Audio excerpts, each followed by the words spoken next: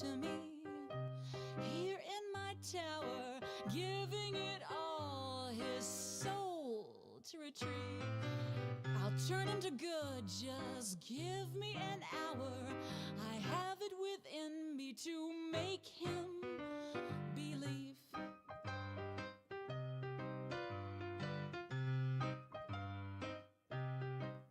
Or perhaps I should devise a novel plan that doesn't risk the soul of any man.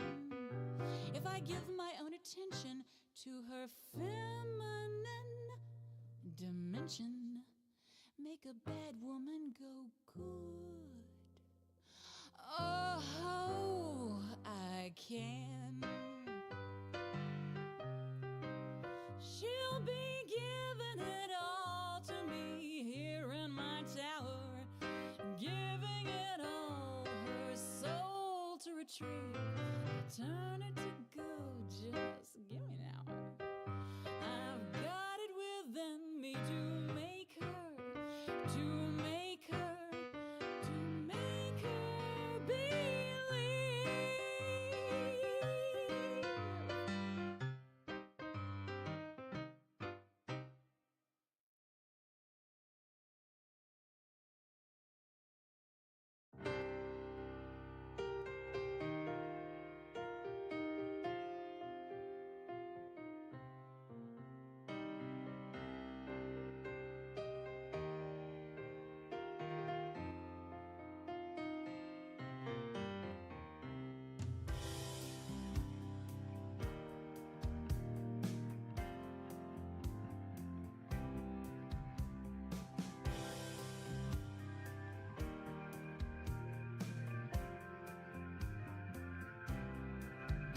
She said autumn is a scent, it's carried on the breeze.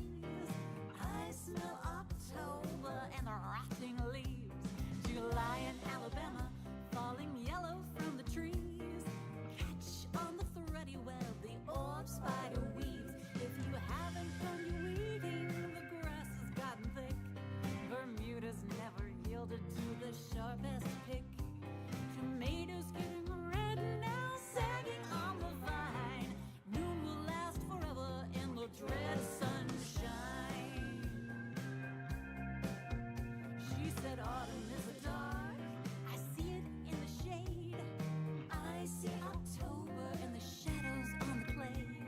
July in Alabama, all our colors start to fade, bleaching in the burning sun's white out day. If you haven't picked the melons, haven't looked at all, by now they've overripened, the asparagus is tall. Bugs are growing big now, hiding in the vine. Noon will last forever in the dread sunshine.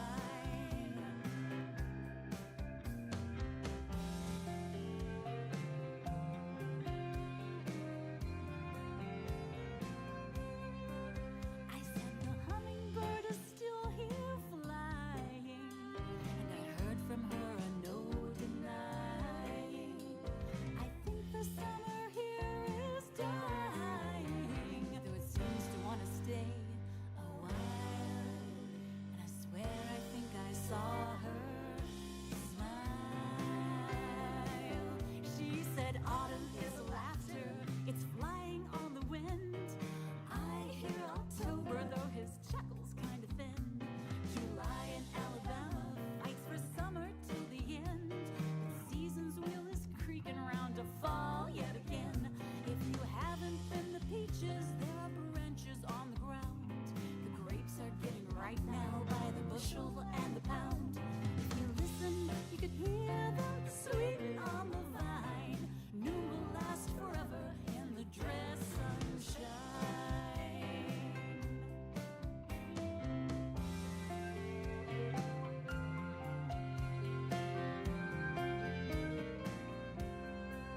I told her everything is gonna rot. Enjoy the blessings you have got.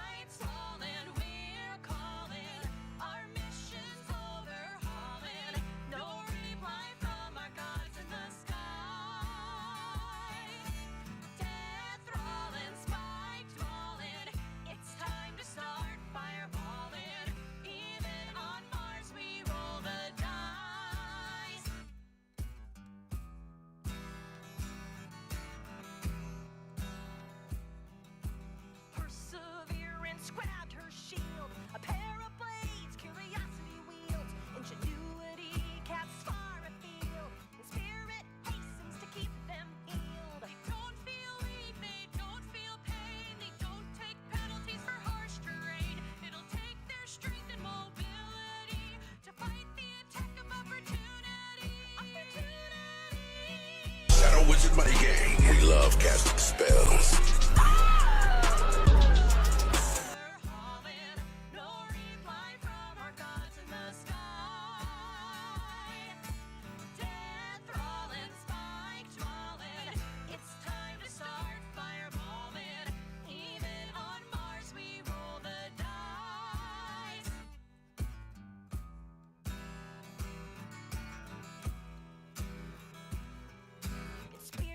Lifted her scepter high, and a beam of light split the Martian sky. Chased away those clouds of red.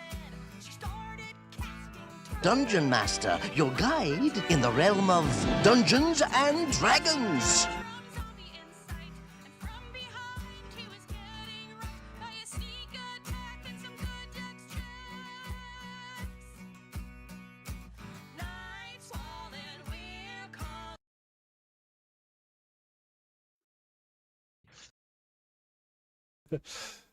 Greetings, fellow geeks and gamers. The Sleeps of the Day here. We're going to be playing some... It's a Fey Trap. Seen. We're going to be playing some Dungeons and Dragons one-shots with some of our local? That's not the right word. Normals in the stream. I always wear a waistcoat, man. Not that they can hear me what I'm replying to there, but I'm about to unmute you guys so you can introduce yourself. But we're going to be playing Dungeons and Dragons. We're doing a one-shot. And we have all these lovely people with me. One at a time. Let's go in...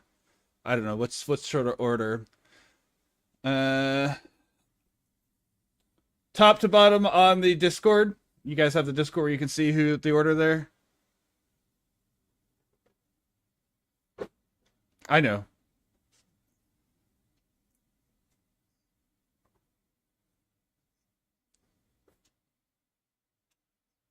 Yep.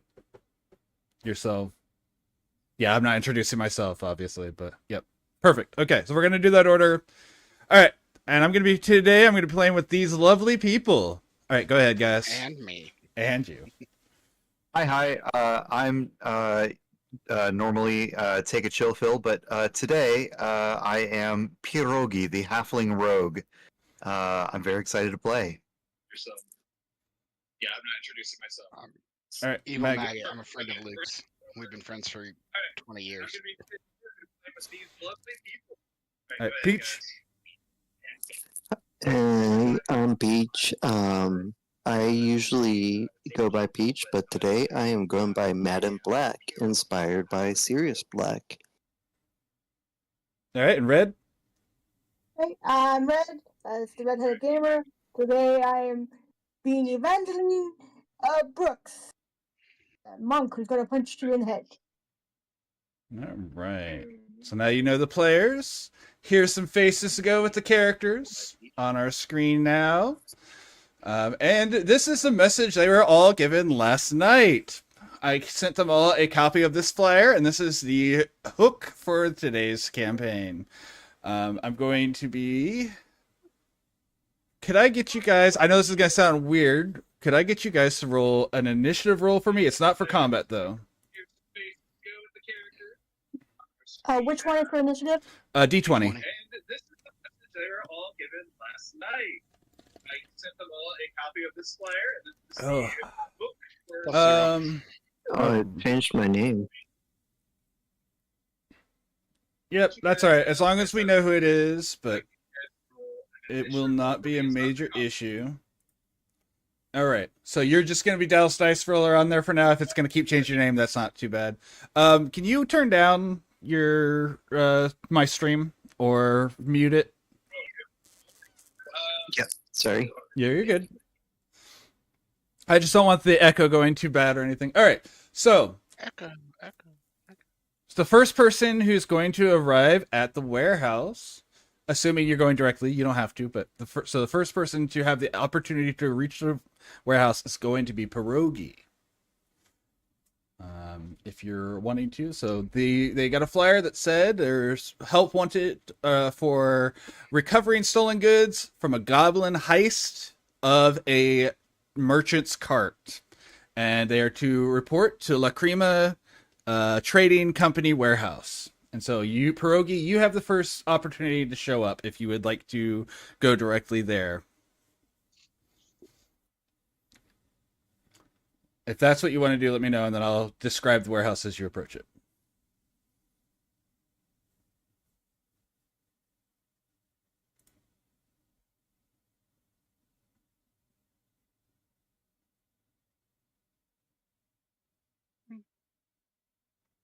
Phil? Pierogi. Bill. I hope Oh it's my goodness, I've been talking this whole time. Ah, sorry. Not very loud. You're like, why are they saying my name? Yes, I've got my backpack on and my shoes tied tight, and I am walking down the dirt road, looking over the flyer that I found. Okay. Something about an ambush or some bandits on the outer roads of Oriband, and I'm going to head to the Lacrima Trading Company warehouse to get some more information. All right. So if you're on you're the dirt route, like you're going around the outside, or you're going through town, just so I have an idea what to describe to you. I'm probably in town currently, so I'm probably going to take the in-town route. Perfect. Okay. So as you go through the town, and this is a very well-known city. There are airships in the sky. This is one of the main hubs for air travel in this area. And these airships look just like normal boats, but they're in the sky, and and their sails, instead of being above them, all of them are adjusted correctly, sir. They have sails to the top, and then where you would normally see oars, there are extra sails coming out to the side. The buildings here are average build, 2 stories mostly. Almost all of them have storefronts as you go by them. They have the nice dark granite stone. They have thatch roofs. A few of them have the nice ornate gutters. And as you continue to the east side of the city, things start to get a little less nice looking. They start to become the white plaster sided buildings with just the wood framing and not nearly as solid. And then you get to a point where you can tell it's definitely residential. Some of these houses are becoming a little bit more dilapidated. Most of them are in decent repair, but they're all just made out of wood. They don't have the nice waterproofing. And then you get to a certain point, it starts to clear out into more of just open courtyard area and several very large buildings, each of these about 4 stories tall. Their sides are of a very nice plaster, and they all appear to be made specifically to fight off any weather. Each of them have the front doors of these are like barn doors, and they are large enough that you could fairly easily fit 2 carts in or out. One of them has a sign, and it says, well, they all have signs. One of them you see is the Lacrima Trading Company. In front of the Lacrima Trading Company is a stout-looking dwarf who seems to be on guard, and you assume it's probably because of the theft. Or you can assume. So you're in a very wide open courtyard. There are a couple carts, but at this point, business is pretty much concluded in the warehouse area. Most of the people who've been moving stuff in and out are done. So would you like to approach, or is there something you can, if there's something you would like to know that you think your character might know, you can ask me that now as well. Yes, I guess I should. I don't know if you want me to make a check or if my character would just know this kind of thing, but how frequent of an occurrence are bandits in the area, or how often does this company put out a missive for stopping such like how common of an occurrence would this be? What was your background? Criminal. Criminal, perfect. So roll a history check at advantage. Okay, that will be. Oh, excuse me, that was a natural 1, but I have advantage anyway. So 20. Natural 20. Which we don't do natural 20 on skills, but so 21. Yeah. All right. So you know that this company, I'm going to give you more than you normally would because you got such a good roll. But so this company doesn't typically have issues with theft. But you also do know that most of the other companies in this area are very we'll say strong arming towards them because their prices tend to be lower than you would expect. And so they're forcing these companies that are, you could call like almost like Walmart style, where they come in and they take over. They're a merchant syndicate essentially, and this new company, the Lacrima Trading Company, is undercutting them, and no one knows why or anything. Like you don't know why or how they're doing it, but you know that most of the crime that occurs to them isn't from bandits, more from thugs coming in to rough them up because of the prices.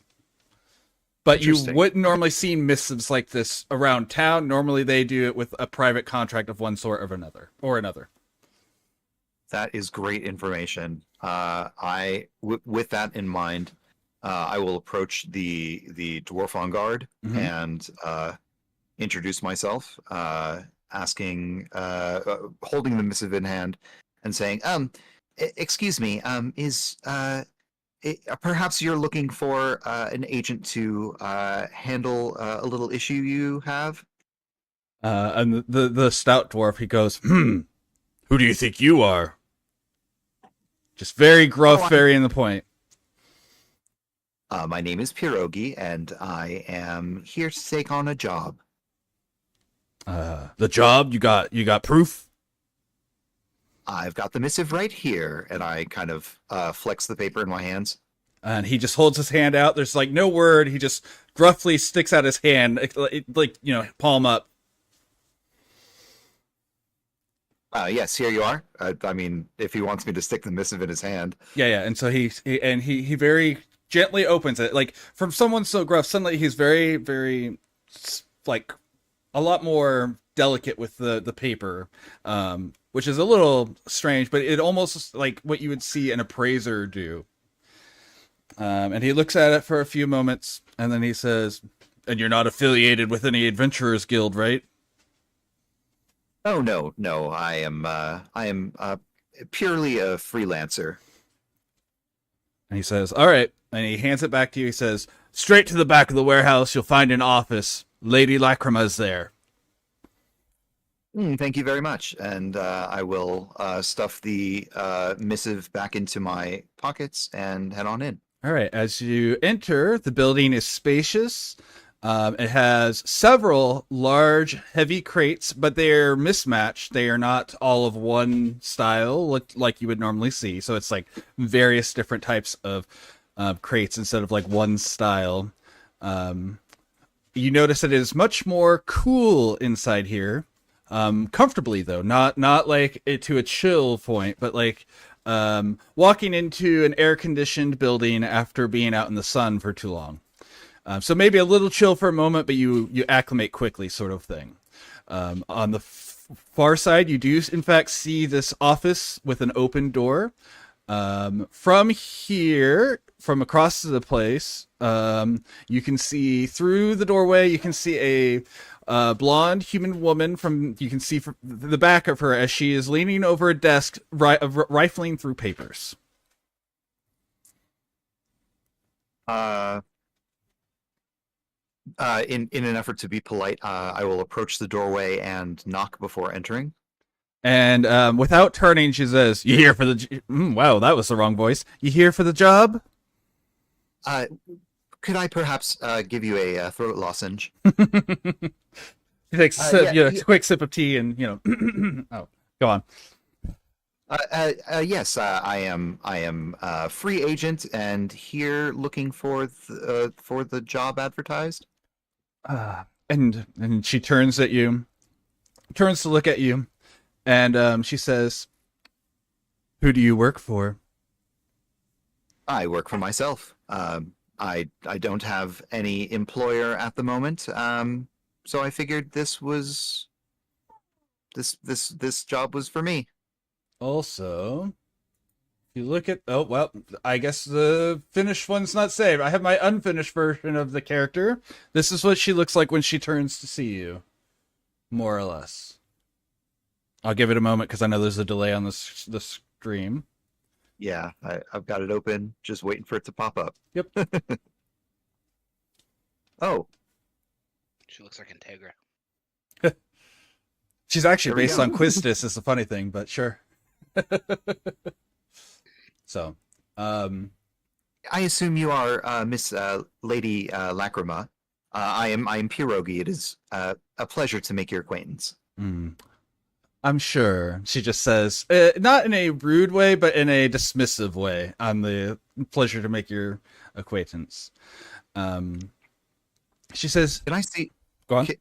At a cursory glance, I'm not looking to do anything thorough during this introductory conversation. Sure. Do I see anything of great value in her office? Can you make me a perception check? Since do. you're actively looking? Yep. It's going to be just a 12 because I'm not proficient. Yep. You see, at a glance, you actually find it strangely bare. As a rogue, or as a rogue, you look around and you say, "Oh, this place literally, like, it's just the desk, the papers, and filing, and that's all you see at a glance." Oh, what a boring office warehouse! Alrighty, warehouse office rather. Yes. She says, "Well, you're not going to be enough by your own, so if you would," and she gestures to a spot on the floor, and then as she does, a simple but very sturdy looking chair appears. Oh, thank you very much, and I will take my seat. And then she also offers. She says, "Care for a drink while you wait?" Yes, two drops of honey, please. Sure. So her assumption is a tea with 2 drops of honey. If that's not what you want, you get to do something funny. But she literally holds out her hand with a small piece of porcelain, like just a sliver of porcelain, and a cup appears in her hand, and then in her other hand appears a kettle, and she pours it in, and then from below her, like a drawer on her desk, she pulls out like a honey dripper, like the sort you normally do, but it's completely dry. Okay. And from it, she drips 2 drops of honey into it, sets that back into her desk, and offers you the tea with 2 drops of honey in it. Lovely. Thank you for the hospitality. Well, I mean, if you're going to work for me, I might as well treat you right. Okay. And then after Pierogi, we had Madam Black can approach second if you would like, or if you would like to do something else, like wait for a while, whatever, you have that option, but you are free to approach the warehouse at this point. I think I will approach. All right. So in the same, are you approaching the same way through the city? What was the other option? You could have gone around the outside of the town because this is on the very edge of the city. So you could have come from the outside of the town if you wanted to.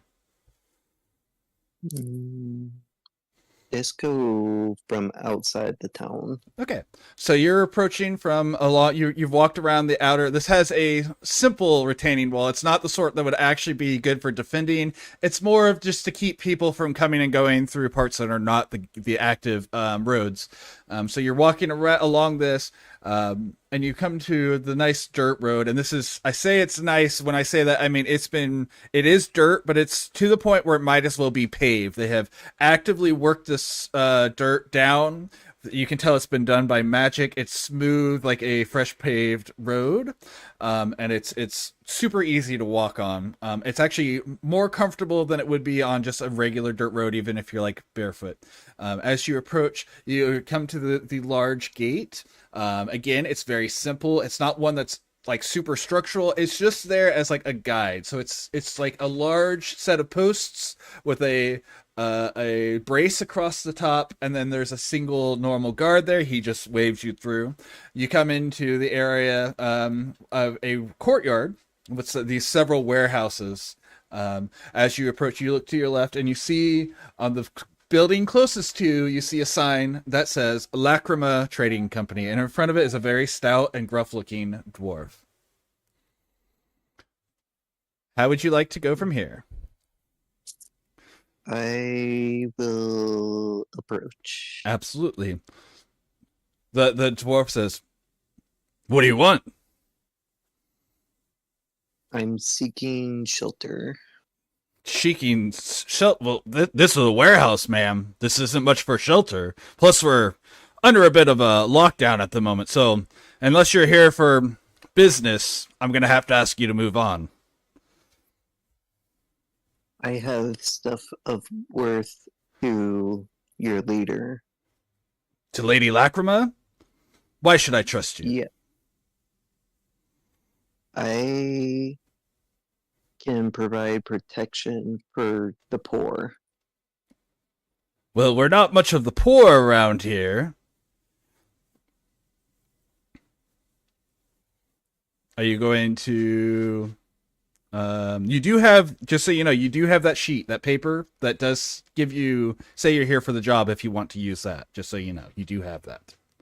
That thing I sent in the messages, that is something you have on your person. Okay. So I would actually. Are you all hiring by chance?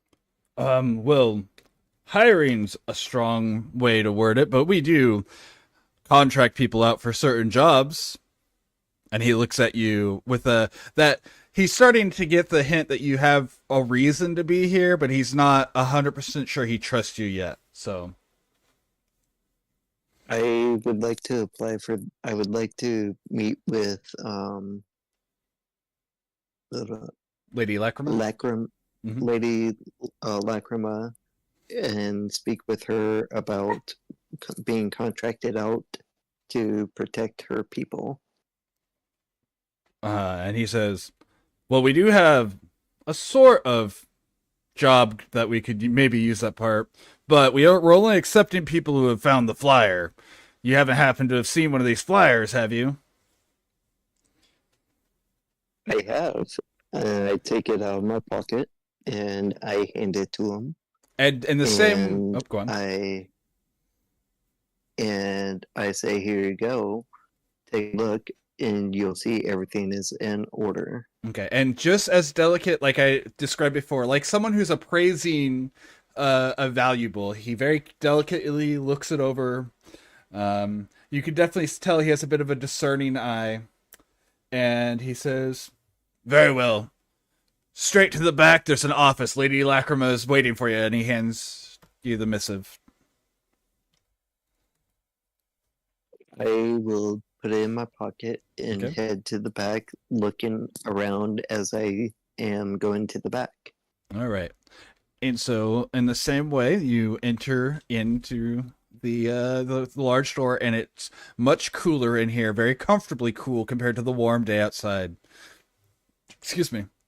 On the far side of the warehouse, you see an open door. You can see a very small man sitting towards one side, not quite in the center of the door frame, and then you can see a woman, a blonde woman, rifling through papers on a desk. It's probably less rifling at this point and actually like writing stuff down, but you see a woman standing there as well.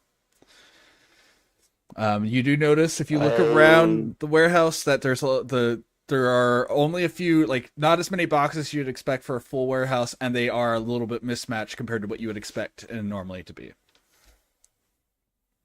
I would approach that open door and knock on the side and introduce myself as Madam Black. Okay. And that I am here for being contracted out to protect the people. And the slender blonde woman turns to, she says, Madam Black, of the Black family, you're wanting to work for me? Well, I know you have no affiliations with any of the adventurers, but that's an odd choice. I could use someone like you, though. Yes, I am part of the Black family. I am related to Sirius Black. I am his niece. Oh. And I would be more than happy to be contracted out. And she nods her head a little, and she looks you up and down, and she says, very well, you look capable enough. And she, in a very similar way as she had done a moment ago, she holds out her hand beside her, and a chair appears. She says, I don't think the two of you will be enough. have a seat. And the chair appears next to Pierogi. And Pierogi, It's a pleasure to meet you. Okay, there you go. Pleasure to meet your acquaintance. Pierogi, by the way. I'm Madam Black. Is this your first time stopping bandits? It will be my first time, but well. I am very ferocious and protective. If any one of them crosses us, I'm glad to hear that. I am very small. Please stand in front of me. All right. And of course, you guys can have you'll have some idle, like, how's the weather sort of talk while you're waiting. She does offer you a drink as well, Madam Black. She says, "Oh, while you're waiting, would you care for a drink?" water would be lovely. I've had such a long journey to come and meet your acquaintance, Lady Lacrima. Lacrima. And she says, of course. And she holds up a small, like, from her pocket, she produces a small, it probably is like a tin coin, like just a little piece of tin. And it quickly grows into a decent size, like, almost flagon. And then she waves her hand over it, and you can hear water pour into it. And then she hands the cup to you as you take your seat. Thank you. And then we have, who was next? You had a +0 and you have a plus. Okay, so then we have, yes, Evangeline would be next to have the option to approach the warehouse. I approach from the town side. Okay, so in a similar way, you're coming through probably from do you still have your old shop? Is this where it is? Or because you said you wanted to be located in a similar area? I was from a different town. Okay, from a different town. Okay, so you're familiar with this city. So you're walking through, and you know exactly where this place is. In fact, you've probably dealt with this company a time or two in your years, because they do provide really good prices. You know more than anyone else, though, that they only provide these good prices to people like you, shops like you had, where they won't offer those prices to people who are known to be wealthy. They offer these prices to people like you who are in more dire situations. So you know exactly where this is. And whenever you approach, the dwarf greets you. He knows who you are. And you know that this dwarf's name is Gregor, and you are familiar with him. So he greets you as a friend. He says, "Evangeline, good to see you." Gregor, I'm here in regards to that job you had posted. I found a flyer. Oh, of course. And he doesn't even bother. He implicitly knows you well enough that he trusts you. And so he doesn't even bother to check for the paper. He says, it's one of those, he knows that you know of it. And so he offers you he says, you know the way, and waves you into the building. Thank you very much. You have a wonderful day. And he says, you do the same. And as you enter, you notice this is the most empty you've ever seen this warehouse. So you can definitely immediately tell that this must have been a pretty big theft, a pretty big shipment that was stolen, because this is so much more empty than you're used to. Of course, you get the familiar rush of cool air as you enter this warehouse. And you know Lady Lacrima and where she normally is in her warehouse. So this is, or in her office. This is in a way old hand for you, but it's in a different mindset than you're used to. So you have to try to approach this. You ready yourself to approach this not as a someone who's here to buy, but as someone who is offering their services. I approach and I go, Lady Lacrima. And she turns. She says, "Evangeline, how nice to see you, my dear. How can I help you? My orders are a bit light right now, but I'm actually here to help you. I found the flyer regarding the troubles you've been having, and I'm here to help." Oh, dear Evangeline, I didn't know you were the sort who did that stuff. I would be pleased, but what sort of qualifications do you have for such a job? Well, you know my grandmother. She taught me in the ways of a monk, and I'm here to help you with those bandit issues and punch them in the head, I guess. Well, I would be happy to have you around. Would you like your usual drink? And she creates a chair. You've never seen her do this, by the way, but she does create a chair next to Madam Black. Yes, please. Thank you. And she does a very similar thing where she pulls up a small piece of clay, and this very ornate looking cup appears. Now, this part you have seen her do before, and she waves her hand over it, and your drink that she makes you every time you visit fills the cup, and she hands it to you, and she says, "I think we need at least one more, probably one more for this. There are a few of these goblins, so please make yourself comfortable. We'll wait to see if anyone else shows up." Thank you. Hello, I am Madam Black. What brings you here? Same thing that brings you here. Needs to make some money. I will say, if anyone gets in my way, I will bite them and will whack their pee-pee. Okay. You know, that's usually my kind of purview. I mean, I'm kind of on that level, if you know what I mean. But it is a pleasure to make your acquaintance. My name is Pierogi, and I'm not affiliated right now, so it's nice to make a little extra coin. Nice to meet you too, Pierogi. All right. And then Ingvar, at this point, you pretty much don't have a choice. You're just approaching from one way or another. From town. From town, perfect. So yeah, you approach, and you see another dwarf as you approach, and he eyes you for a moment, as if it's a little strange to see another dwarf come to this warehouse. It doesn't look like, you're familiar with this city, there are plenty of dwarves, but he seems a little suspicious of you for a moment. And then do you wear your insignia still? Because you said you still think of yourself as active. Yes, I do still have my guard insignia, and I have my symbol of Moradin. Perfect. So the only two big things he wears. So he does see the symbol, and then he seems to relax a little as he seems to recognize that you were a guard at one point. And so, but he doesn't immediately completely drop his guard, and he says, "What can I help you with?" Ingvar doesn't say anything. He just holds out the piece of paper.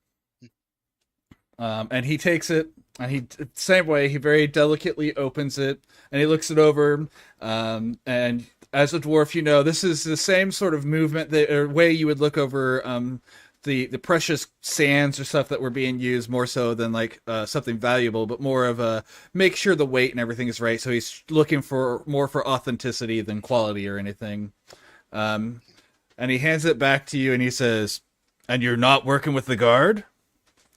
I work for Moradin alone at the moment.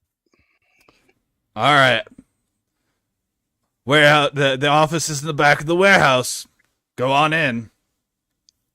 And I'll give him a little hand gesture and walk in. All right. And as you go in, again, you feel the temperature drop. For you, by the way, this feels a lot more intense. It's not a bad way, but it's a lot more intense. It feels more like the natural underground cold. Like it's something that makes you feel like you're years ago when you were a child. That sort of cool comes over. Very, very comforting. Right. As you look around, you notice that, again, this looks, as a guard especially, that this stuff looks like it's been ransacked. Like these boxes there's far too few for a warehouse that's still actively being used. You notice that all of them appear to be of slightly different sizes, which is unusual. A lot of smugglers would use boxes like this, but they are all properly stamped. So if you were a guard, you would, like, if you saw a cart like this, you would inspect them all, but the stamp would also make you know that they have made it in properly. So at first glance, it's odd, but not too suspicious for you to think it's, illegal or anything. He's just thinking to himself that humans can't get their box size accurate. That's fair. That's fair. And on the other side of the room, of the warehouse, you see this open doorway, and you see a group of people inside. There's two humans and a halfling speaking to each other, sitting in chairs, and then tall blonde woman is standing there as well, but she's at a desk instead of sitting on the chairs, and she appears to be filing paperwork. All right, I'll go stand in front of the desk. And she looks you over at one point, sees the thing. She says, Gregor let you in? That's interesting. What are you here for? Did he give me back the paper? He did give you back the paper, yes. He would hold that up and he says, vengeance. And she kind of raises an eyebrow. She seems more amused than you would expect someone in a situation of some random person saying vengeance. Well, maybe not your character, but a normal person would be like, I don't know if that's a good reaction. But she says, well, you look like you're plenty skilled for this sort of thing, so I think the four of you should be able to perform this job for me. What may I call you? Ingvar. Ingvar. What a noble dwarven name.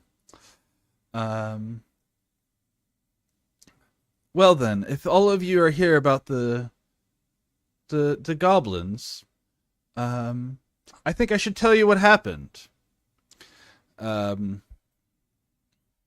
She, without any further ado, she waves a hand over the table and all of the papers fly off into different drawers. Like they just fly up and then into the drawers of the desks. As if moved by either gusts of wind, mage hands, something of the sort. And then she produces from beneath a very large rolled scroll.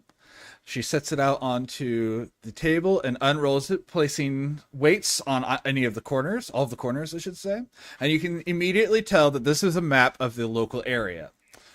Anyone who's familiar with the local area will notice the normal walls, the gate, and the road. They will also notice lines that don't make sense to them.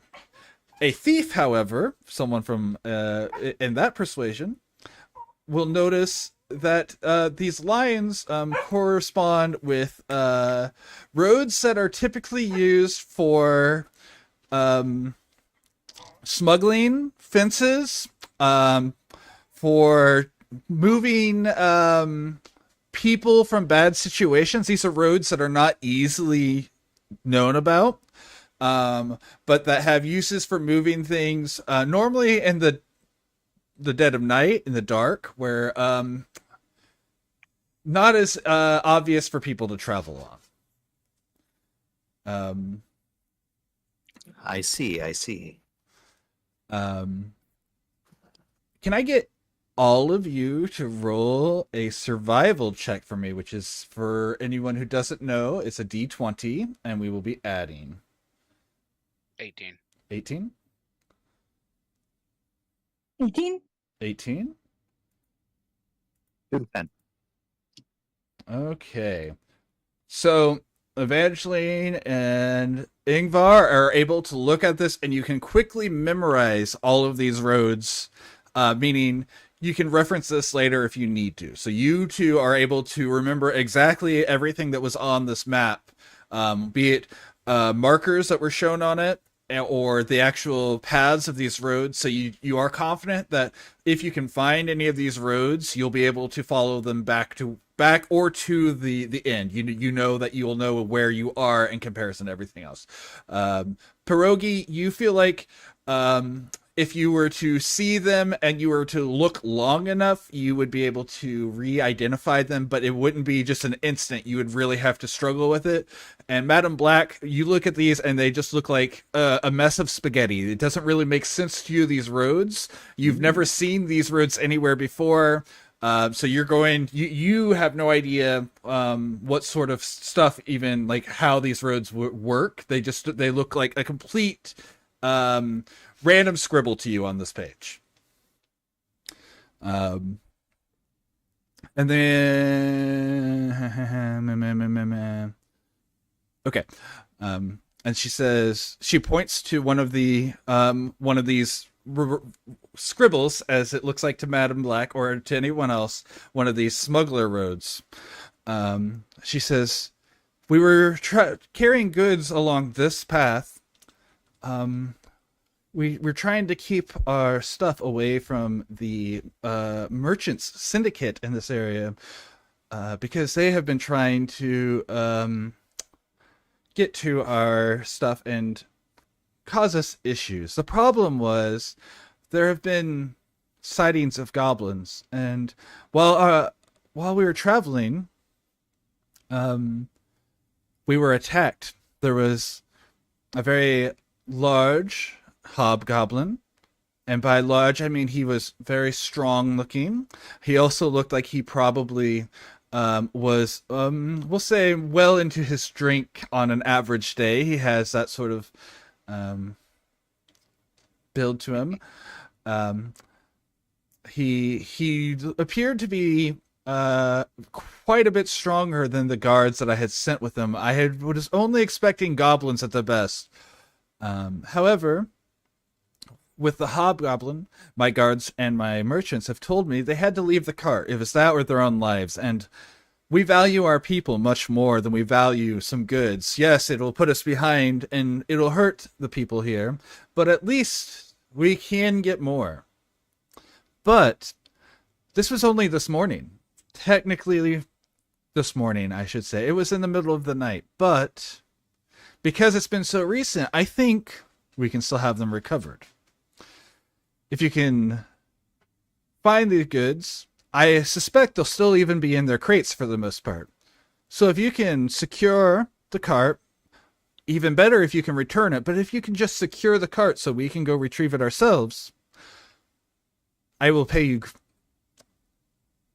And then, as I've said, as it says in the flyer, there's the hobgoblin. One of my guards recognized him. He is a known bandit from their old city. He is Vazir the Fierce. He was a lesser known hobgoblin who made it big by banding together several small groups of ragtag goblins and training them to use wargs. If you can kill him and bring me his sword, I will reward you extra. Or, if you can't get the sword, but you can bring me his head, you'll still get the bonus. Fair enough. Nobody wants goblin blood all over their nice floors. Go on. I keep seeing Pierogi light up. Are you saying something, Phil? Oh, you know what? Sorry, I'm tip-a-tapping away, taking notes. Okay, that's fine. I just wanted to make sure that you weren't like not being heard again. That's all. Oh, do tell. Was this shipment an incoming shipment to this warehouse, or was this an outgoing shipment? It was an incoming, yes. It has several trade goods that we would be normally selling today. Fabrics and materials to local tradesmen, and some basic food supplies that we bring to our local taverns and bakeries. I wouldn't hold high hopes of getting those back from goblins. No, but we would like to get the materials back. Absolutely. I think perhaps we have a good crew here for that. She says, and I can lead you to the beginning of this path if you're not familiar with it. But I have way too much stuff I have to do here before I could go out on my own. Otherwise, I might take care of this on my own, but I do still have business to attend to. But if you have further questions, by all means, ask me now, because I wouldn't want you guys to make a mistake. Were there wargs at the jump? My guards did not. My guards did not report any wargs. So as far as I know, there are not. It was just a small band of goblins with the hobgoblin at their lead. Were any of those goblins weak? Weak? How do you mean? Injured? Yes. Were they injured? My guards said that they had managed to kill one of them, but the others there were too many of them for the small crew that was there, so they had to leave before any further engagement. But the goblins had let them run instead of chasing them down. They wanted to eat the horses, I if I had to guess. Could be. I'm no expert on goblins, so. Me either. We will track them down. We will bite them. We will whack them. We will punch them in the face until they surrender. No mercy. Sounds excellent to me.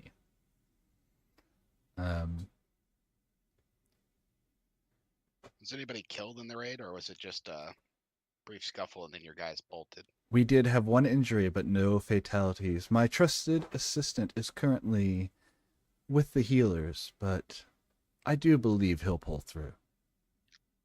Good. I think that's all we need. Could you mark on the map or indicate where the ambush was, and we can take it from there? Absolutely. As according to what I was told, and she places a mark on the map, and it makes sense from a strategic point of view to Ingvar, because the area, the way it's marked, you can see that there would be an easy escape on a river that flows in the general area, a short way away, so if it had gone bad, you would escape it that way.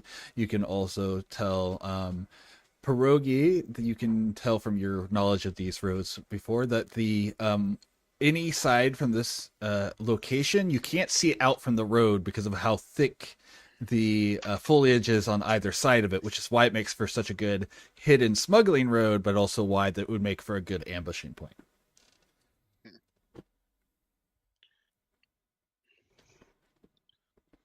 That hobgoblin must be smarter than most of his race. He actually plotted out an ambush that semi-worked.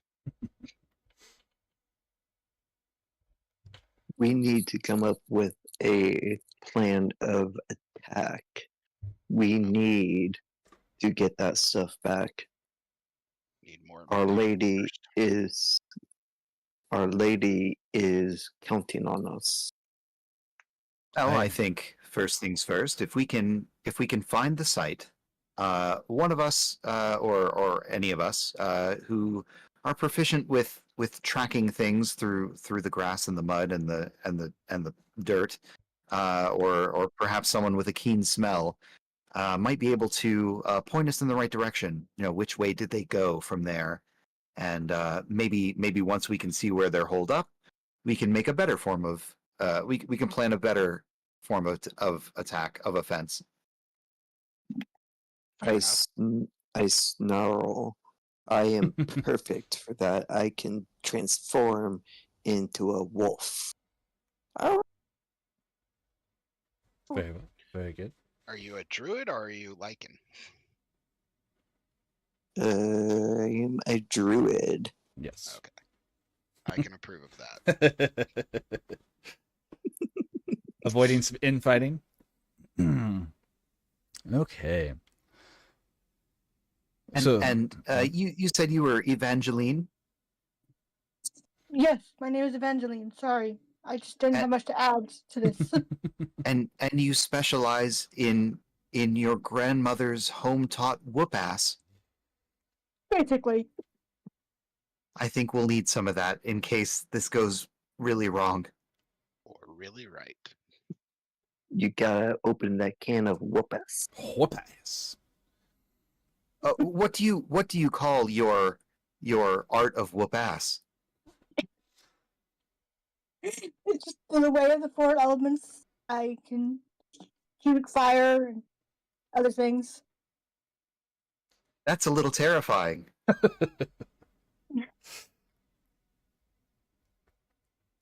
Well, sometimes you have to be.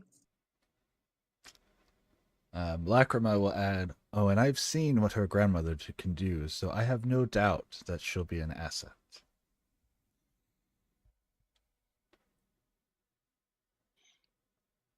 Out of character, I'm just imagining that like Evangeli's grandmother is like a monk, and like her monk weapon is just like this big weapon paddle. You basically have what I had in mind, yeah. I can only think of Toph from Korra. all I was thinking of was the unset magic card where it's a healing card, but it's got the granny with the oven mitt and the sword. I can't think which one that is, but if you guys know magic, you know what I'm talking about. If you don't, that's fine too. All right. Well, I'm ready to set off when you are. Very well. And I am ready too, but first, just let me use the tree real quick.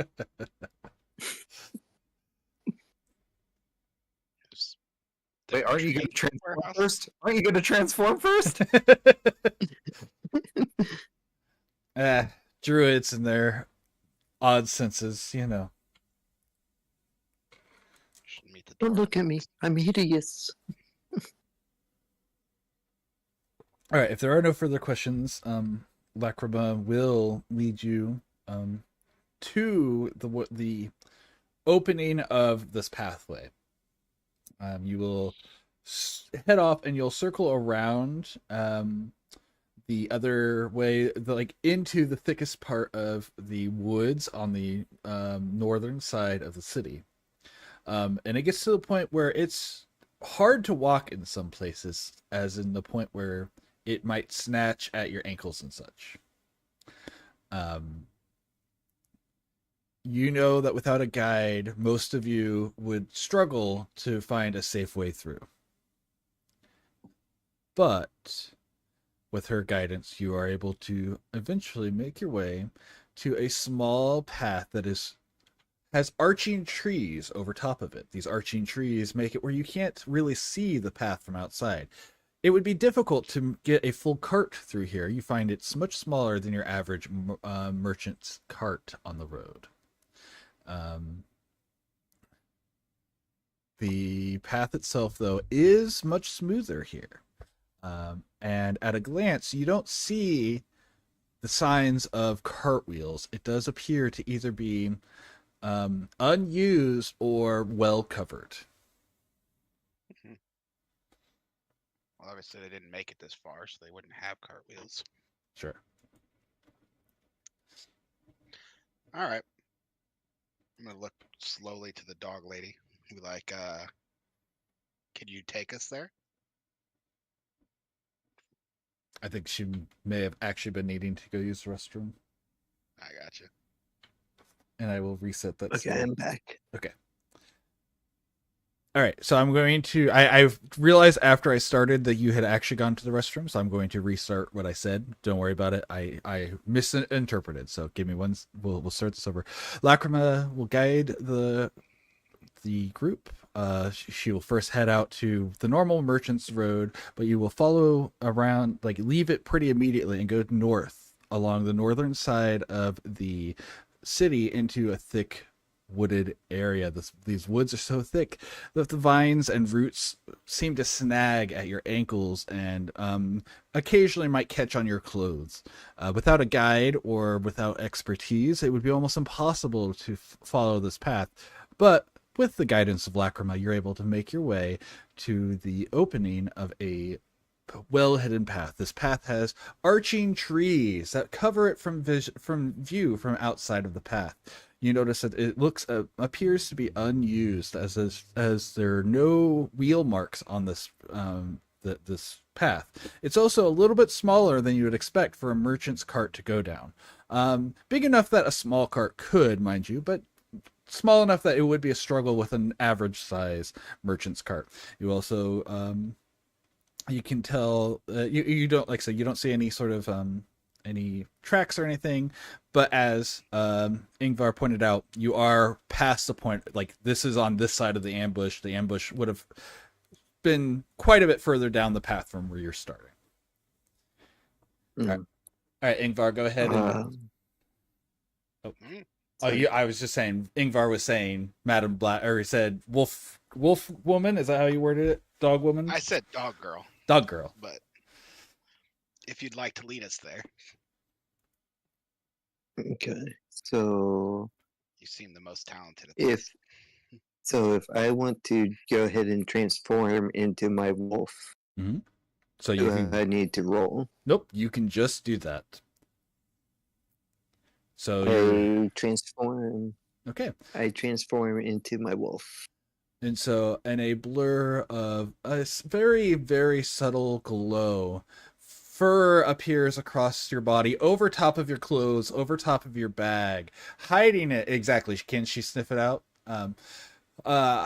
Covering all the stuff as your body slowly shifts. You move forward, or you lean forward until you're on all four legs. Your nose elongates into a snout. Your ears move up to the top of your head and grow into wolf ears, and a tail protrudes from your lower back. By the end of it, you are completely in the form of a wolf. Your senses are sharper. You can hear everything around you. You can hear the wind. You can hear worms moving on the surface of, like, in the surface layers of the dirt. You can hear birds overhead. In the air, you can smell extra scents. You can smell all of the small animals around you. And now I would like you to roll for me a perception check, which is going to be a D20. And we will be adding, what is your perception again? I think it's a +5, but let me double check. And that is a 12. 12. And so On the 17. D20. Perfect. 17. And you have keen scent. Okay. Where is my perception on here? There we go. Your instinctive sense and your expertise in tracking. You notice that despite the fact this all seems to be unused, you can still smell lingering scents from where probably the guards and the trader had been. You can smell this faint scent of blood that hasn't quite dried all of the way. And you can assume, based on what you've been told, that this is probably from the assistant. Excuse me. You find that the ground is cleared expertly, but not so much that your expert senses are unable to follow it. You're able to quickly find the path directly to the ambush. In this location, you notice, more so than what others would, that this has been covered. These tracks weren't just left. The tracks, most people wouldn't even see the tracks at all. They have been covered as if by a ranger who's covering their tracks or something. It's not such an obvious path that most would follow. If it weren't for your keen senses as a wolf, you would not have been able to find the path. You can tell, though, that the tracks lead directly into the deeper parts of the woods. You can also find in the scents the blood of a dead horse and the drool of another wolf-like creature. Pants from lack of water? Yeah, exactly. I would then let out a low growl and then a howl to alert the others. Okay. And I'm assuming you guys were following pretty close alongside. Yes. Yeah. So yes, as you get to the point where she growls and howls, if you guys want to make a survival check, you can, to see if you can see these tracks, but I'll tell you at a glance, you don't see anything. What's so special about this particular track of road, doggy? And you are a Wait, dog, so you what- cannot speak words. Yeah, go on. I would point my nose in the direction of where I have sniffed out, and I would let out a low growl and lower my ears and raise my tail. I'm going to say, so they went that way, gesturing the same direction that she's pointing. Looking for any I'm- kind of reaction from the wolf or dog. I would look up to them and snort.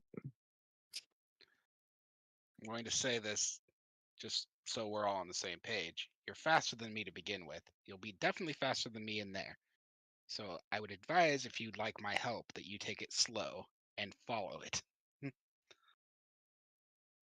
I let out a low growl and smirk.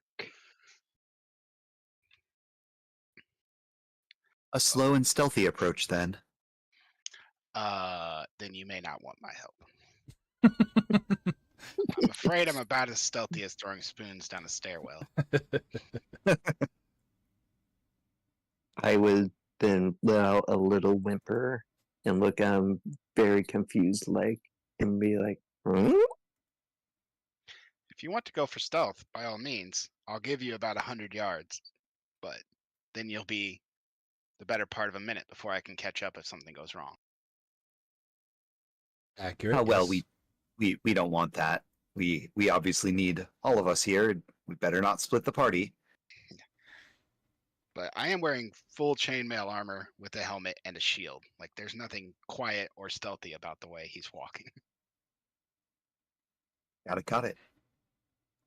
I would then give Imgar a whack with my tail to the leg to signal, "Let's go." You're in charge. All right. So, will Madame Black be moving at a slower pace for the others, or will she be attempting to move ahead and then waiting for them, like a lead and wait situation? I would be going at a medium pace while also tracking and stopping periodically to look back to see where you all are. Not getting too much ahead. Right. Okay. Now, I know obviously Ingvar is not attempting to move stealthily, but is anyone else, or is it going to be just a hike in the woods for everyone? We're chasing after a dog. I'm trying to keep up the best I can. Okay, that's fine. I'm just, I need to know what I'm looking at, you know. Yeah, I know. So, Woof. woof, indeed. Keeping up with the dog, not especially stealthy. Okay, perfect. Alrighty. And let me see what these numbers look like here. Oh, I actually put these on here. Okay. All right. So as you walk for a few minutes through this, and again, it's still thick. It gets thicker as you go. The roots are intertwined in this area. Like, this wood is old, and but there's a lot of new growth underneath. You can tell that this anyone who's familiar with woods would say it doesn't feel right. It feels like there's too much foliage for how much shade there is here. It's a bit too lush, and there's too much growing. So it makes it much more difficult to move than you normally would be able to.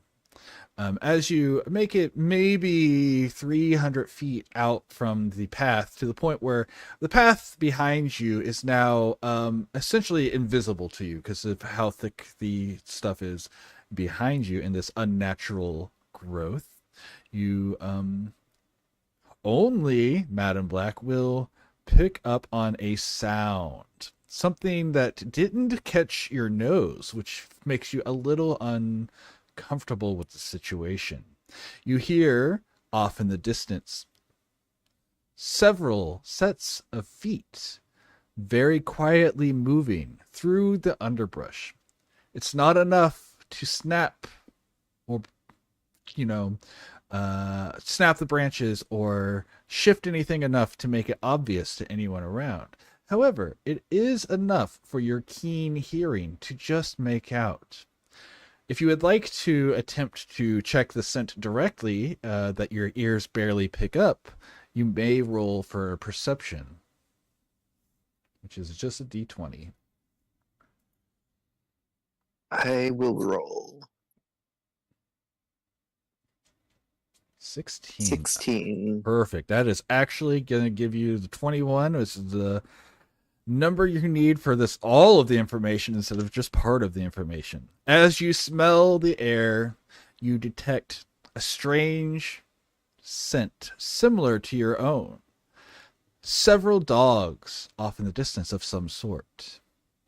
You know that they're not wolves or hounds. You can tell there's something a bit more sinister to their scent. Old blood hangs in their scent, twisting within it. You can also smell the blood of a horse, fresh, maybe this morning, maybe within the last few hours. You can smell the old hangings of decayed leathers and slight body odor of some creature that does not keep itself well washed. You can also tell that there are at least 3 of these creatures.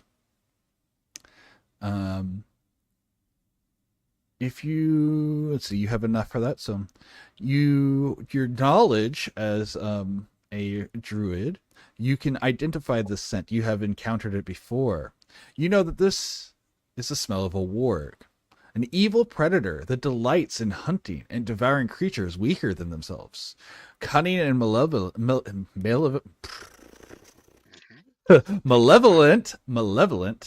wargs roam across remote wilderness, and they are used by goblins as mounts. You know, a warg will turn on its rider if it feels mistreated or malnourished, so they can be vicious. You also know wargs are much more intelligent than your average wolf. They are able to speak their own language, and on occasion, some even learn to speak goblin. So this is the information you have. However, no one else detects this. So, and you don't have the ability to speak while you're a wolf. So I need you to figure out what you're going to do with that information. I would turn back to everyone and run back to them, let out a low growl, and turn myself sideways to bring them to an abrupt halt, and then continue on a little further as to protect them from this evil creature. Okay. I'm going to turn to the monk and say, I read that as her wanting us to stop. Is that what you got? Yeah, I think something's going on. Well, she asked us to stop. I don't see any reason not to. Okay. Are you guys going to just stop? Or are you going to attempt to figure out what she's stopping for with like a perception? You are allowed to roll that now if you would like. Would I be able to try to slowly like climb up some of the tangle, like up to a branch or something, so I can get like a little bit better of a look? Sure. So first, go ahead and make an athletics check with strength to attempt to climb the tree. You are small and you are light, so you do have advantage at doing so. So I do have a feature called second story work. Yes. Which means that like climbing doesn't like cost me additional movement. Would that still require my athletics check? For this, no, that's fine. These trees are pretty thick and everything, so you will find it fairly easy to climb up the side of this tree. Okay, doke. And I guess I'll perception check. Yep, perception checks. Nope. Ingvar has no sense for these things, so he's not even looking. Okay. He's just Yeah, I'm gonna try a perception check too. Yeah, absolutely. Oh, okay. Natural 20. What's your perception modifier? At least a 3 or 2? 2. 2. Perfect. 22. All right. So, as you look in the general direction where Madame Black seemed to have been reacting, you see an interesting, and I'm going to go ahead and pull up the picture I have of these, because you do see this. You see large wolf-like creatures. They don't quite fit your average build, as they seem a little bit more, their eyes seem a little bit more cunning, and their teeth seem all to be razor sharp. Not like they're used just for eating, but as they would be used as weapons as well. You notice that they're a little bit larger, and by a little, I mean about the size of a horse, but they do move as quiet as you would expect a wolf to be able to do through the woods.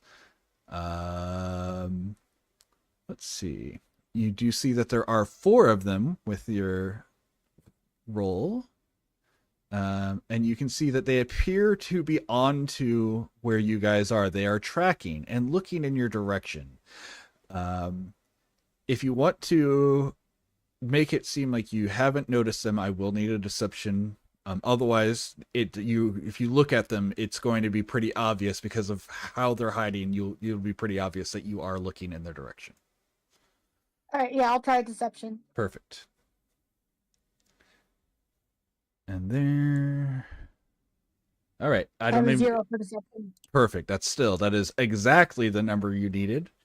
So you are able to not make it obvious that you've seen them as they're approaching, but you do see exactly where they are. You know from what you see, you have a few moments, maybe 10 seconds to discuss or say without bringing attention to it, but they are coming in to attempt to hunt. You can tell that at a glance, with your glance. We're in danger. Giant wolves. I'm going to use my cunning action to hide in the branches, waiting to ambush. Okay. I'm going to deeply exhale and then grab my shield off my back. I'll get into a fighting stance, I guess. Sure. It's going to be one of these days, isn't it?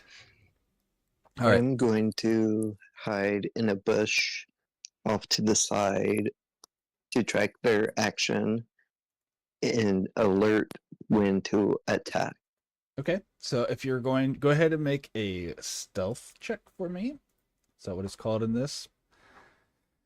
Yes, stealth is what it's called in 5th ed. So D20, and you will add a 2 to it.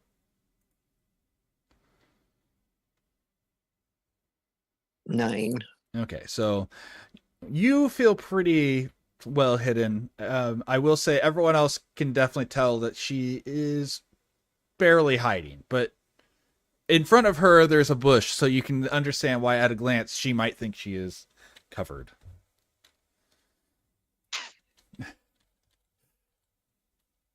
Gonna be one of those days.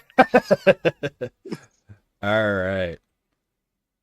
Do you want me to roll for stealth, or am I good up in the branch? You're passively moving into stealth. You're not, because you're already up. Go ahead and roll, actually, because of where you are. So go ahead and roll for me. Yes. Okay. Make sure you don't fall out of the tree. 4 plus 5 is also 9. All right. You also feel pretty confident in your stealth. Cool. You've got like a branch that you're kind of like you've bent the branch a little to hold it in front of you, thinking it'll cover you. Of course, from the side, everyone just sees his hand reach down and bend this branch a little. Definitely looks out of place as the tree, the branch itself isn't moving with the breeze or anything. You know, it's very stiff being held in front of him. I'm going to mentally check him off my list of people who might have been involved in this. Okay. Like, no, not that guy. All right. So if there's no more things to set up here, let's go ahead and roll for initiative. Roll it. All Is right. that It'll be a D20, 8? and you will be adding 2 to yours. ma'am. All right. Oh. Okay. 9 again. All right, let me go 9 ahead. again. All right. And let's go. Let me go roll this because they get an initiative. I'm going to roll them as a group as long as that's okay with everyone. Or I can separate them now. Let me know which way you prefer because I will allow either way. And I know some people prefer them to be separated. I only shorthand it, but I'm okay with splitting them up. Groups are fine. Okay. I don't care. Okay. Yeah, I'm cool with them all together. All right. Perfect. It just makes That it works. easier for me, but go on. You I say was that. going to say that works. Okay. Perfect. Cool. All right. And they get a plus. Where's your initiative? Where is the initiative on? Do they not write it on here? No, they don't. Okay, so you get a +1. It's part of the top of the spell block. Oh, okay. So +1 initiative. So, hey, they're going last. That's always useful for you guys. And I'm just gonna put Black and Pierogi on the same line. You guys will be able to act at any point with each other. Sure. So, all right. And then the wargs. All right. So, Ingvar, they are moving slowly. They are about 25 feet out based on where people are pointing. However, you have not actively seen them yet, but you do know which direction they're coming from, and you can tell by where people pointed they are about 25 feet out. You do also know if you were to move that way, you would probably be able to find them easily because they are so large. Okay. So he was told wolves. He doesn't know they're wargs. So he's just gonna take his warhammer and bang on his shield and just try and scare them. Okay, you want to go ahead and make an intimidation because you never know. So that would be a 5 All right. after a modifier. No, 7. Sorry. Okay. Well, I'm sad. Oh, let me get that off so people can see what's going on here. I'm sad to say I think they saved against your thing to be scared. Yeah, and I mean he's not aware of what he's trying to scare. He's just like, get out of here, bang. But I Makes a will loud say, voice. they stopped trying to hide, so you do see them as they stand to their full height. These horse-sized wolves. Fuck. I'm gonna just ready for them to Absolutely. come to me. Okay, I ready. assume that they're going to. Sure, ready action. Got it. Alrighty. Evangeline. 25 feet out, these wargs stand up as Ingvar starts banging his shield. What would you I like run to at do? the first one and I attempt to punch it. Okay, and I know you have enough movement even through thick material. Yes, you do, so you can do so. So You can hear Ingvar say something in Dwarvish as you rush off. whoop, and you attempt to punch at it, and you stumble on these vines. It's again very thick vines, and you kind of fist first into the ground, and you're just staring up at this wolf that is licking its lips as it looks down at you. You do have a second attack available, though. Yes, I'm going to use my bonus attack. Here we go. All right, that is enough. Go ahead and roll damage, and I will tell you what the hit looks like. Okay, and then 1d4, right? Yep, plus strength. Or Plus dead. strength. Yeah. Yes, Is it for your strength. 3? So 7 damage? Yeah. Okay. All right. So as you come up from your stumble, you immediately come up with an uppercut and you strike this thing on the bottom of its chin. Its head tilts back as if it had been shoved back, and you can immediately see it kind of pull away in pain. But it doesn't feel like you did enough to really end it or anything. But you do feel like you got a good solid hit on this thing. All right. So Pierogi and Madam Black, you guys can act. If one of you wants to take the first part, just choose. If you want to work together, figure out who wants to do what. Would you like to go first, or would you like to go after me? Either way, no fuss. I believe she wants to say bark bark. Bark, bark.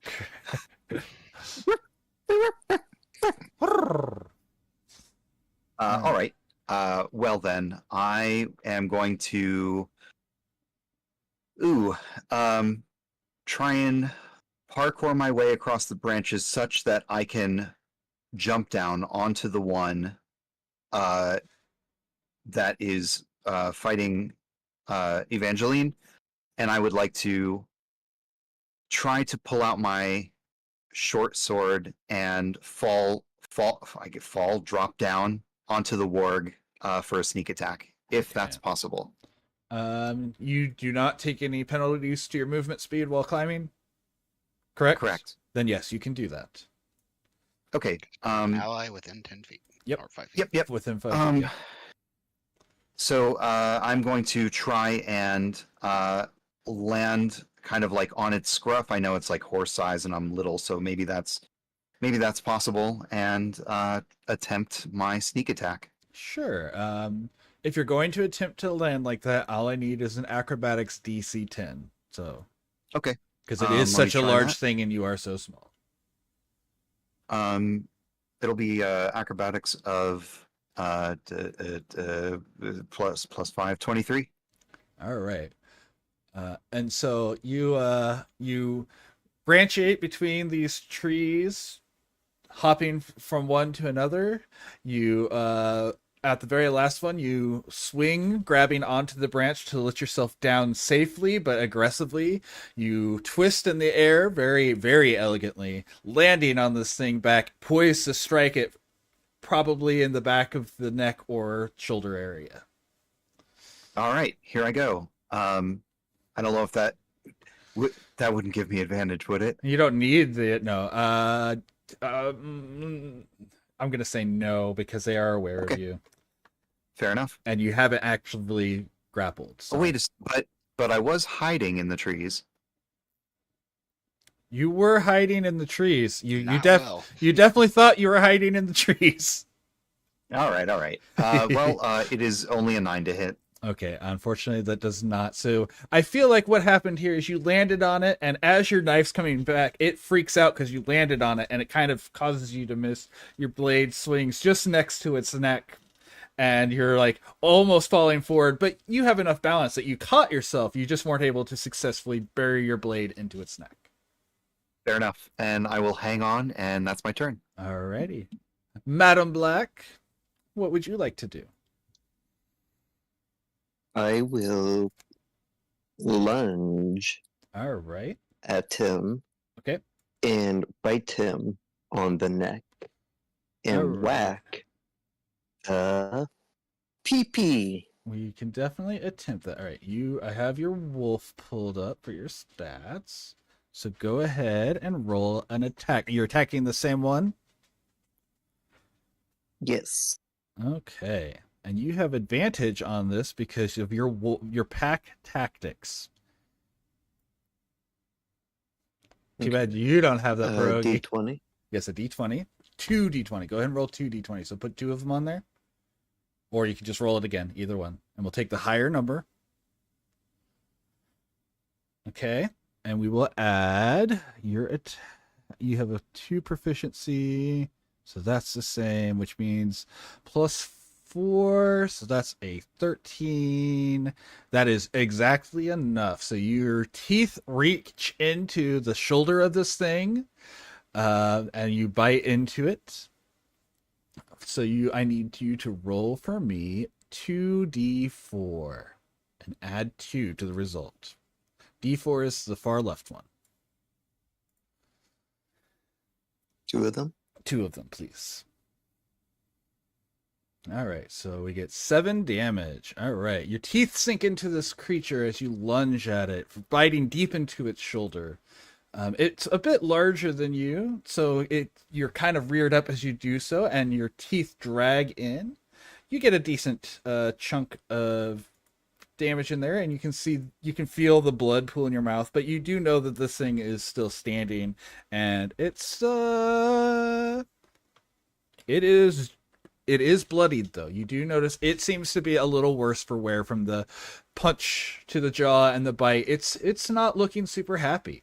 You guys can tell that you guys have done some work on this. However, the other 3 are still untouched. All right. And then the wargs. And the wargs are going to, one of them. sec. Yep, go ahead. Can I use my ready to action just to move up next to this fight that's pulled up here? Yes, you can. Yes, you can. Okay, I'm gonna do that. So you are moved into it. What's your movement speed actually? 25. You said they were 25. Exactly 25 away. Yes, sir. Yes, sir. That's the reason I had to ask. So you move up into, push yourself in. All right. So the 3 that are not preoccupied are in fact going to move in towards you specifically as you were banging, and you had caught their attention. Fair enough.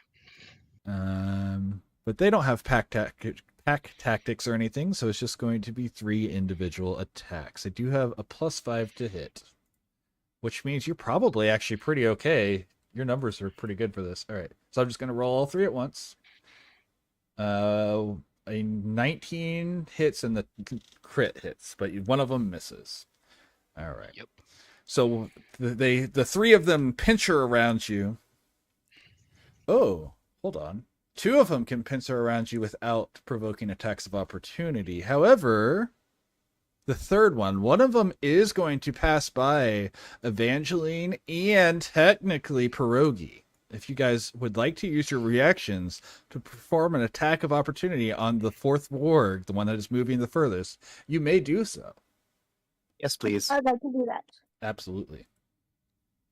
Evangeline, you have, I don't even need more. Poor Pierogi. That's 11. Yeah. But Evangeline does hit, so go ahead and roll damage on this warg. That is what? 6 damage? Yeah. Perfect. So as it's running by you, you kind of see it, and you do that backhand thing that, Batman always does. You just bring your hand around, smacking it in the side of the head. It looks a little thrown off as it comes around. And we'll say that's the one that missed, because it doesn't really matter the order of which one's hit. So that's the one that missed. You throw it off so much that it misses Ingvar. The other 2, one of them bites in, and it just gets by your shield, right? Because you have an 18 AC. Mm-hmm. So it just barely slips by, and it bites for 2d6. 7 damage, plus 2, 9 damage. Got it. The other one, however, took that moment to rush you, essentially, and it got a good bite right on your shoulder, right on the edge, like just where the seam of your armor is, right? Mm-hmm. Nope, 2 more dice for that. Ignore that first roll, because we're not using so 12, so for 14 damage total for its critical. Biting you right above the shoulder, right, essentially on the neck. Got it. And then the one that has Pierogi on its back is going to attempt to actually get... I don't know that he can actually reach you the way their body is shaped. So he is going Do a barrel roll. He is actually going to attempt to get Evangeline. Who also hit... Oh, yes, Evangeline. Okay. So 1d20. Critical hit. Oh. All right. I messed up. I was supposed to make that attack have a Disadvantage? Okay, we'll roll a second one then. That's fine. You have the thing. All right. So at disadvantage, that is a 22 to hit. But not a crit. But not a crit. And that is a big deal, yes. And so the one that you've punched in the jaw, or originally the uppercut, brings its head down and it rakes its teeth down across your body. Evangeline, for 8 damage as these teeth tear across your arm and cause, the blood to flow. It hurts. It's probably not too bad. I don't know what your total HP is, but it hurts quite a bit. It is a flesh wound. It's a flesh wound. All right. Ingvar, you are now up. Okay. I am going to hit the one that bit me hardest Okay. with a warhammer. Alrighty. A roll. And I missed. 10. 10. Yeah, that It's does not miss. Okay. You still have bonus action or move action if you would like to do anything with those. Nope. Okay. Then we will go ahead, and after that is Evangeline. You see him swing his hammer upward across the one that had got his shoulder, but it seems like it just barely swings past it. Like you probably clip its ear a little, but it's not enough to actually hurt it. So then Evangeline, that's what you've seen. You've got new wounds on your arm. I attempt to hit the one that just bit me. Okay. And can I try it again? Okay. Ooh, okay, that'll Yeah. hit. That'll hit. I don't have to do any more on that, so let's see some damage here. So what is that? 5. 5 damage? Okay. So your first one, it like brings its head back just enough to dodge it, but then you go for the straight punch straight into the lower body, like right underneath its neck, and you can see it kind of wheeze a little. And this thing looks like it's about to just take off running from you guys. Like you have put it to the point where it does not want to fight anymore. You still have your movement action if you would like to attempt it. You are pretty much surrounded at the moment, though, Evangeline, by Yeah, I'll stay two. put. I'm not gonna Okay. move around. All right. Pierogi, you're on the back of this creature that is clearly ready to run off with you on its back. Alrighty. I guess I really don't want it to run away wounded and warn the others that we're here. So I guess I'm going to try to attack. Okay. Let's see. Here we go. Short sword. Oh man. Yeah, that's a 11.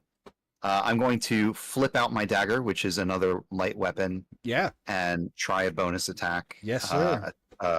Light attack. Yes, sir. That'll be a 16. Yeah, that'll hit. That'll hit. Okay. So damage will be dagger, which is a D4 plus 2d6 for sneak attack, Mm-hmm. and then it'll be plus. Oh no modifier. No modifier yet. 12. That'll Yeah, be- you're as it's starting to turn, you're bringing your knife straight into the side of its neck, and it just drops with you on top of it. Luckily, you have got this. So your first one, you stab at it, and it tears away right into your dagger on the other side, bringing it down. It collapses underneath your weight and is just dead. You don't even question it. Like it's not. There's no breath. It leaves all at once. Oops, sorry. I would like to then run around such that I am flanking it with flanking.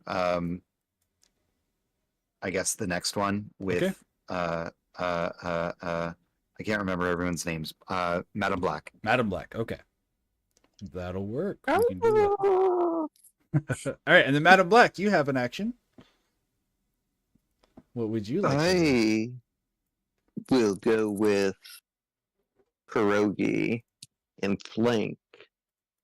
Okay, so you don't have to. He's And- already flanking it with you. That's what he's just Oh. moved into position to do. So Okay. he's on the opposite side of this one. One of them. We're gonna say probably the one that had attempted to critical or had managed to land a devastating hit on Ingvar earlier. Okay. I will charge and attempt to headbutt the wolf or whatever it is Uh-huh. in the nuts. All right. Are you going to call a shot? That is an option. And if you do so, you will lose your advantage because it'll be advantage and disadvantage, but it'll be just a normal roll. A called shot is not in this edition of the game, but it basically means that like if you're targeting a specific place instead of just like a general attack. In that case, I will lunge and jump on his back, attempting to wrap my fangs around his neck. Okay, there's actually... I will allow this attempt. Do they still have that? They don't.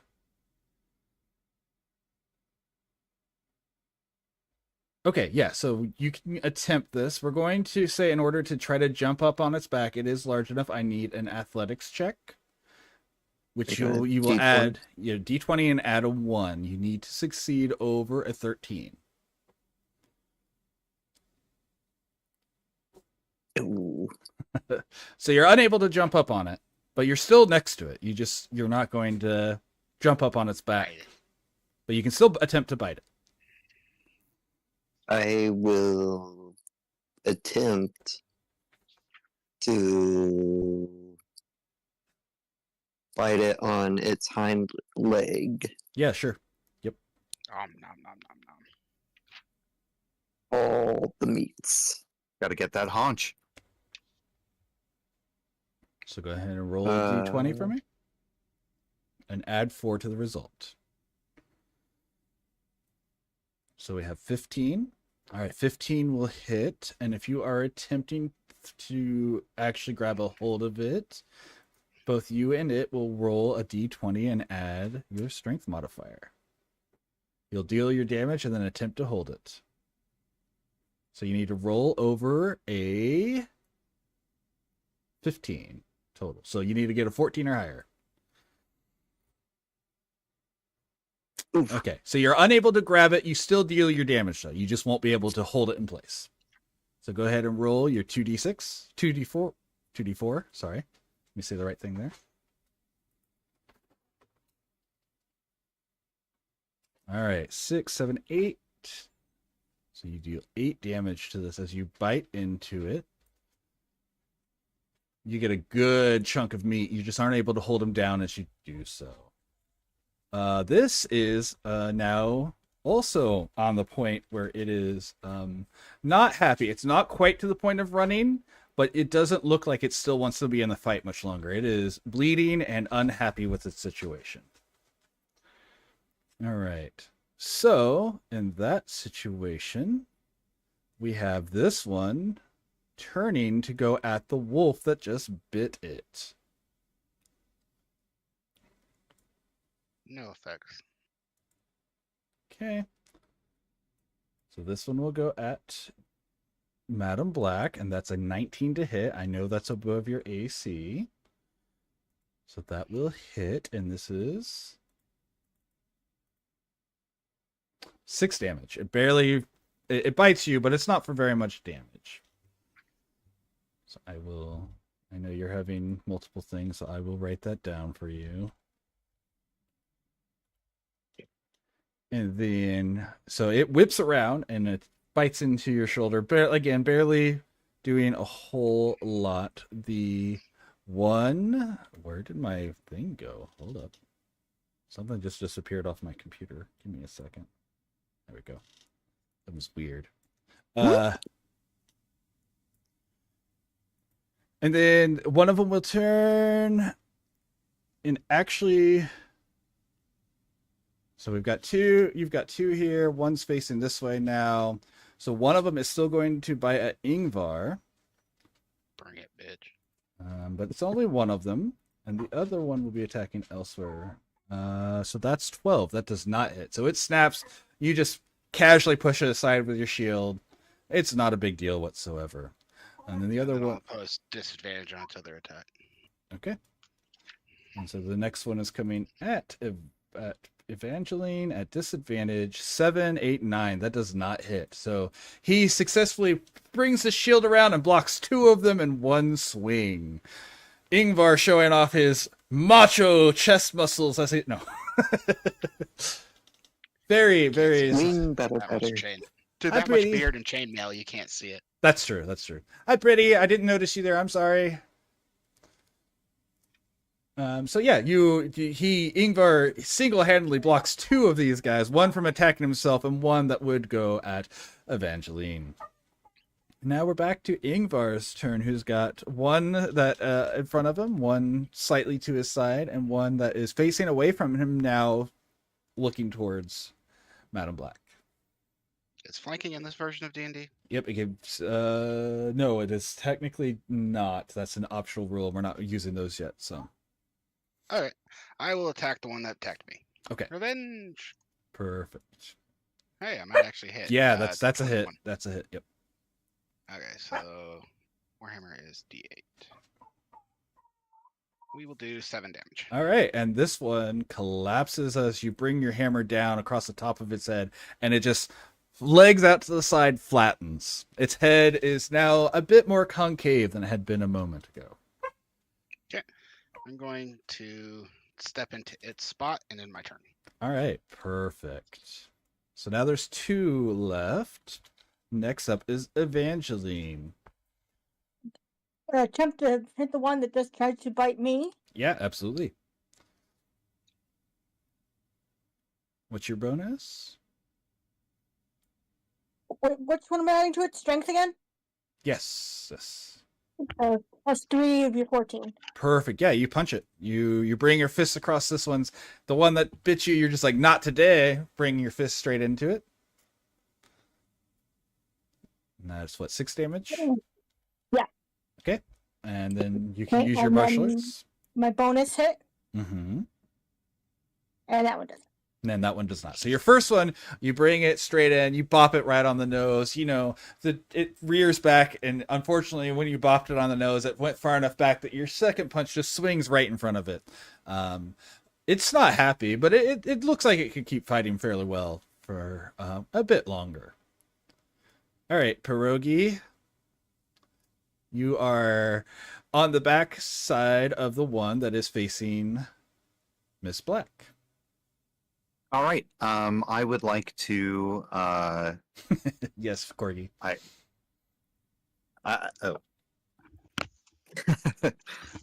guess I would like to try to sneak attack it. Sure, absolutely. Okay. I will take my short sword and try to. I'm on the backside, right? Yes, sir. I would like to try and cut its Achilles tendon, kind of just slash across the back of the leg. All right. Here we go. Ooh, That's yep, 17 enough. to hit. That is enough. So 1d6 plus 3 plus 2d6s. It'll be 15 plus 3 is 18 damage. 18. You this thing is already, that one cut was enough to, it's not happy. Like, it's about to run away, even if with the blade in ankle. And you still have your dagger. Sweet. If you want to do it. Is it still up? Yeah, it's still up, but not by much. Oh, then absolutely, I will just do a quick jab with the dagger. Yeah. It's going to Yeah. be a 20 Yep. something to hit, 22. Yep. Or no, 24. 24. But yep. So it's just a quick one. Just a quick one. Just a Okay, quick well, that's one. not quite enough to put it down. Okay, fair enough. It's like, it's at the point where it is routed. Like, it is not interested in the fight at all. All it wants to do is leave now. Madam Black. Okay. Go on. Did you have something else? Yeah, I was going to say if I guess, should I ask, like, can I tell from the back that it's looking to escape? Yeah, its body language is very clear. Then I would like to hold my handle where the dagger jabbed in, such that if it tries to run away, I'm clinging on. All right. Sure, I can do that. We can. If it does get a chance to attempt to run away, we will make some rolls. Like, I'm not going to hold it in place. I understand that. Right. That's my turn. Okay. All right, Madam Black, you have a creature in front of you that is clearly ready to run away. It is almost dead. And then there's one that slightly you'd have to move around this one to get to, but you would still not provoke because of how positioning would be to get to the other one that Ingvar and Evangeline are dealing with. Am I allowed to consult with, like, Rogi and the others, see what they think I should do? You can Finish it off! As I say, you don't have the ability to say words, but because you're still a wolf. But yes, Pierogi could have yelled, "Finish it off!" as he's stabbing it. Fuck him up. I will go ahead and do that one that I was going to do earlier and bite it on its pee-pee. Okay. Pack tactics plus called shot equals normal attack. Yep. So go ahead and roll your attack roll. That's a D20. Yes, ma'am.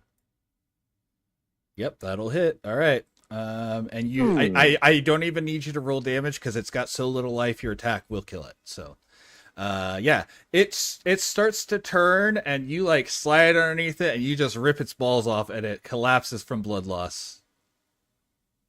We've all been there.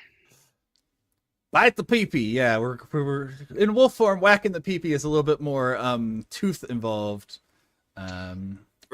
For flavor, Pierogi's gonna back up with like drenched in blood from being behind it. Yes. And being like, oh, why? So that one collapses dead. There is only one left. Note to self: do not fuck with Druid. Bite the pee-pee. Woof, woof. All right. So this one, oh man. I actually am gonna roll a morale on this one. If it rolls below a 10, it will actually attempt to run away.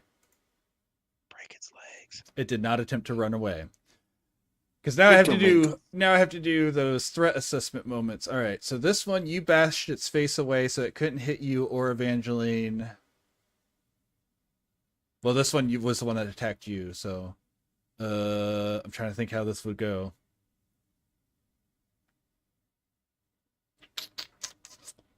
Yeah, so I guess it sees you as a threat. So it will attempt to bite at the dwarf. I'm about to say there's a couple U's here. You're gonna need a. I know. I was doing. Oh my gosh. Do you have any way This guy to? hates my guts. Nope, not for me. Anyone got a way to give this thing disadvantage? Because this is dumb. Nope. Roll it, pussy. All right. So that's 4d6 plus 2. 13. I'm unconscious. Okay. As it bites, it like shoves its whole body onto him and just bites into his throat, dropping him to the ground, and then turns its head to look at Evangeline, growling. Man, that's what, 3 criticals in this combat session from the monsters? What is this? Well, we managed to negate. It's 4, but 2 of them got negated by disadvantage. That's true. That's true. Stop open rolling. Let's go. Death saving throw. 2 fails. 2 fails. Let's go. All right. Somebody better go over and heal him. Holy shit. So you just hear him go as blood sprays out of his throat or out of his mouth Dwarves as he don't coughs. need throats. That's just a common misconception. Evangeline. I'm gonna attempt to punch the wolf. Yeah, sure. Doing that once. Ha! Well, it was fun playing with you. All right, Okay, so I'm gonna try, yeah, go ahead. Martial art it. and I failed the first roll. I'm gonna try it again. Yeah, What that's is not going happening. on? I'm not suicidal, but there's no way neither of those hit me. No, because of the size of the thing and the direction she's facing. No. Otherwise, I would say yeah. If it was like a normal size, like a Hi, wifey. a medium-sized creature, I might think so. But because it's oh, I don't have that turned on. Hold on a second. I apologize, guys. I didn't have that turned on. My alerts. Tired. My alerts. Professional streamer. Professional streamer. Pro quality. I will refund you guys those points. Refund. All right. So yeah, no, she does one of those like cool jumping spin kicks, and they just both fly over the thing's head in a very embarrassing amateurish sort of way.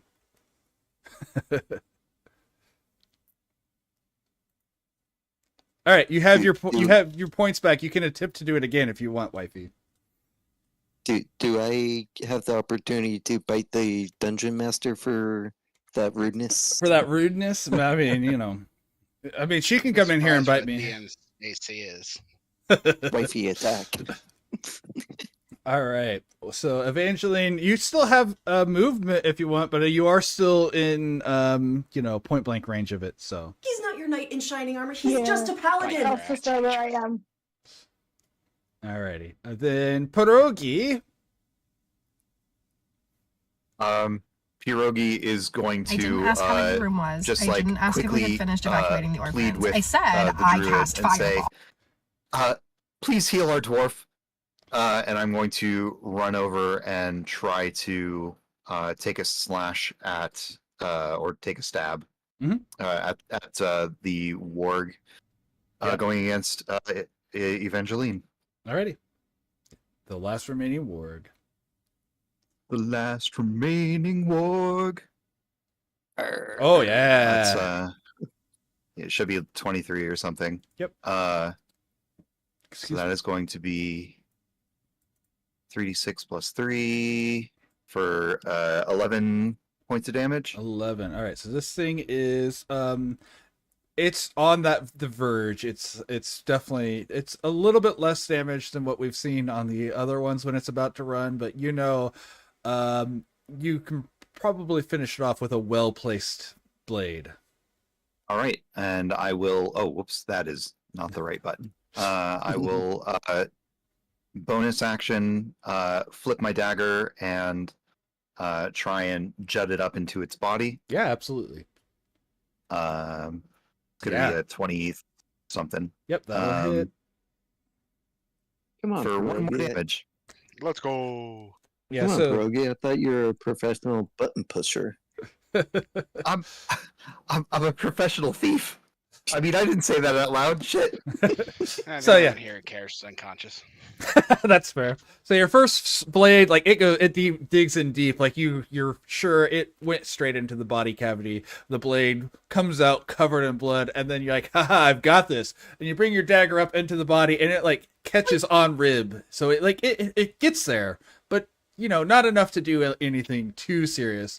It definitely still doesn't look like it's ready to keep going any longer. At this point, it's definitely going to attempt to run if it doesn't die. Madam Black, what would you like to do? Well, And I would like to point out, you did hear Pierogi say, hey, you should heal the dwarf. right. So I will heal Evangeline. I'm not the dwarf. The dwarf, Hello. Ingvar. I will. I'm fine. He's just got a flesh wound. It's nothing serious. It's an elaborate bluff, him laying there bleeding like that. All right, so in order to do this, you'll have to freely, because you can do it freely since you're in Order of the Moon, or Circle of the Moon, you can drop back into human. You'll have to move over, which will provoke an attack of opportunity from this thing, which is... Oh, no, this one's not looking at you. You're actually free to move over to Ingvar. You can just walk over to him, and you can use Cure Wounds on him.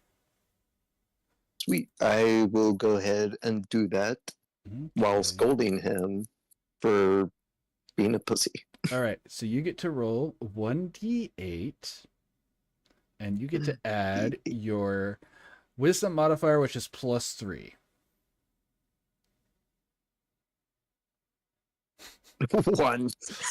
One. So, Madam Black, the fur falls off of you as you stand back into a human. You walk over to Ingvar. You reach down, you chant some words. We love casting spells. You reach down, you place your hand on the dwarf, and a warm glow emits from your hand, pouring some life into him, and it's just stitching up the wound enough that he is not dying. You heal for 4 life. Don't you quit on me!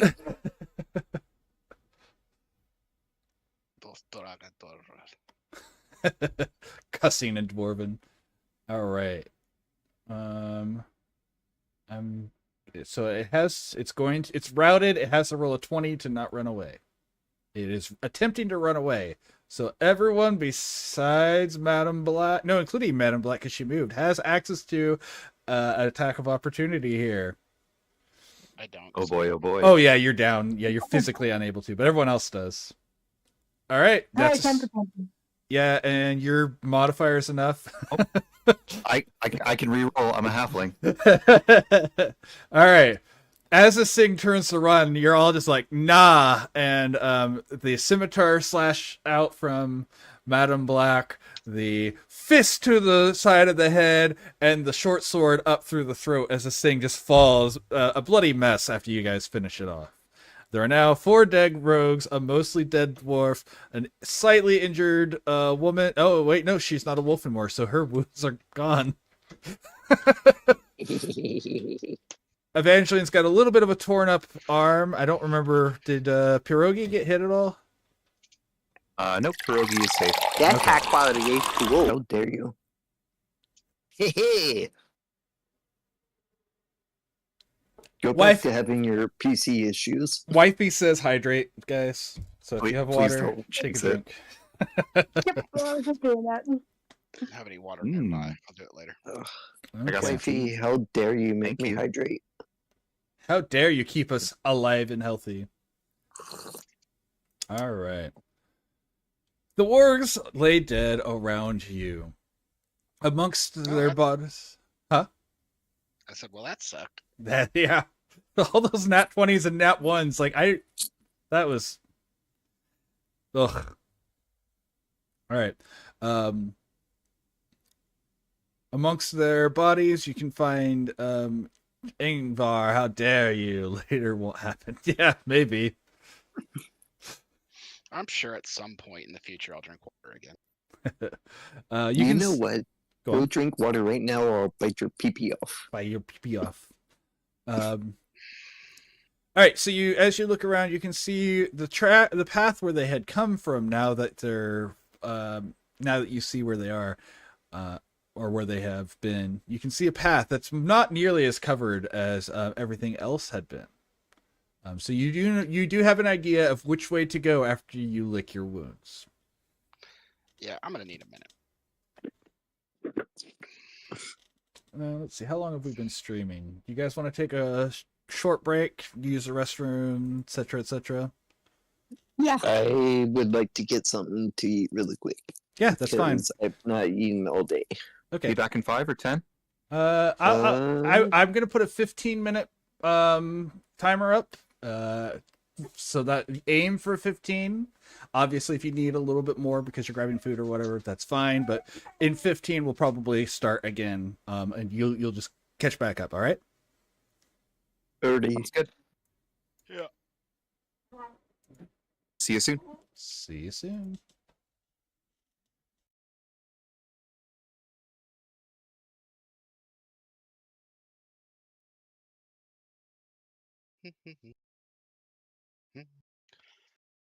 I don't know what I've done with the D&D gods, but I don't remember a campaign that didn't start with me getting critted several times. That was rough. Anyways, I'm gonna also run to the restroom real quick, so I'll be back.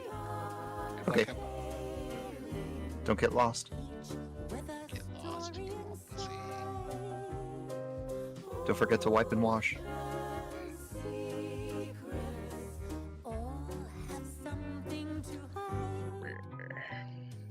Serving my shifty lord, this rat knows her task. I sail the seas for the screebies I roam. I have my little sword, and here is my mask. Such silver to trade with a greedy for home.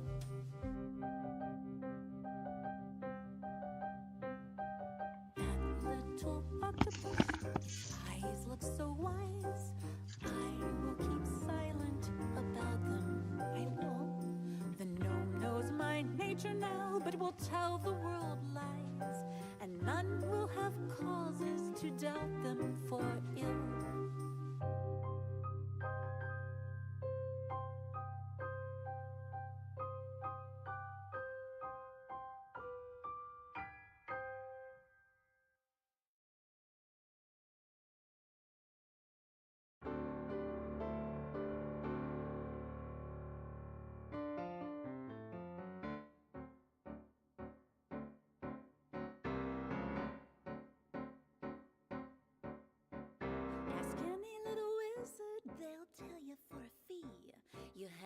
Learn your magic, know your spells from A to Z. There are spells that cause destruction, spells that make them dance, spells that make them blind, deaf, or better at romance. M is for magic missile. You'll cast it till they put you in your grave. It hurts them just a bit, but you never roll to hit, and your victims do not ever get a save. A for anti-magic field, and B for biggest hands. C will charm a person, so you'll be in high demand. D for domination, or it's death, just point a finger. E is innovation, hope that level lasts will linger. But M is for magic missile. You'll cast it till they put you in your grave. It hurts them just a bit, but you never roll to hit, and your victims do not ever get a save. F for feather fall, and feeble mind, false life, false vision. Fireball makes me happy to a difficult decision. G's got gate and glitter dust. H is haste and hold. Heroism makes my brawny meat shields big and bold. I for invisibility, cast on the road that you can't see.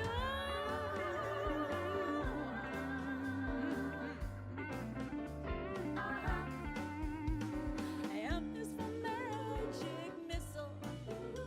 You cast it till they put you in your grave. It hurts them just a bit, but you never roll to hit, and your victims do not ever get a save.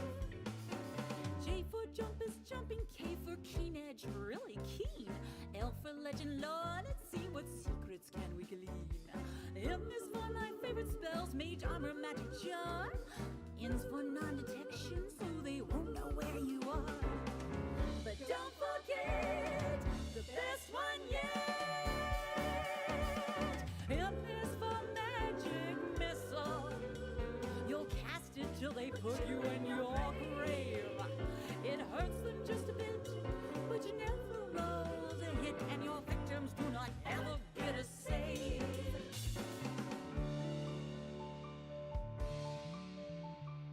Otto's irresistible dance never even gives them a chance to save. Phantasmal killer puts them in their grave. Wizard spells never starts with Q, but quicken is an awesome feat for you, 'cause you can quicken. M is for magic missile. You'll cast it till they put you in your grave. It hurts them just a bit, but you never roll to hit, and your victims do not ever get a save. R will give you Aries, S will give you slow, T will give you teleport. Where do you wanna go? U spells all begin with unvampiric touches V. W's wish and wall of fire, and then we go to Z. So tell me why no spells that start with Y or X. Still, M is for magic missile. You cast it till they put you in your grave. It hurts them just a bit, but you never roll to hit, and your victims do not ever get a save. M is for magic missile. You'll cast it till they put you in your grave. It hurts them just a bit. Okay, so I'm here, but it's gonna. I'm probably gonna sound different. Slash, won't be able to hear as well. Spell magic, comma greater than I'll quicken. A magic missile. Yeah, yeah, yeah. Magic missile. A magic missile. Yeah, yeah, yeah. Magic missile. A magic missile. Yeah, yeah, yeah. Magic missile. Magic missile.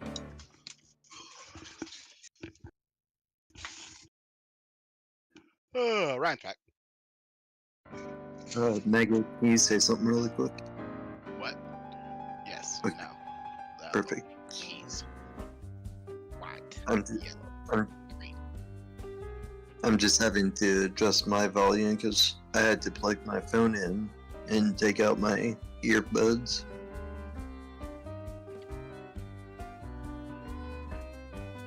There's a new edition called D&D3E that has a concept confusing me. Sometimes when combatants let their shields and guards down, they suffer attacks of opportunity. They suffer attacks of opportunity. You threaten a space of about 5 feet. Usually that's any direction. Weapons with reach are such a fine treat. Many hold their spear with affection. Cast a spell and you risk your neck, unless you make your concentration check. Drink a potion or read a scroll, and shoot far away from a grassy knoll.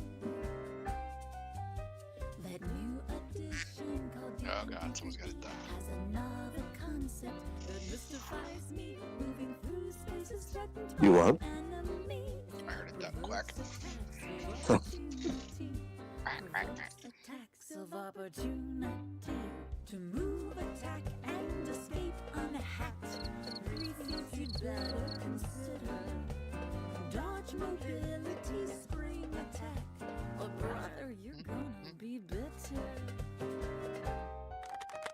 Another thing, if you move and kill, consider taking the tumble skill. When you're fleeing, it saves you woe if you lack the HP to go toe-to-toe. That new edition called D&D3E has other rules perplexing me.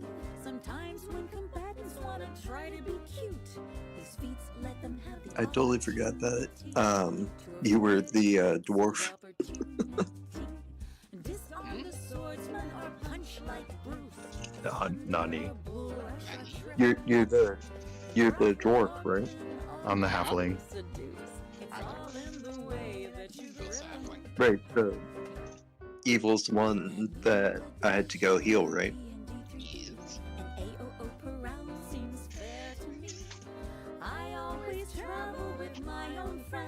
Because as I've said before, and I'll say again, God hates me, and it reflects in my dice rolls. What was up with that? As simple as I just said it. You see those 3 natural ones in a row? That is anomalous. That is like a 1 in 220, 200. No, that's not right. It's even more than that. 8,000? Yeah, that sounds right. 20 is 8,000. That was insane. I was just like, what? Like, And one of holy them freaking cow. was on my death saving throw. Meaning you failed 2 of them. Yep. So if you failed 1 more, that was it. Yeah. Goodbye, dwarf. Let's see. All because you had to bang on your shield. I would have made the next one. I'll be fine. The math supports everything I did. They should hit me 6 times out of 20.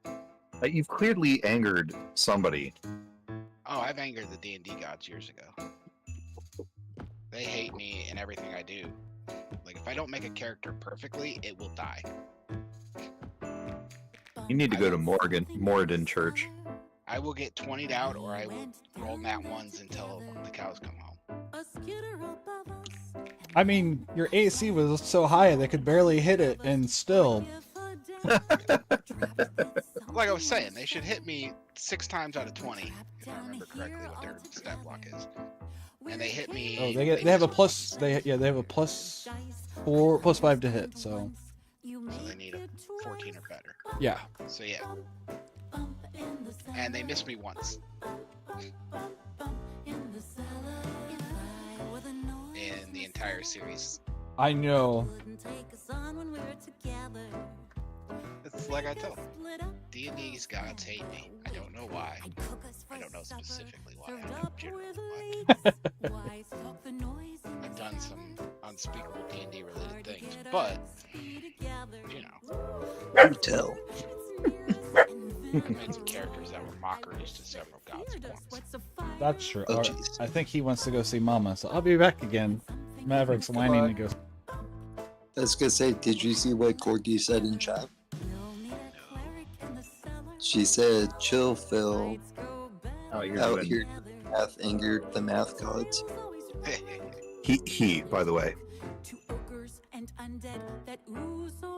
You what? Not she, he. Oh, he. Sorry.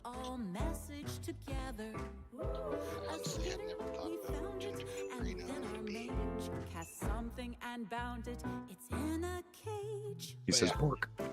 Bork, bork. You can ask Luke when he gets back.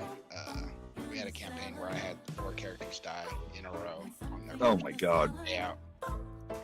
One of them fucked up so bad it took LJ's character out with it.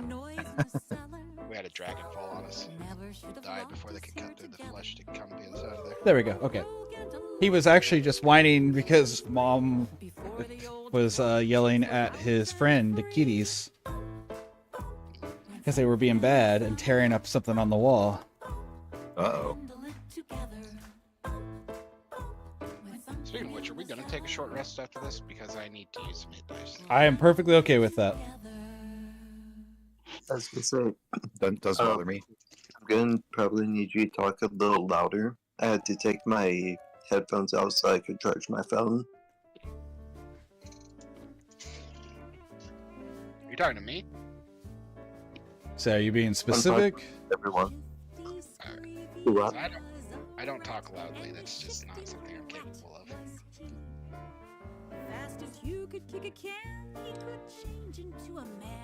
I'm just saying. Yeah.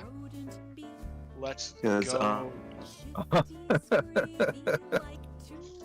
I've got like 3d10s combined 40%. for a 10. Because like I've got 40% more till I'm 100 and can unplug. Understandable. Thing is, we can't get much louder because of, we went through and did all the audio balancing earlier, so. You might be able to turn it up on your end, though. I don't know if you're at max volume or whatever. Crank that shit. Oh, I've got a speaker button on it.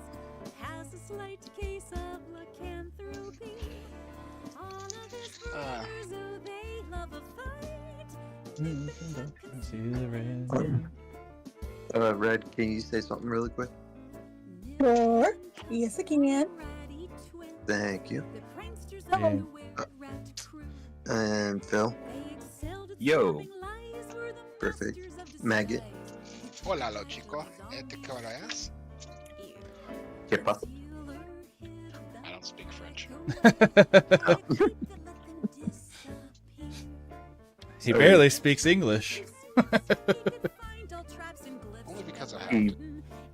I mean, he basically likes to just bang on his shield and cause chaos.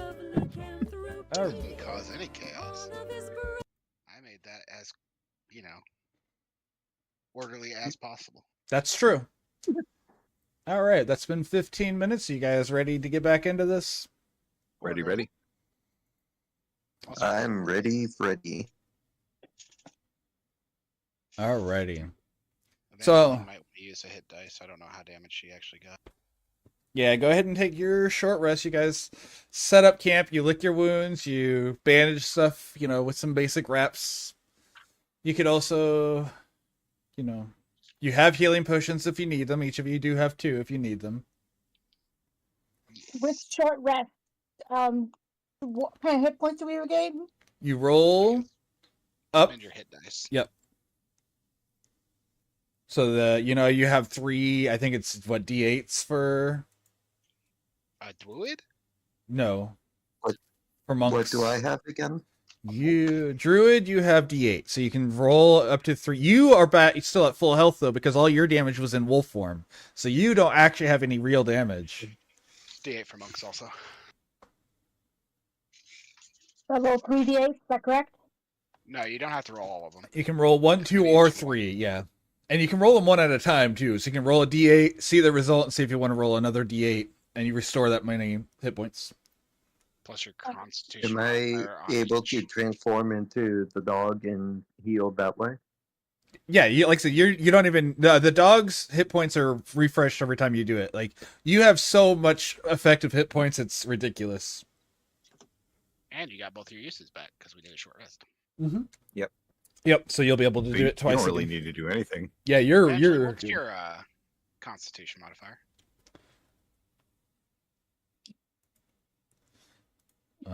Yeah, you should get your con mod when you heal up. So you'll get 6 plus your con mod, but I'm curious what your con mod is. Yeah. My Constitution mod is a 2. Okay. 2. Yeah, you got more hit points off 1d8 hit die than I did on 2d10 hit die.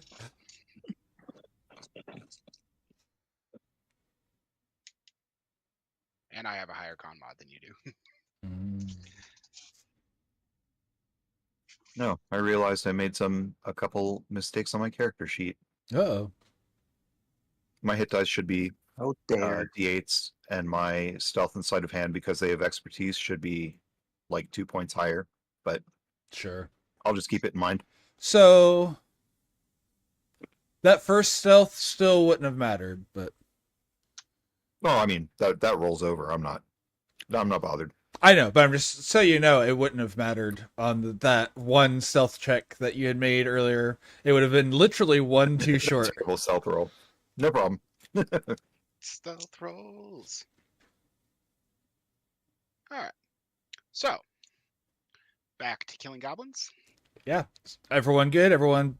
The most obvious fade I'm trap good. I have ever seen. I'm gonna take out some breadsticks from my rations, break some off, and munch them while we rest. Sure.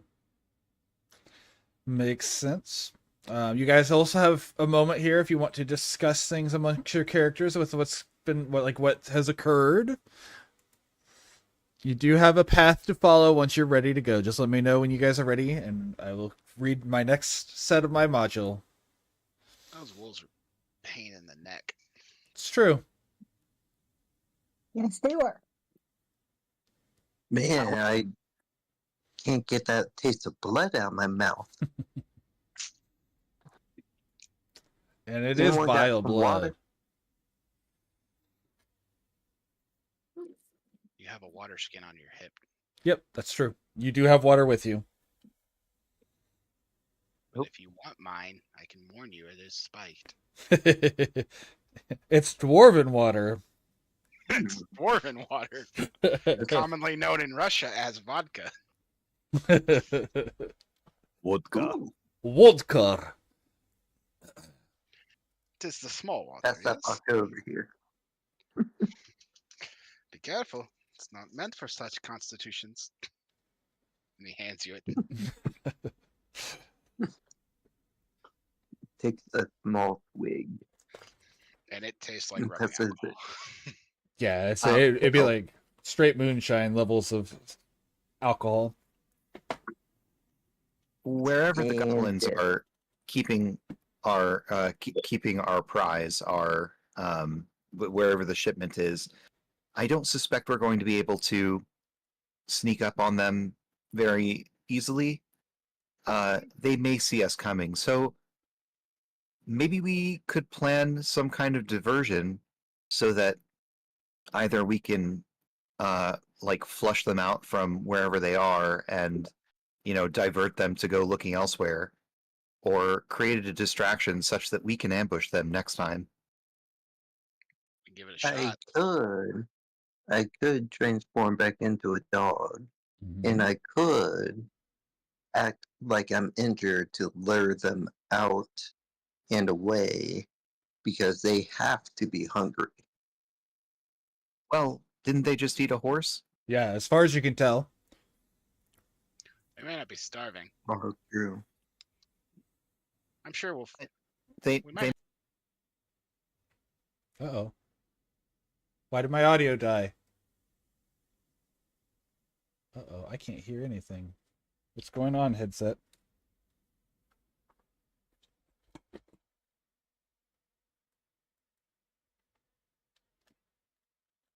hope my audience can still hear everything.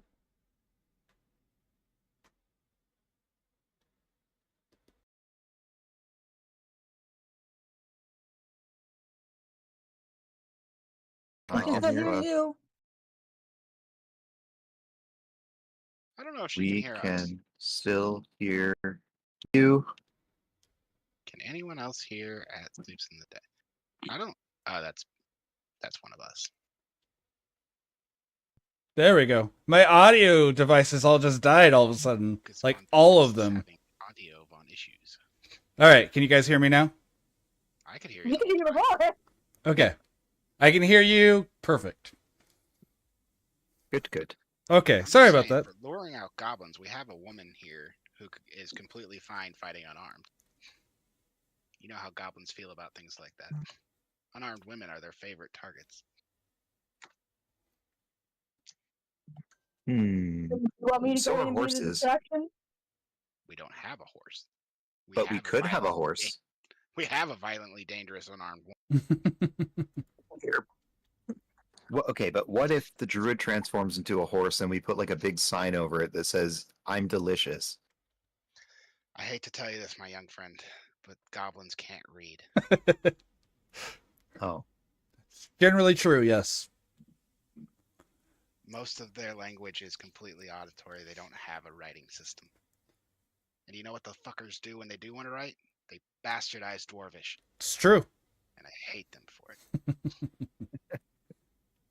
If I remember correctly, Instar is lower, right, than the rest of us. What's lower? I think I said you're slower than the rest of us, right? Oh yeah, I'm 5 feet slower than. I am too. We're shorty shorts. They got short wheel legs. I got the little stubby legs, but I can move at full speed in heavy armor, so you know, I take the good with the bad.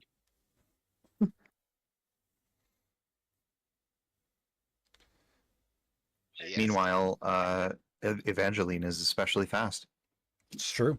Yeah. Yes, I am. Probably considerably faster than me. I just wondered, like, what size wolf I am if I could technically carry one of you on my back. You could technically Well, carry transform. Pierogi. You could not carry Ingvar. Okay. Or Evangeline. Yeah. And Medium. Evangeline can carry her own. Like I said, we can always recalculate when we find how they have our stuff stored. If True. it's in the mouth of a cave, we'll have to lure them out. If they're in a camping situation, we might be able to scare them off or pull them out. Yeah. Let's find out and regroup. Because lighting a fire outside of a cave, they aren't going to notice it. But if it's in the middle of their encampment, they probably will. Makes perfect sense to me. I didn't say that in front of a druid.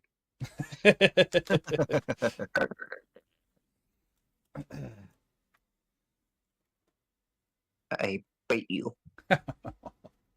Hey, fire is just a natural element, right? It's true. As Ask long the as, elemental whoop ass. I mean, as long as you don't burn the entire forest down, most druids are like, well, I mean, fires happen. You gotta clear out dead wood somehow. Mm-hmm. Oh. I will run away with my tail between my legs. All right. I guess I'll follow her because she's the only one who knows where we're going. Don't worry, I'll lead you up a tree. All I right. don't have an axe, so we might be the end of our adventuring together at that point.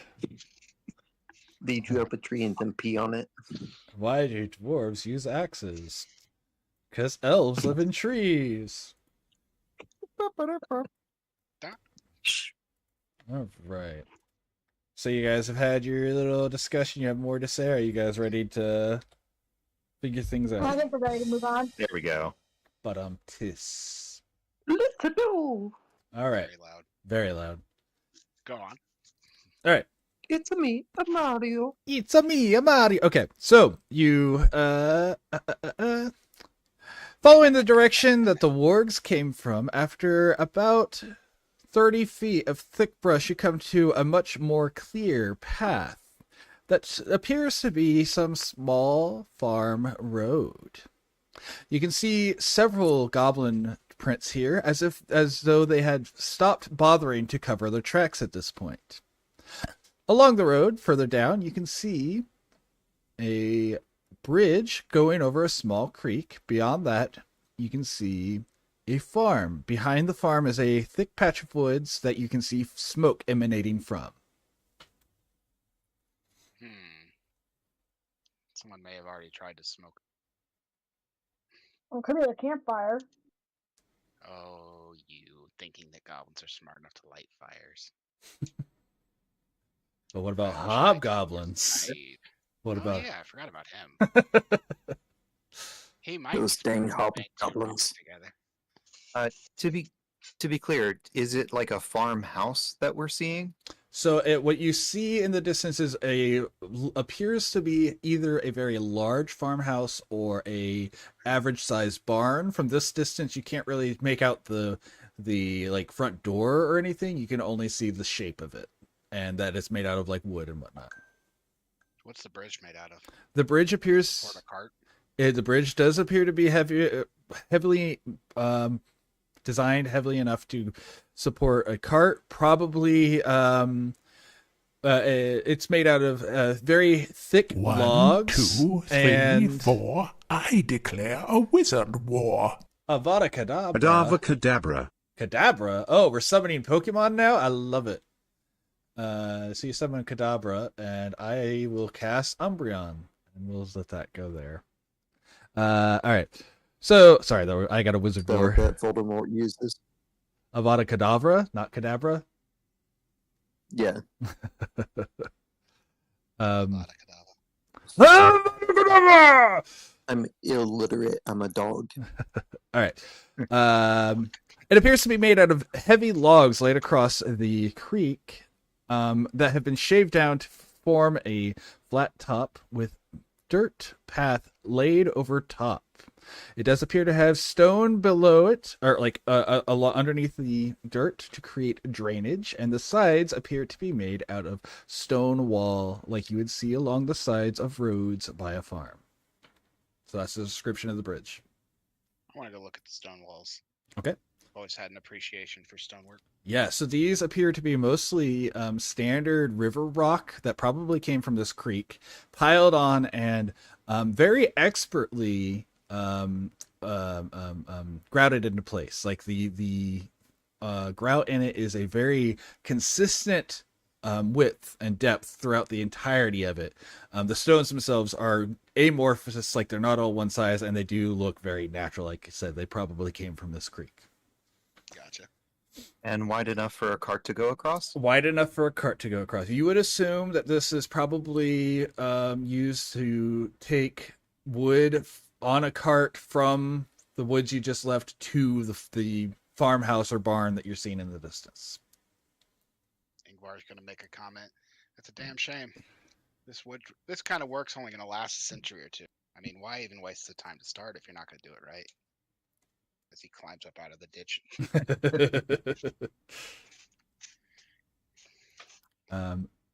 Can I get... That building is probably big enough to hide a wagon of supplies in, right? Yes. But real quick, since you went down to the comment I'm making to my party members. Okay. But real quick, because you were down in the ditch, could I get you to make a quick survival check? I know you're not high on it, but you know. Yeah. No, this was for Ingvar. Okay. 10. Beautiful. 10. You don't have a negative to it? Nope, I have zeros in Wiz. Perfect. And the other one, Dex. Okay, so you do see, while you were down there, the signs of the remains of a horse of some sort. It's not like the full thing, but there are strips of it, and you can see several warg prints that seem to have led towards the direction you guys just came from. You can also see signs of a goblin print here that is very deep and easy to identify. And you can clearly see also the drag marks across the ground about the size of a halfling or a goblin or a gnome, something of those size, of that sort, that leads down into, like it would have been dropped into the creek and left in the water. I'm going to summon down our wolf. Be like, hey, can you come down here and take a look at this? And then I'm going to start looking towards the creek and see what's in there. Okay. So if Madam goes down there, you will pick up the scent of the wargs that you had before, and that strange decaying leather smell that you smelled with them. You will also note the smell of the blood of a dead horse. You do not immediately see anything besides a few scraps of it, but you will be able to quickly identify those scents as they are now familiar to you. So the wargs ate dinner here and then came and spotted us. Madam Black, even if you're muted, and could you please roll a survival check for me? You get a +5 on that. And D20, right? Yes. Yep. 19. Beautiful. That's 2 over the check on this. Okay. So, amongst the things that you note with your keen senses, you realize that this blood is not just horse blood. Some of it is darker and more vile. You note the distinct scent of goblin blood. Some sort of goblin was wounded here. You can track its scent down a skid mark to the water. You can tell that whatever was there had washed down the creek, but the scent is still fairly recent. You can tell that whatever this happened to this goblin had to have happened within the last 3 hours. You can also see several sets of tracks that lead up from here, or from the creek on the other side, as if to with the gate as if they had been running from something. These tracks are small, about the size of a goblin or a halfling's foot. With your expertise, you can tell that goblin tracks lead from the creek. Goblins were here and they ran away from the creek towards the farmhouse. Bark. Mm-hmm. So I'm going to look at her and be like, so do we go? I'm going to point at I'm going to be like, raise your right paw if I'm right. Do we go to the creek? Or do we go to the farmhouse? I'm trying to remember the part about the creek. Okay, so you can tell there is the scent of fresh blood, as if a body had been lowered into the creek and washed away. Okay. I'll raise my right paw. When I point at the creek or when I point at the farm? The creek. Okay. All right. So I'll start going over there. All right. And this creek, by the way, it's for a medium-sized human, so someone who's like 5'6". This would be about chest deep, the water itself.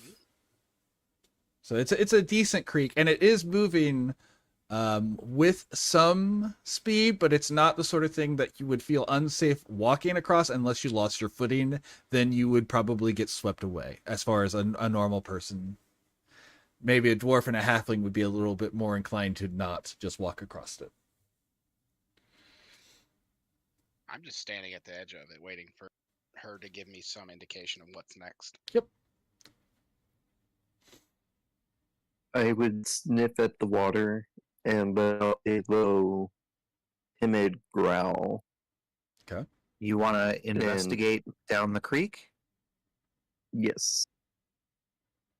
That's pretty easy to indicate a yes, so. All right. I'm going to kind of cross to the other side of the bridge and start walking along the bank Sure. of the stream. All right. Do you want to make a survival check for me now to track things and look for that sort of thing? I can do that. It's going to be a straight 13. 13. So along this path, you can see the footprints, like the others saw, that lead away from the creek towards the farmhouse. As you continue down, looking along it, you can see signs of some sort of tussle, because on this side you can see there was some sort of tussle. There's blood and scrapes on the ground, and you can tell that something was killed here, as there's a lot of blood that is in the mud on the side of the creek. Like, it's sunk into the mud. It's not easy to see from the other side, but from up close you can see that oily texture sitting on and in the mud on that side of the creek. Can I tell if the water is rushing fast enough that it would be like really difficult to find anything that was washed down the creek? Or is it like a slow moving water where maybe something like a body wouldn't be too distant to go look for? I would say in your estimation, it's one of those like lazy-ish, so like 5 miles per hour type of water, the sort that it's constantly moving, but it's not something that's going to rush something away. So depending on how long something has been floating, it would be easy, but if it's been long enough, it's going to be long gone, if that makes sense. I see. Well, 3 hours ago. So it looks like we can either look for a body in the stream, or we can follow wherever these creatures went, I guess, toward the farmhouse. I forgot, for what it's worth. Oh, that's the wrong one. Well, we'll just use this and pretend there's grass on both sides. So it's like this sort of thing with stone. I guess I picked the wrong. I have another bridge that's from a different angle, but I'm not going to go collect it. So it's just a pretty standard, but a fairly wide one, just so you know. Gotcha. I'm going to look down at our wolf and wait for a response gesture.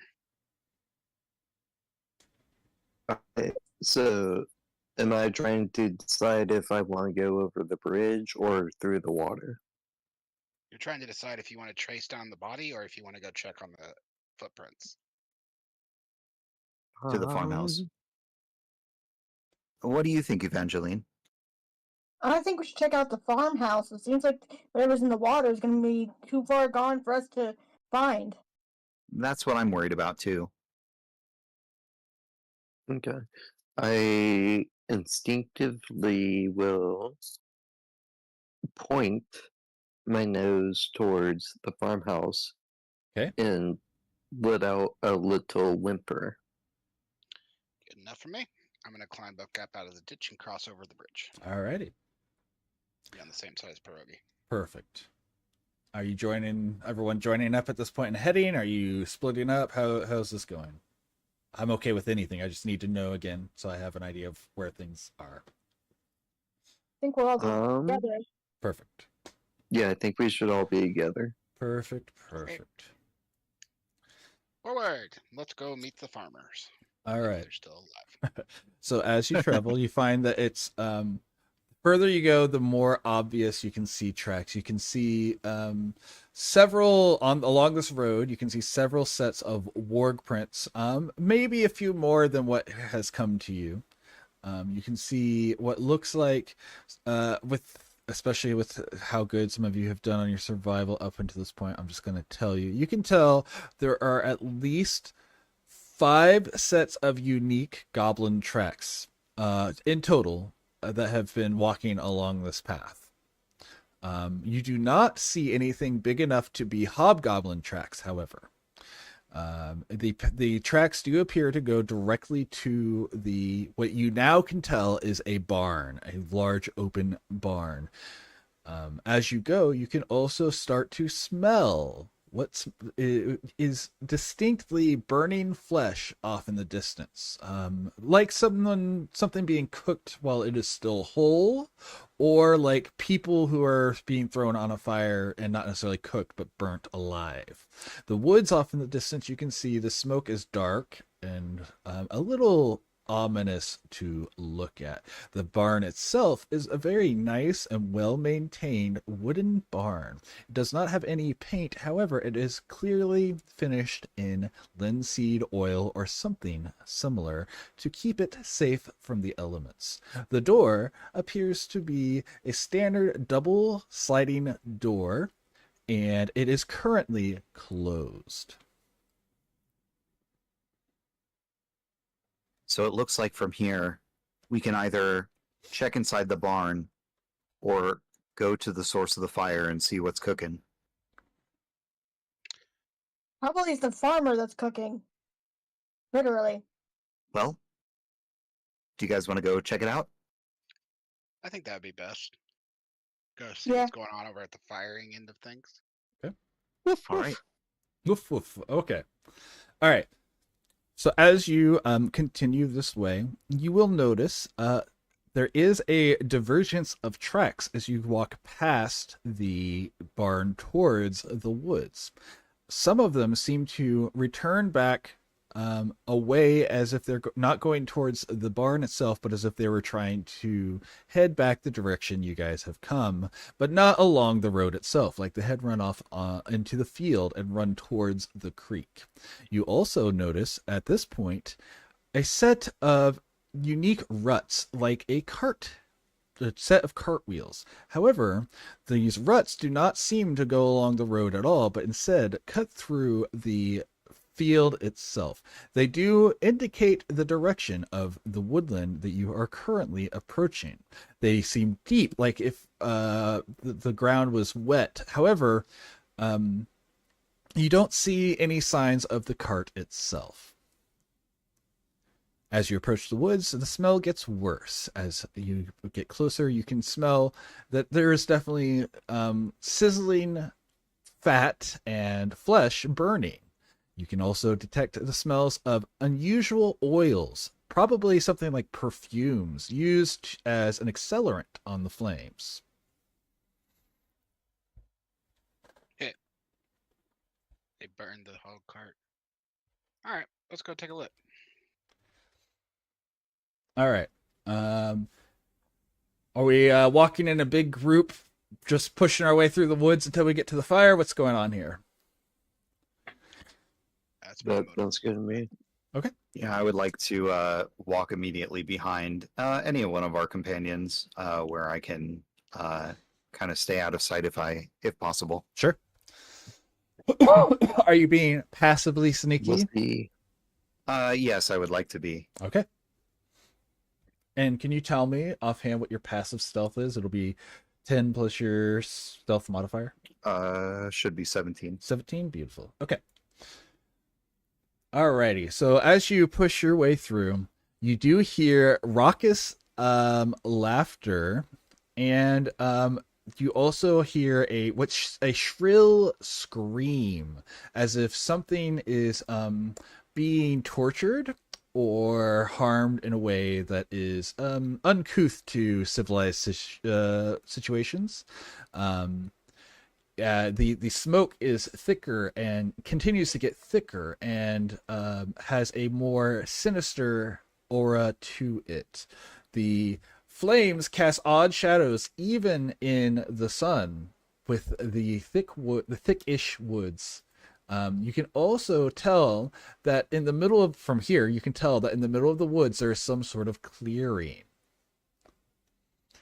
Nice. Let's go over there.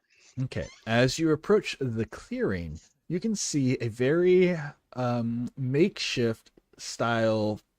I'll call it a fort. You can tell that the clearings is from here. You can tell the clearing is not natural. It has been cut down and used to create a wall of wooden posts. They are not like close. They're not well made or done like in a very, but it's enough to create a perimeter at least. The one side where you approach, there is a much wider area, enough for several carts at once if you were to want to do so. You can see a massive bonfire in the center. Above it, you can see what looks like a burnt out gallows, like one you would use to hang people to death. However, you do not currently see a rope or anything on it, just the burnt remains of the gallows itself, like it was set on fire on top of what appears to be this bonfire. You can see several crude tents along the far side made out of leathers and piecemeals of other unidentifiable fleshes and materials. The stakes and the posts are made out of cheap pieces of wood, probably twigs and stuff, and they mostly appear about the size of something a halfling or so would be using. In the center of these tents, you see a much nicer canvas tent that looks like it would have belonged to a merchant of some sort. You do not see any signs of the cart, but the raucous laughter is loud, and you can tell, even though from where you're at, you cannot easily see it, that this is either goblins or other goblinoid type creatures. You do not immediately detect any signs of wargs.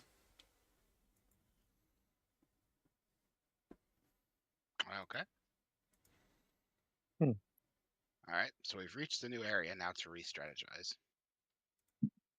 I don't know if there's someone being burnt here, but if there is, we could go try and save them, but we could also sneak around, maybe see if the hobgoblin's in that nicer tent over there. Mm-hmm. I don't know what you guys want to do. What do you think? I think sneaking around might be the best idea. We don't know what we're getting into yet. Very true. But then again, I'm just a dog. I do what I'm told. How far is it from where we are to this area? You are currently, and assuming that you don't have any reason to get a lot closer, probably 90 feet out. Just enough where, like, you could go further and probably see a little bit more detail, but the logs are spaced in a way that it's not easy to see in without getting closer. If you guys want to do stealth, you've got to do it without me. But I can close that distance in about 30 seconds. So And if things is go my wrong, is my scent strong enough to tell if it's human flesh or not? I was going to say that you wouldn't know, but because you're asking about the, I was going to say your scent's not very good because of the smoke, but you are asking specifically about the smoke. So you can tell that this is a mixture. Make a nature check actually for me, knowledge nature, because I don't know how familiar you are with some of these scents. So you're going to be adding a +1 to this. So I'm rolling a d20. Yep, a d20 and add 1. Oop. Okay, yes, you are able to immediately identify. You can tell that there is the smell of 2 or 3 different types of creatures on this fire. You can smell what you know to be the smell of horse meat. You can smell the gross decay of a burning warg, and you can smell the odd scent of a human body being burned. You can also smell the very old, crispy scents of old burning goblins that are not fresh, that they've been burning for a while. Okay. Among the screams, were any of them intelligible, like someone speaking? No words. Okay. so here's what we can do. You guys can go out ahead of me, stealth out, Crispy. and I'll give you a good 2-minute head start, and then I'll just start walking up there. And you guys, the druid can make a howl if she wants me to not walk up. But So otherwise, I would advise against a howl, because then that could potentially alert them that we're there. howling in the woods. I'm not sure goblins are going to overly care. True. Good point. Well, I think if one or several of us can get close enough to see if whatever's burning is still alive and savable, maybe we can signal that to the others. All right. I think you and Madam Black will have the best time stealthing up here, because she's a wolf, which is a normal creature, and you're a halfling. Very true. And Evangeline should also be pretty slick. she should be slick, yeah. It's just I know I'm not. I can't hide anything. So if you guys just want to go take a look and come back and see what you can see and then come back for me, that's an option too. All right. Yeah, sounds like a plan. We'll see what we can see. Okay. I will wait here behind a tree with total, so they can't see me at all from that side. Perfect. All right. I'm going to go ahead and need your passive stealths for the people going up, because we will only be using active once you get to a position where you need to hide. I have a +1 to stealth. Okay, so you have an 11, which is perfectly fine, honestly. That's not bad for something like this. So, stealth. 11. Pierogi, you said 17, right? Yeah. I just want to make sure what I have. Peach, what's your stealth? Give me. I cannot remember my stealth. All right, I have your sheet right here. Your stealth is. Oh, you get the wolf stats if you're still in your wolf form. So you have a stealth of +4. So 14 is your passive stealth. Okay. If you want to know mine, it's 5. Okay.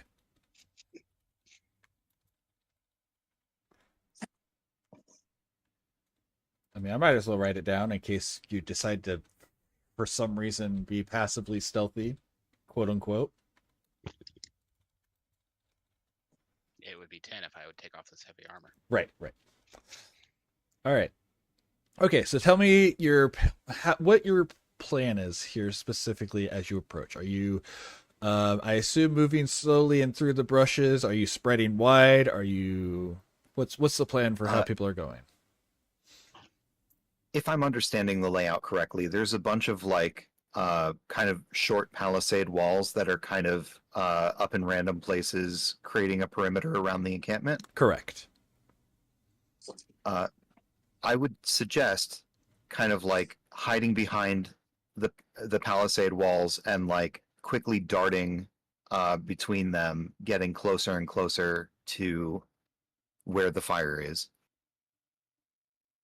Okay. That would be my suggestion. If anybody else has any ideas, No, it sounds good to me. Okay.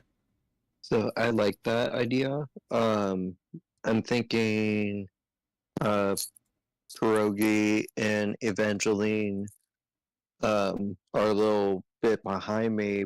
I'm a little further ahead since I'm a little more stealthy since I'm a wolf. Sure. I would like to take aside one of my daggers because I think I've got like 2 or 3 of them. Mm-hmm. No, I have a shit ton of like ball bearings and like a bell and like all kinds of little things. Your little thief's tools. Yep.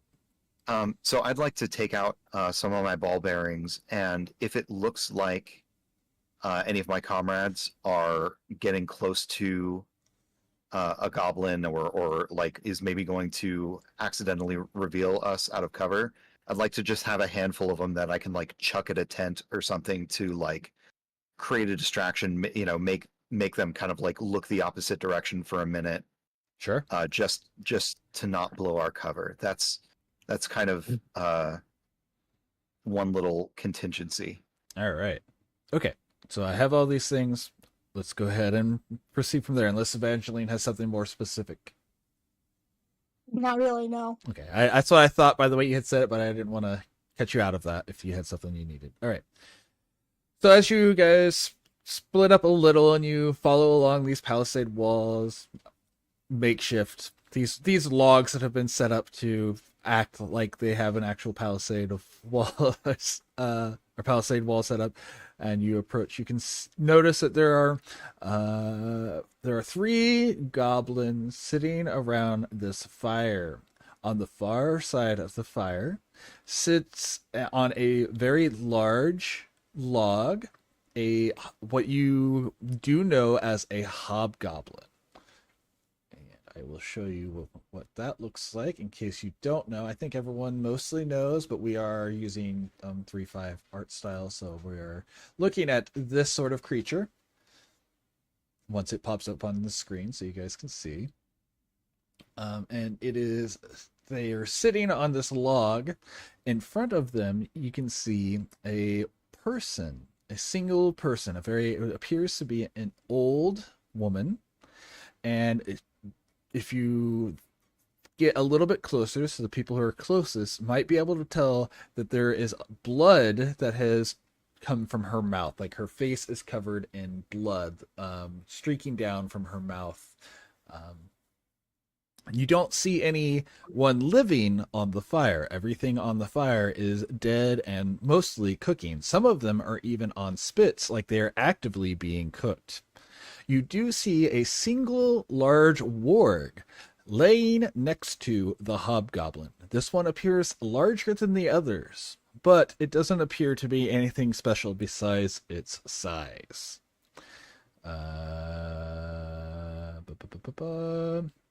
If anyone has anything they want to specifically look for, let me know, and you can make a perception check to try to see something more specific. Yes. Does no lady look scared or anything like that? She just kind of.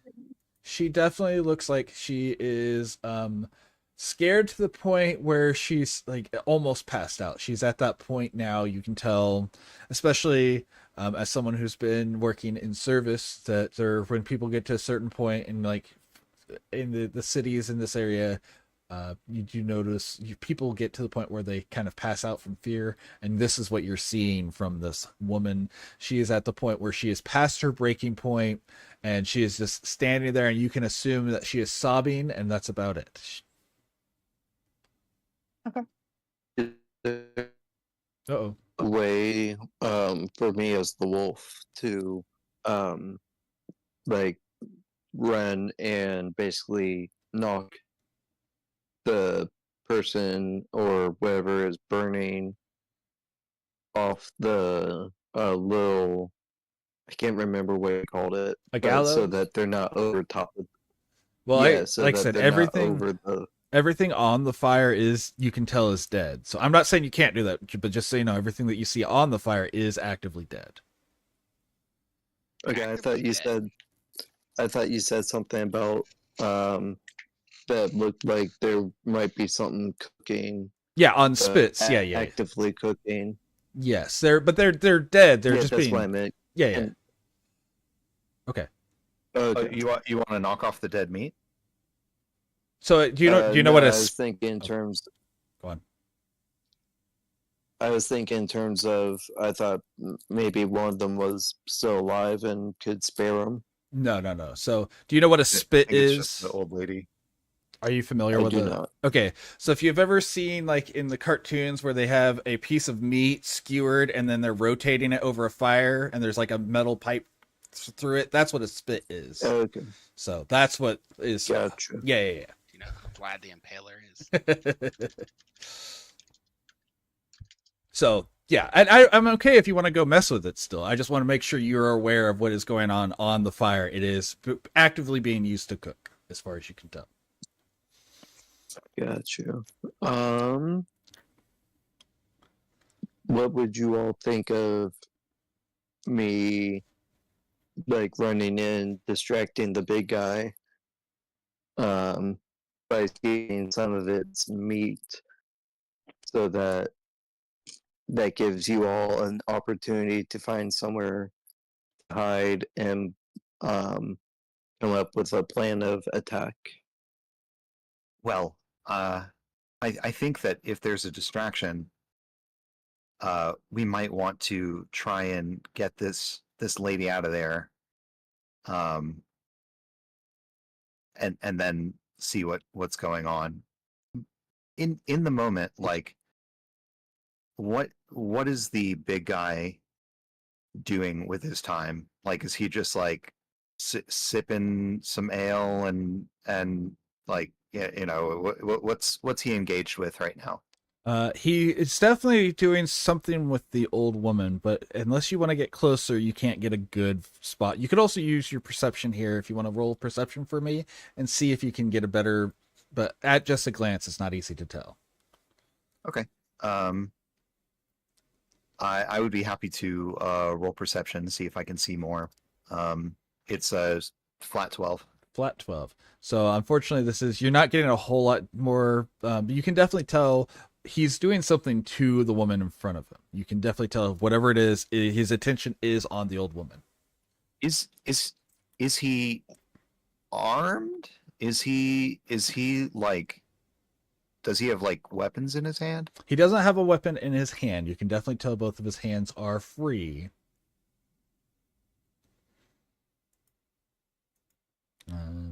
And you can see he does have like a large weapon across his back. Sorry, what'd you say? I didn't mean to cut you off. That's okay. I was just saying I was gonna roll perception too. Yeah, absolutely. All right. So you can see that he is holding in his hand something fleshy, and that it wiggles a little in his hand. He is he's holding it like it's some sort of trophy. It's. Am I also able? Yeah, you can absolutely.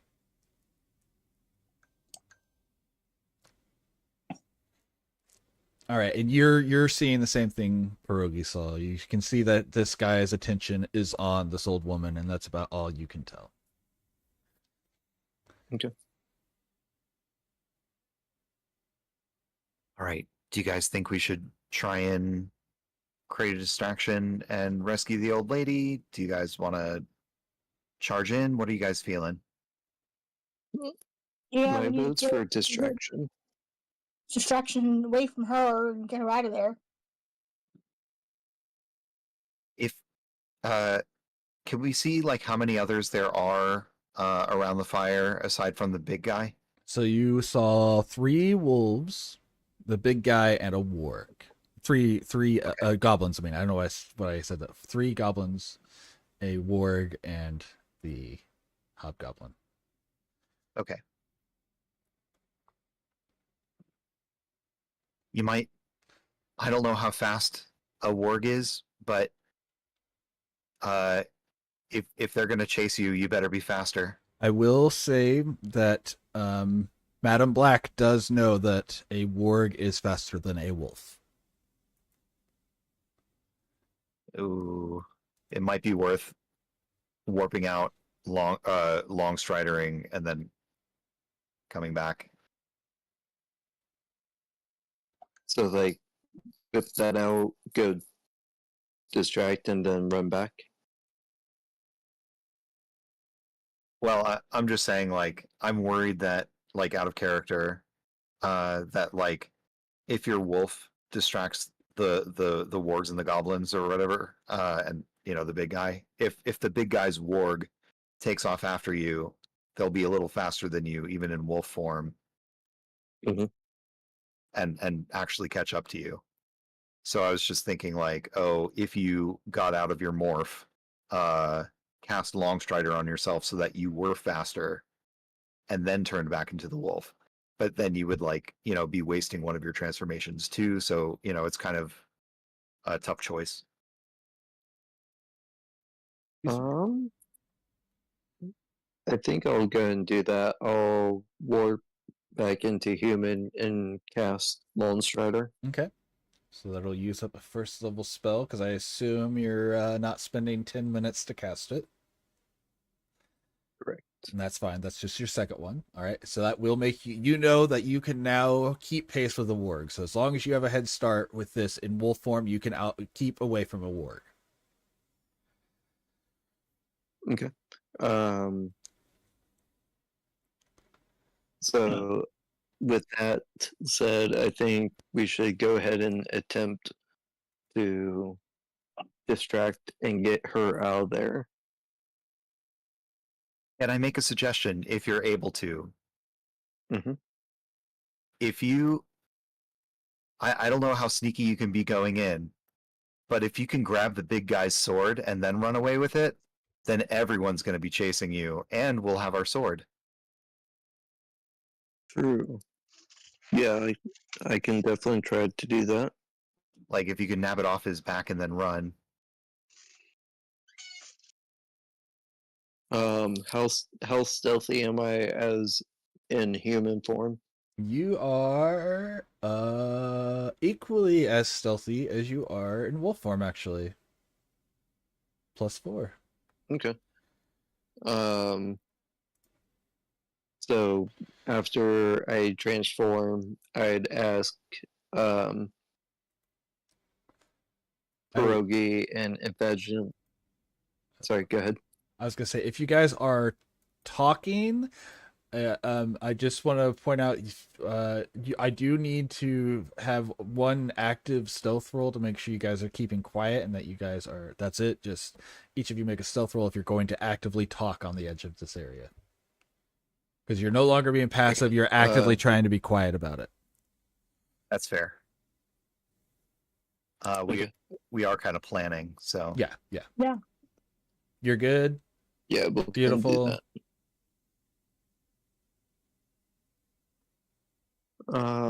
D20. So I would then D20. Sorry. Yep, you're good. Yep. Okay, so I just want to let you know what's going to happen here is as you're discussing, as Madam Black is speaking. At first, she is staying nice and quiet, but she's getting a little bit more excited because of the situation, like not in a good way, like getting upset. And so her voice is slowly raising the whole time that this conversation goes on. And at a certain point, you hear the laughter stop. You guys will still have time to start the planning, but you may not. I may cut you off partway and the action will start. Okay? Okay. Okay. All right. So go ahead and continue. I don't really have any more to say. Maybe it's go time. Okay. I'd say it's go time. Okay, so then at that moment, what we'll say then is at the moment that you guys are coming to this end, the laughter stops and you hear someone says, well, actually, you hear something said in Goblin. I guess, do any of you guys speak Goblin? I know Madam Black speaks English, or speaks Common and Elven. English? What the heck? Common and Elven. I speak Dwarvish and Elvish. Okay. No, but I would like to, if we are still like kind of in sight of where Ingvar is hiding, I would kind of like to like Hi, make Pitaka. like an eye gesture, like, you know, 2 fingers to my eyes, and then 2 fingers out toward where the fire is, kind of just to indicate to Ingvar that like something is going down. Keep watch. Ingvar has totally hidden behind a tree, so he can't see you. Fair enough. Because he knows he's so bad at stealth that being 100% invisible. Sure. Makes sense. Okay. So yeah, as you guys finish your little thing, you hear stuff being yelled in Goblin. You can definitely tell the tone is questionary, though, not necessarily hostile. And then you can see another goblin that you hadn't seen before begrudgingly leave a tent. Like, you could tell whatever it is going on, he doesn't want to be part of any of it anyways. And so he is walking towards you guys and doing one of those motions like, yeah, I got it, sort of hand motion, as he's going to check the location that you guys are currently speaking. So it is now go time, and you don't have a choice. Okay. So Kill him before he can scream. Distraction time. Okay, so I would tell Evangeline and Pierogi to deal with him and would sprint as fast as possible and attempt to grab the big guy's sword and run, keep running in that direction. Okay. Fast as you can. So you're turning into a wolf and doing this? Yes? You're turning back into a wolf and doing this, or are you doing this on foot? On foot. Okay. With a long stride. Right. So I'll turn into a wolf and Longstrider. Yeah, you can have both. So Longstrider's Okay. active on you, Oh. and then you could turn into a wolf. And so when I said you could outrun a warg, that would be in wolf form with Longstrider. Okay. Okay. I will go ahead and transform back into a wolf. Okay. And so you're there. You're getting the moment of surprise. None of them see you coming, so you're going to make it there no issue. Now the question is, can you get the sword? It is on his back. It is strapped, but it is just with some rope. What I'm going to need for you to do is to make an attack roll at disadvantage. So you'll roll 2 dice, and we'll take the lower one to attempt a disarm attack. But would it be with advantage because it is completely unexpected? Yes, and so because of that, yes, you are correct. He will get the surprise round, and I guess surprise. So it'll be a flat roll. I will allow this rule lawyering here. I'll allow it. So roll an attack roll for me.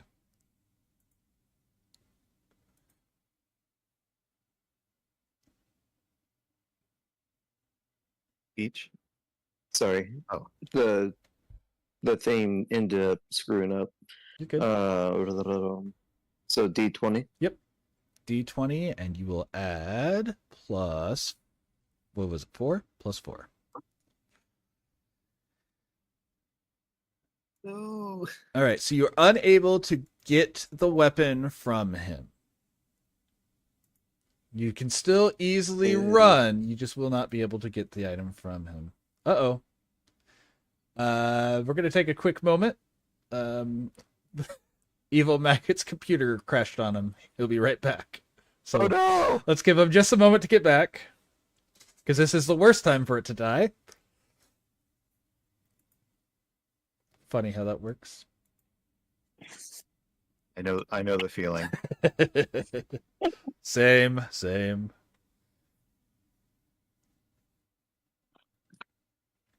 Whose computer?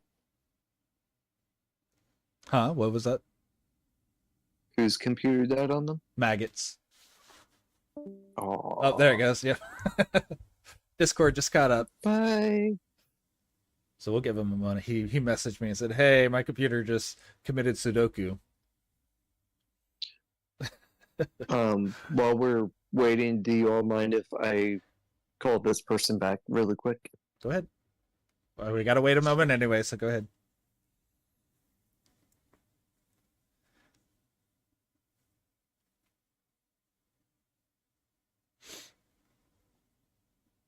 No plan survives the encounter with the enemy, or however that goes.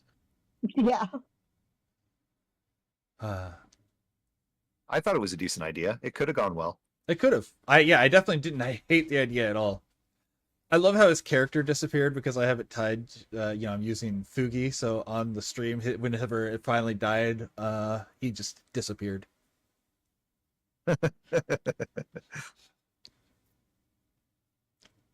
It's one empty window. It is. I hope you guys are having fun with this so far. I hope I haven't bored you or made you feel good. Because yeah, I'm enjoying. It's definitely difficult to balance this while trying to stream it. So fair. Try to make sure it's engaging and that we can keep going the whole time without a whole lot of downtime.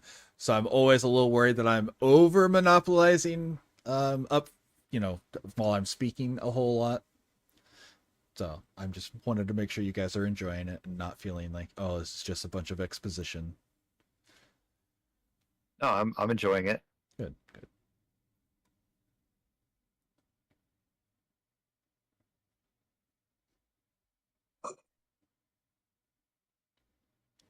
There will. Oh. Uh-oh. Well, she's on a call and she's been doing stuff from her phone, so I'm not overly surprised that hers dropped like that. Yeah. That's high quality H2O. Corgi, I Something just about a ran headset out going of up. water. So hold on a second. Let me refill my thing and then I will hydrate. Also, Corgi redeemed hydrate, so hydrate, guys. Oh no, I'm out of drink. Oh no. I got more drink while I was on when we took the break before, because I was out before too. I've been drinking even this whole time while I've been streaming. I keep taking little sips. So, but luckily I have extra He's here. drinking in front of me while I'm out of drinks. Thank you. Yeah.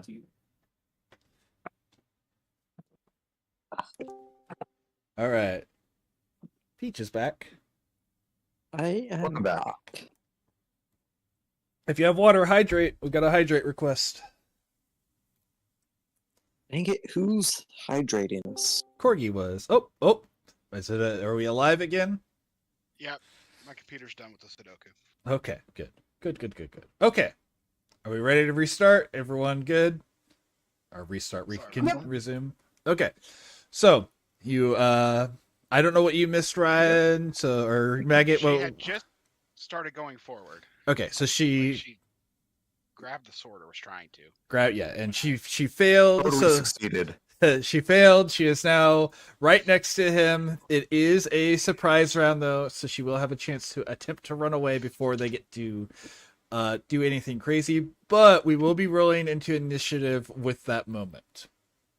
So So the question is, do you all think I should keep running and then try again for another attempt to grab the sword? I think out of character, it would probably at this point just be a good idea to split the goblin encampment so that some of them are running after you, or if all of them can run after you, that would be better for us to like extract the old lady. If not, at least hopefully some of them will be distracted while a fight ensues. Okay. That's my thought, but if you start, well, never mind. I'm not going to metagame this point. metagame. All right, I'm gonna roll some initiatives here. Oh, I guess I should put the die in there before I try to roll something. All right. So the Hobgoblin has what is initiative? +4. Wow, that's a 20 initiative.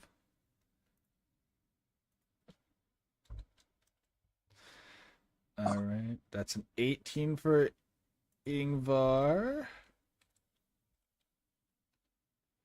That's an 11 for. Oh wait, right? 11 Evangeline, is that right?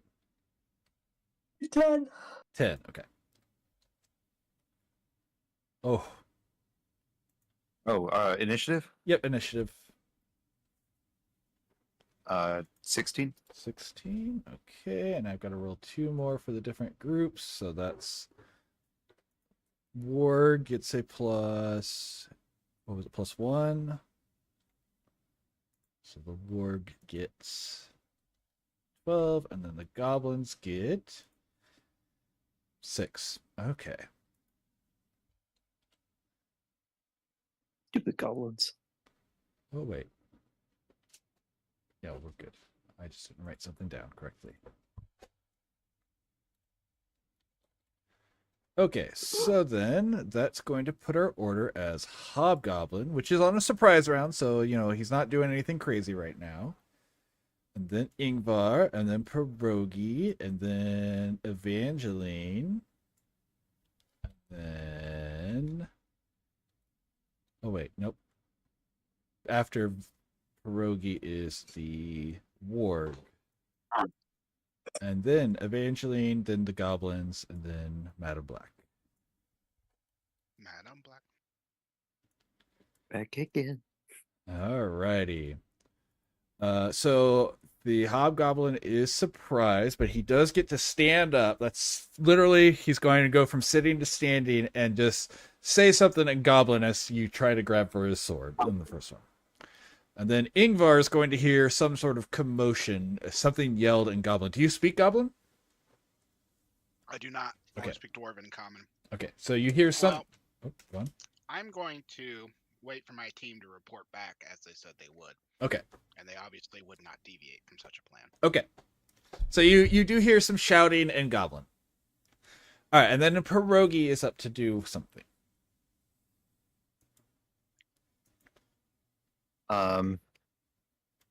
So there's one goblin walking towards you who is now very surprised as the wolf ran past him. I guess he's looking away. There's a group of 3 goblins around the fire who are all standing up. The hobgoblin stood up and is yelling, and then the warg hasn't started standing up yet. Would you say that this is a surprise round, right? Yes, this is a surprise round. So yes, you have advantage. And I guess Evangeline is next to me? Yes, you and Evangeline are standing next to each other.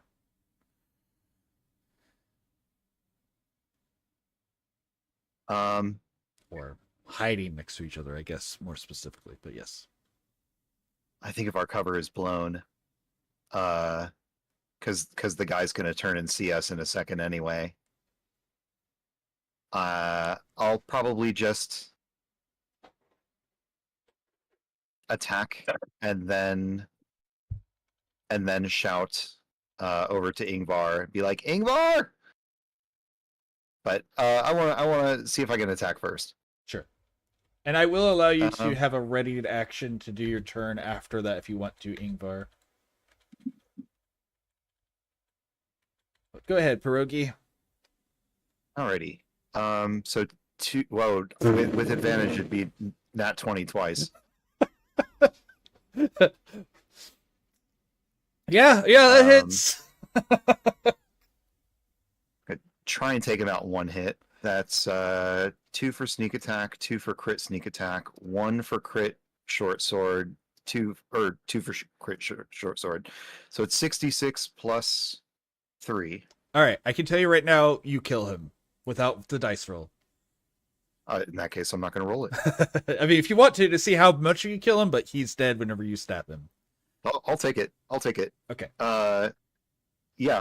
Just one good jut up and shout, Ingvar! And I am going to, I guess, take the rest of my turn to kind of pop up around the palisade wall and, like, see how, like, I guess get a lay of how many more there are and whether, like, how many are about to give chase. Sure. Again, on the surprise, that one's dead. There's 3 other goblins that were around the fire. There is the warg and the hobgoblin. You do not see anyone else. And of course, there's the old woman standing there, but she doesn't look like she's going to do anything. Okay. Gosh. I'm going to see if I can run behind a different palisade and bonus action hide. Okay. And I guess that'll be my turn. All right, go ahead and make you roll. Because you technically need to each time you do a rehide. It'll be 17. Beautiful. Okay.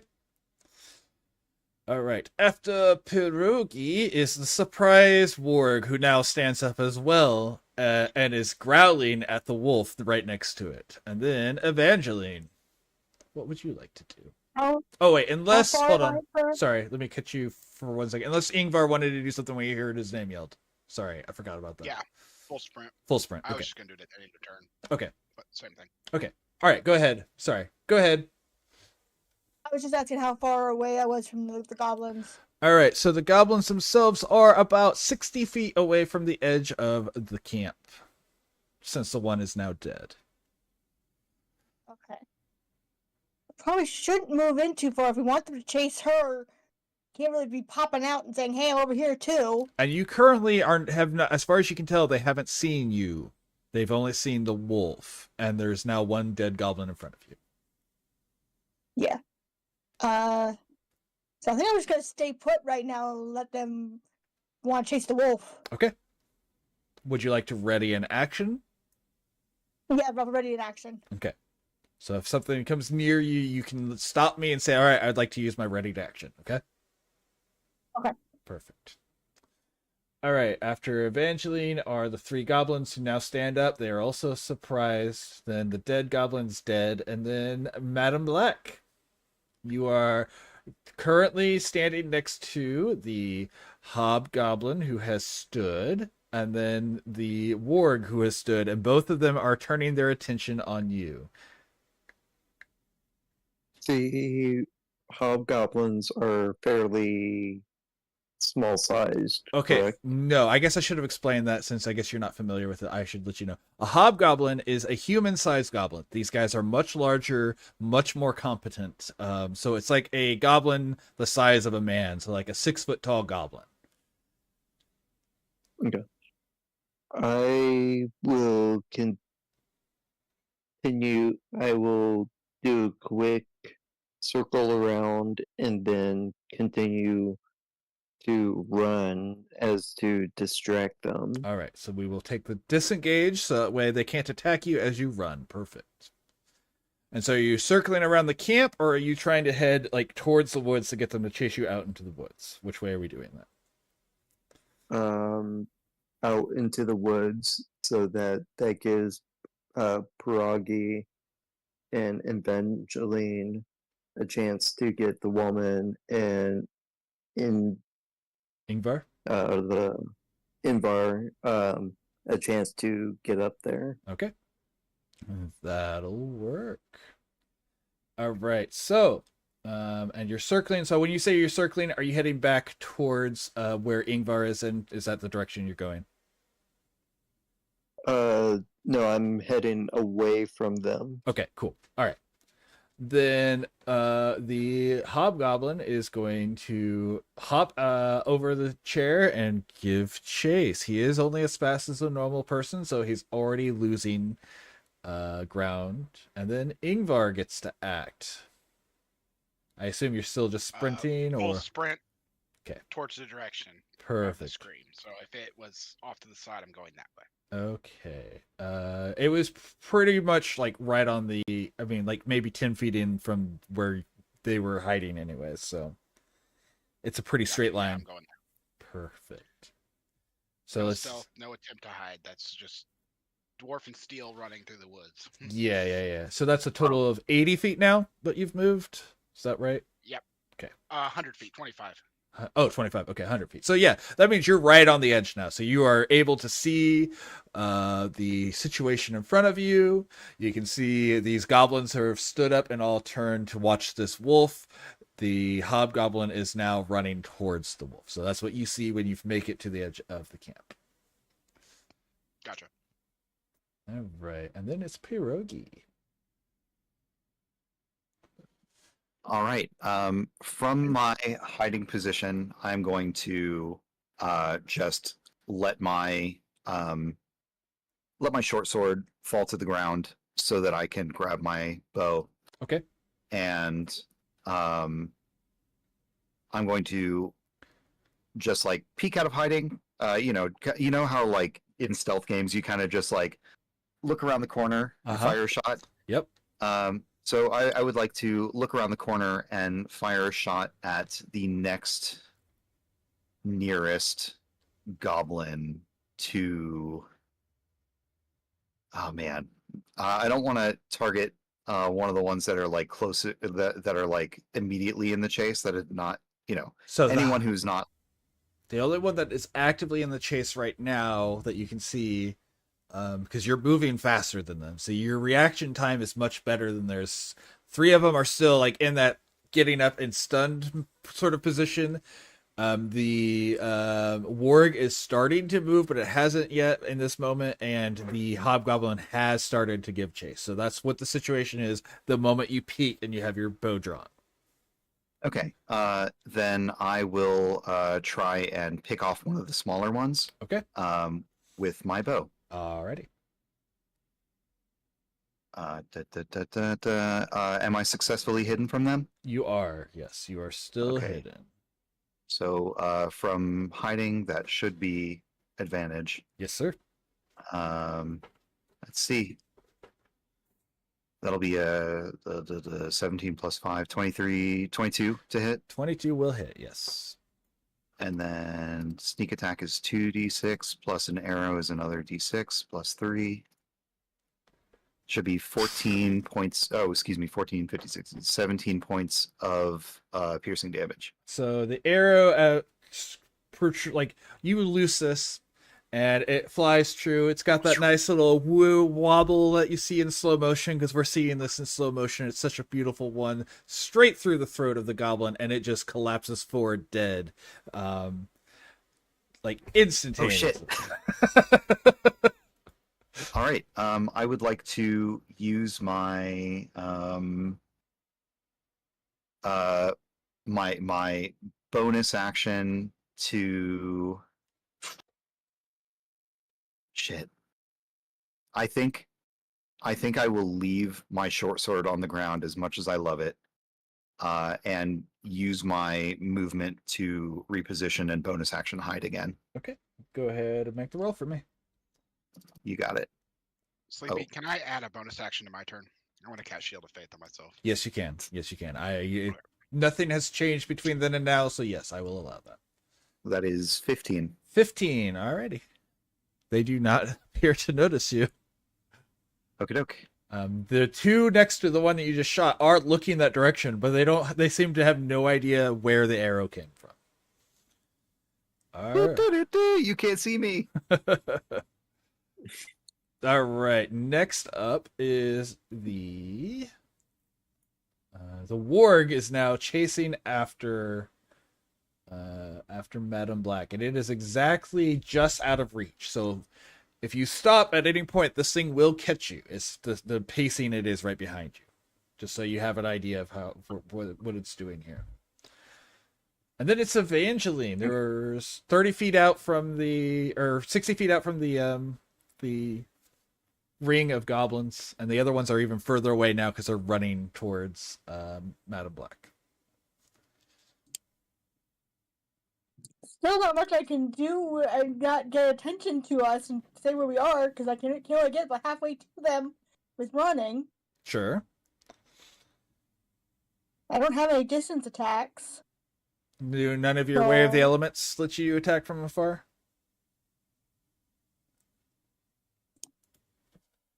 I'm just checking it. It only goes 10 feet. Okay. That's the Fang of the Fire Snake thing? Yeah. You do have a bonus action dodge, but you'd have to spend key to do it. Or bonus action dash, right? Yeah. Step of the Wind or something? Yeah. Which would let you move 80 feet for a key point. Around 90 feet away? They're 60 feet away. The hobgoblins 90 feet away. Oh, okay. All right, well then I'll use one of my key points to use Step of the Wind. Okay. And if I can get close enough to one of the hobgoblins to attempt to punch him. Yep. You know what I meant. Yep. Okay, so I'm going to attempt to hit him. Okay, so you sprint up to this thing. If for anyone who's watching it, a gust of wind follows behind her and pushes her, so she's moving faster as she rushes in for this punch. All right, so that's a critical. Let's see the damage. You'll roll your damage dice twice, and then you'll add your damage modifier as a ×2 to it. Okay, so that's 6, and then damage modifier is a strength, which is ×2 for the 3. Math is not my strong suit. So a total of 12, 6 and 6. Yep. All right, so you punch him and he dies on the spot. So a gust of wind, you like Dragon Ball Z float across the ground as the wind's at your back, and then you punch this thing. He falls into the fire dead. The other one's looking at you like, oh shit. No, it's that one goblin's. Oh, go on. Sorry. Also, I guess the gust of wind was my bonus action, correct? Correct. I believe so. I can double check, but I believe so. No, I think so too. But okay, yeah. That's end my turn. Let me go ahead. I want to, in case it's not, let me go ahead and, because I got the book right here so I can double check real quick. Monk is... No. All right. Nice moves. Way of... Where is the Way of the She's going full Chuck Norris on these goblins. All right, where is the... Find the right one here. This red corgi punched to death.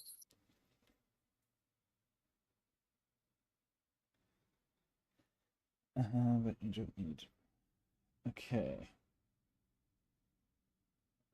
It's a bonus action. Bonus Page action. 78, top right. Perfect. I was on the wrong page there. Yes, bonus action. So, yep.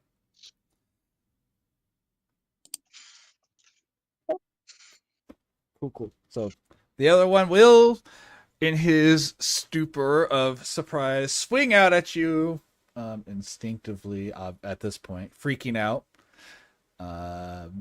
with his weird, crooked-looking scimitar. Oh, yeah, I'm pretty sure you're fine. That is a 10. Does 10... I don't think 10 beats your AC, does it? No, it does not.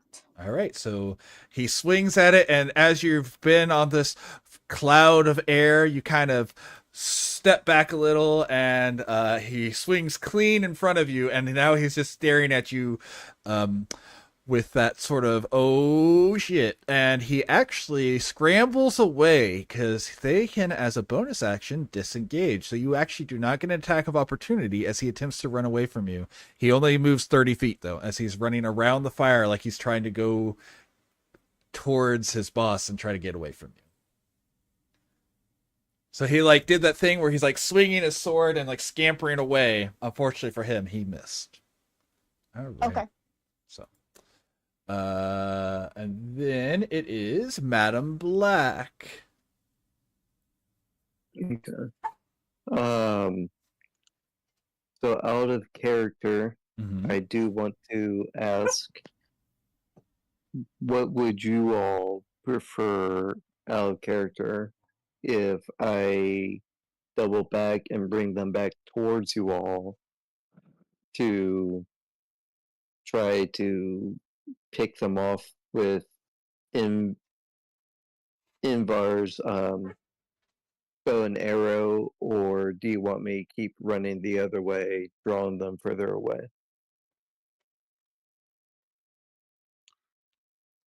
Give us another turn. Yeah, I would say keep him busy running around for another turn if you can, because we're just trying to like dwindle their numbers until we can get into a better position. Get this old lady secure, and then bring him back, and we'll kick his ass. Open can whoop ass. All right. Okay. So I will keep on running.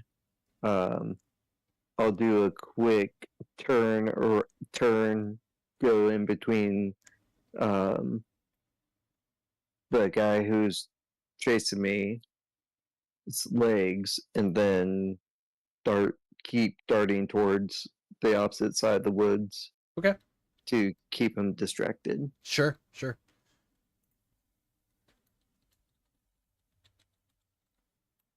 guys, I got distracted because something just appeared in my chat that I need. All right. All right. With that, the hobgoblin is going to turn. He's going to hear his men gurgling. He's going to look at the wolf who's running away after, it hasn't really succeeded. And he yells something in Goblin, points at the wolf, and then starts to actually double back towards the rest of the group, though. And he only makes it back to where he started, as he then produces from his bag a vial of some sort.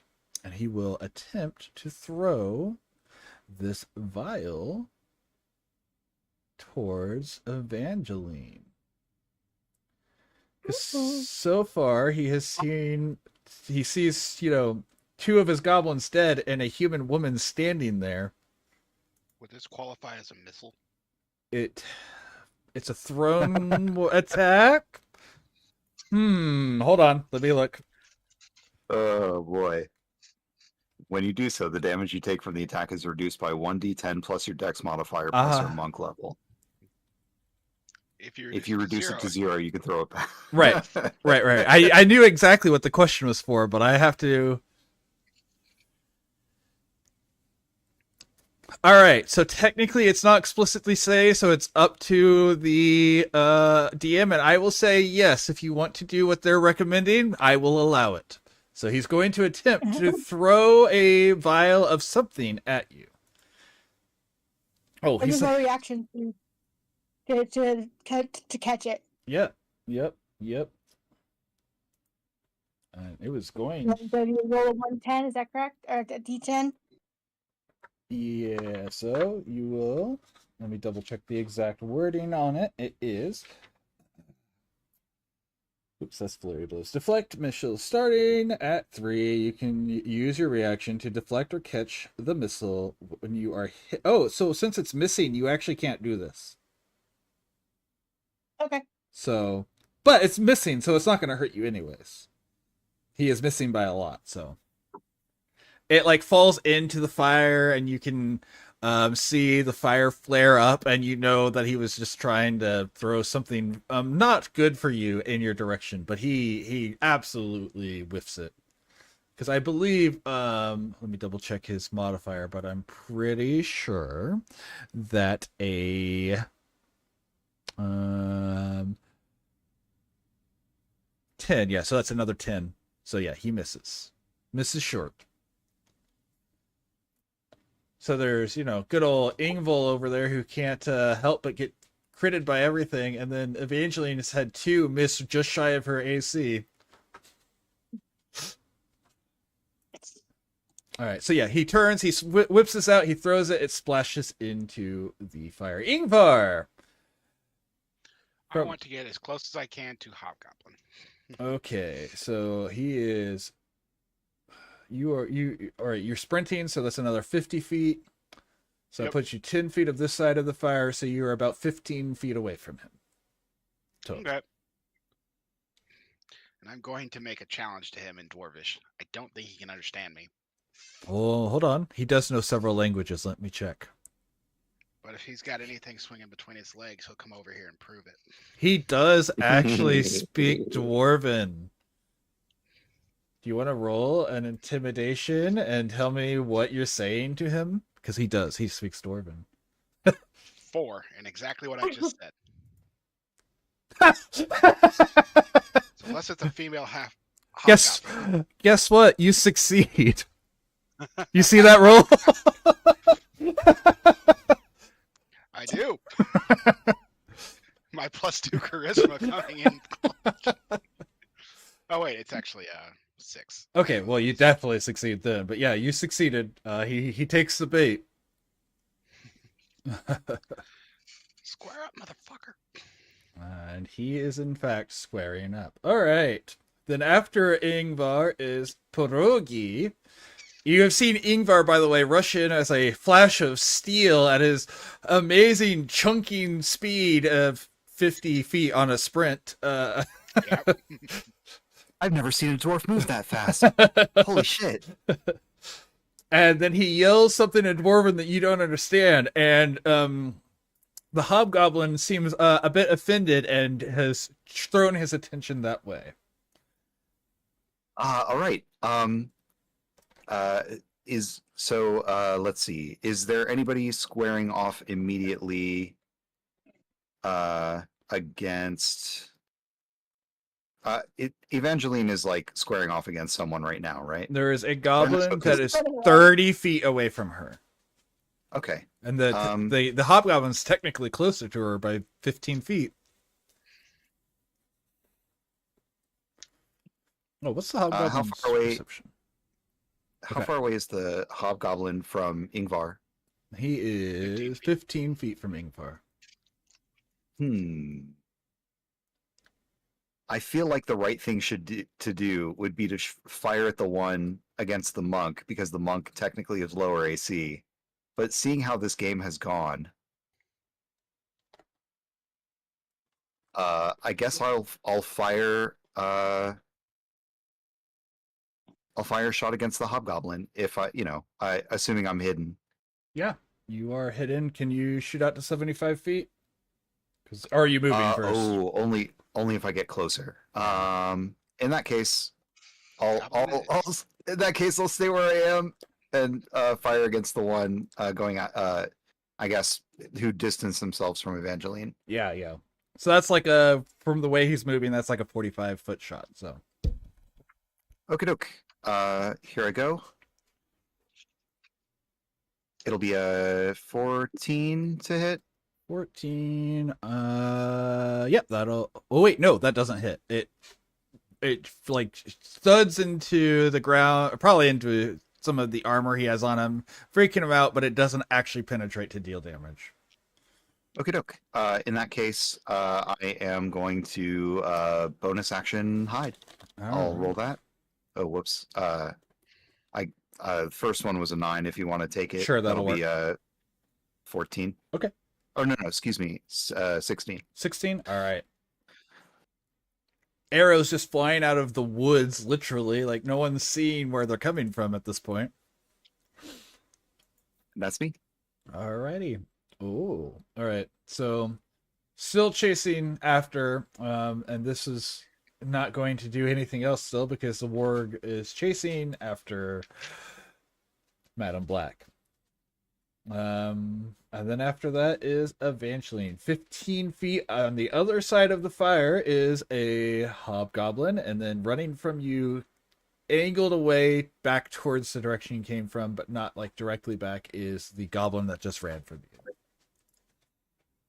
I'm gonna go after the one that's running from me. Okay. Attempt to hit him. Yeah. Punch him. Punch him. Secondary punch. Oh, that might do it. What's It's a 15. 15. All right, that hits. So let's see some damage. Balls. That's it is 6. 6. All right. Wow. So it's not dead. We finally didn't one-shot one of these. But it is bleeding and it is scrambling and terrified of you. So you run up to it, you punch it. It's like one of those ones you punch it so hard you knock out several teeth and you bring it across the jaw, and you can see its jaw kind of go slack, like you broke its jaw in the process. Anything else that you're doing in this process? All right, you're feeling like you're just feeling super hench at this point, aren't you? All right. It is going to attempt to swing its sword at you because it's trying to get away from you. So that is what it will be doing now, and it has a +4 to hit. Boop.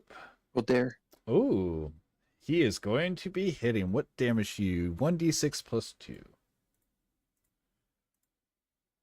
For 5 damage. So he brings the sword up, slashes it across at you, probably at the arm that just squared it through on the jaw, putting a slash. It's probably the same one that you got tore up earlier, because that's always how that works, right?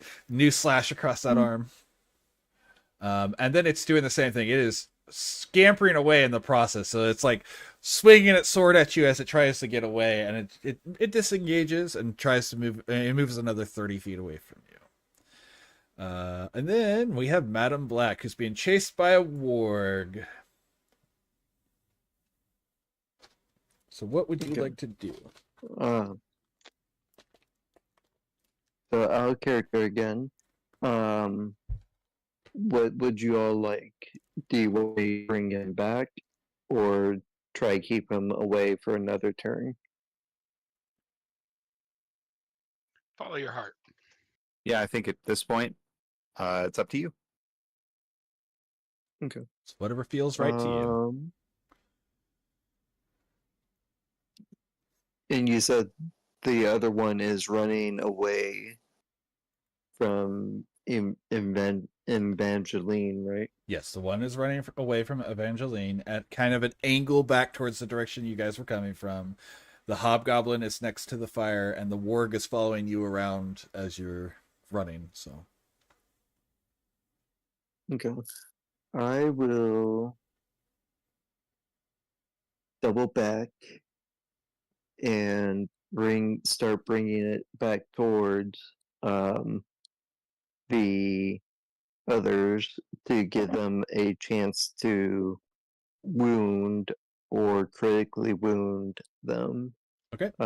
While nipping at its heel as I go between its legs again.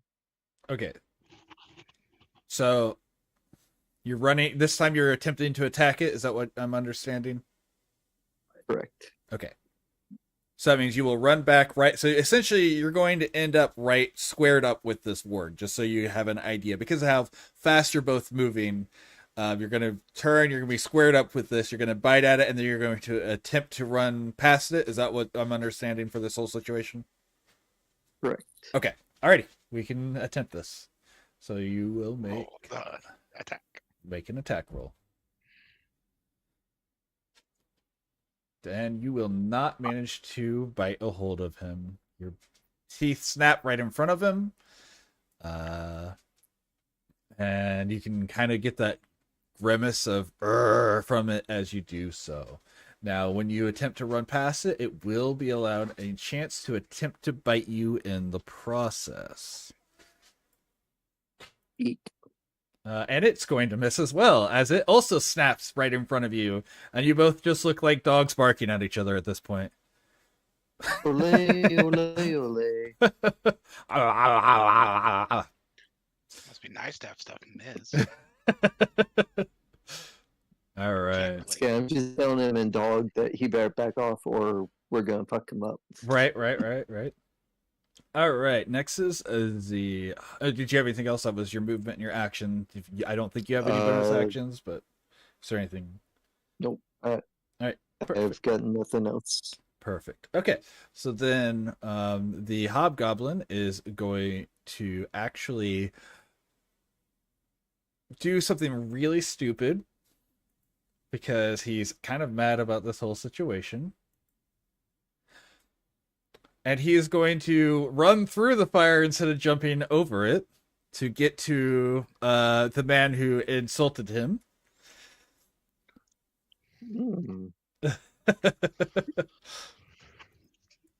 Oh, wow. He barely got singed. Barely took anything. Just how I like my goblins. Crispy. So the hobgoblin is now face to face with your dwarven friend Ingvar. It's probably more like face to belly. Me staring into his gut. He's dick to face. Got it. Oh. Dang it, midget. Thank you for bringing the examples. You may leave now.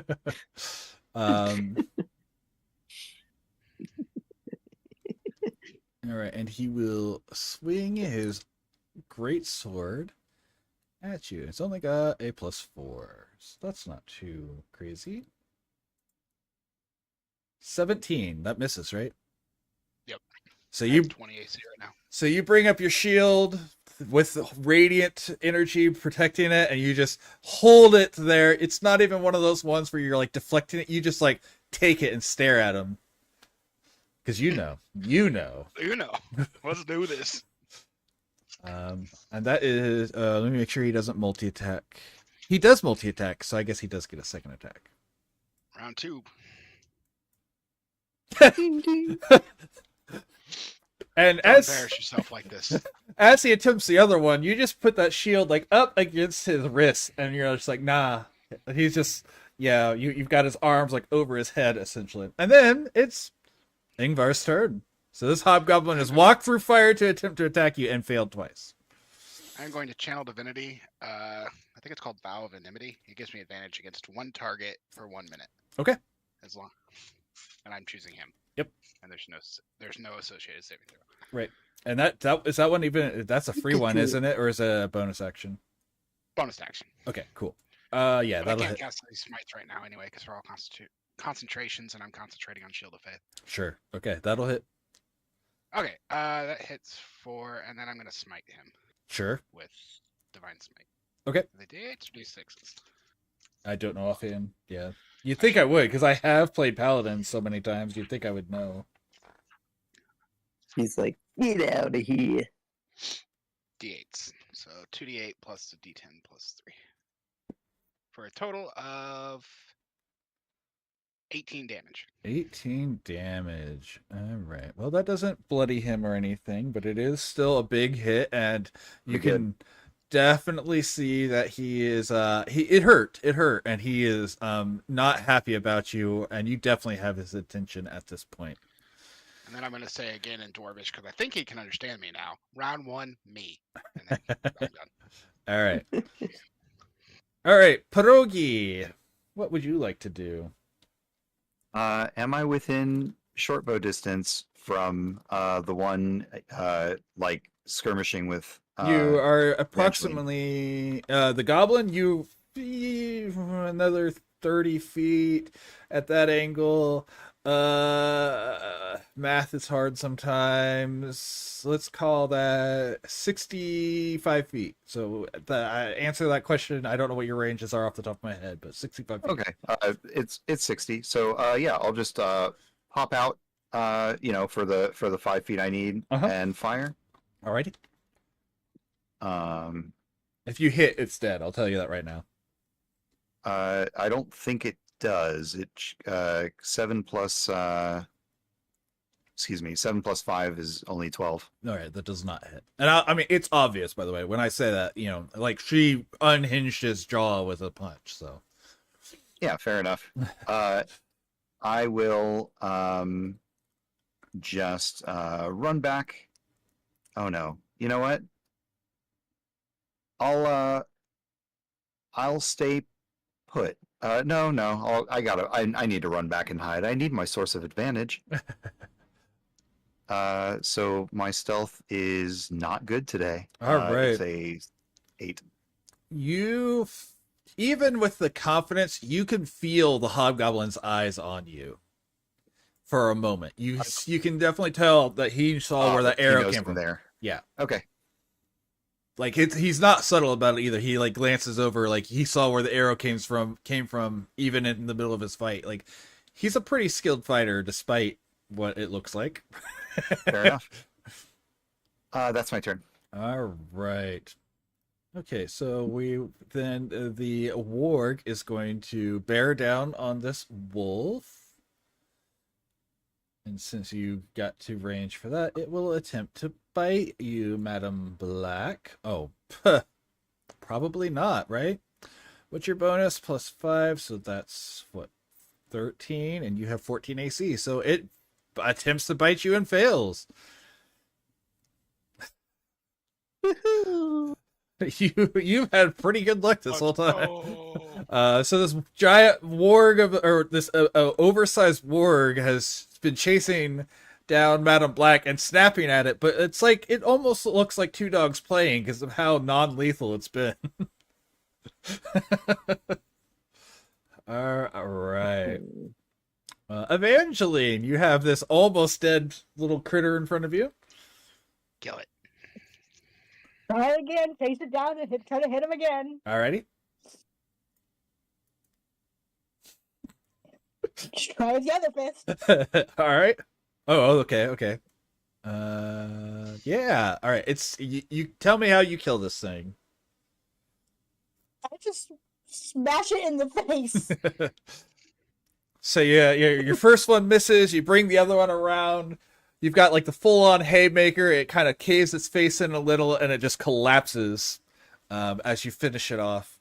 And you turn, and you can see Ingvar is locking shield to sword with the hobgoblin, and Madam Black and that's high quality H2O. Thank you, Peach. Everyone drink.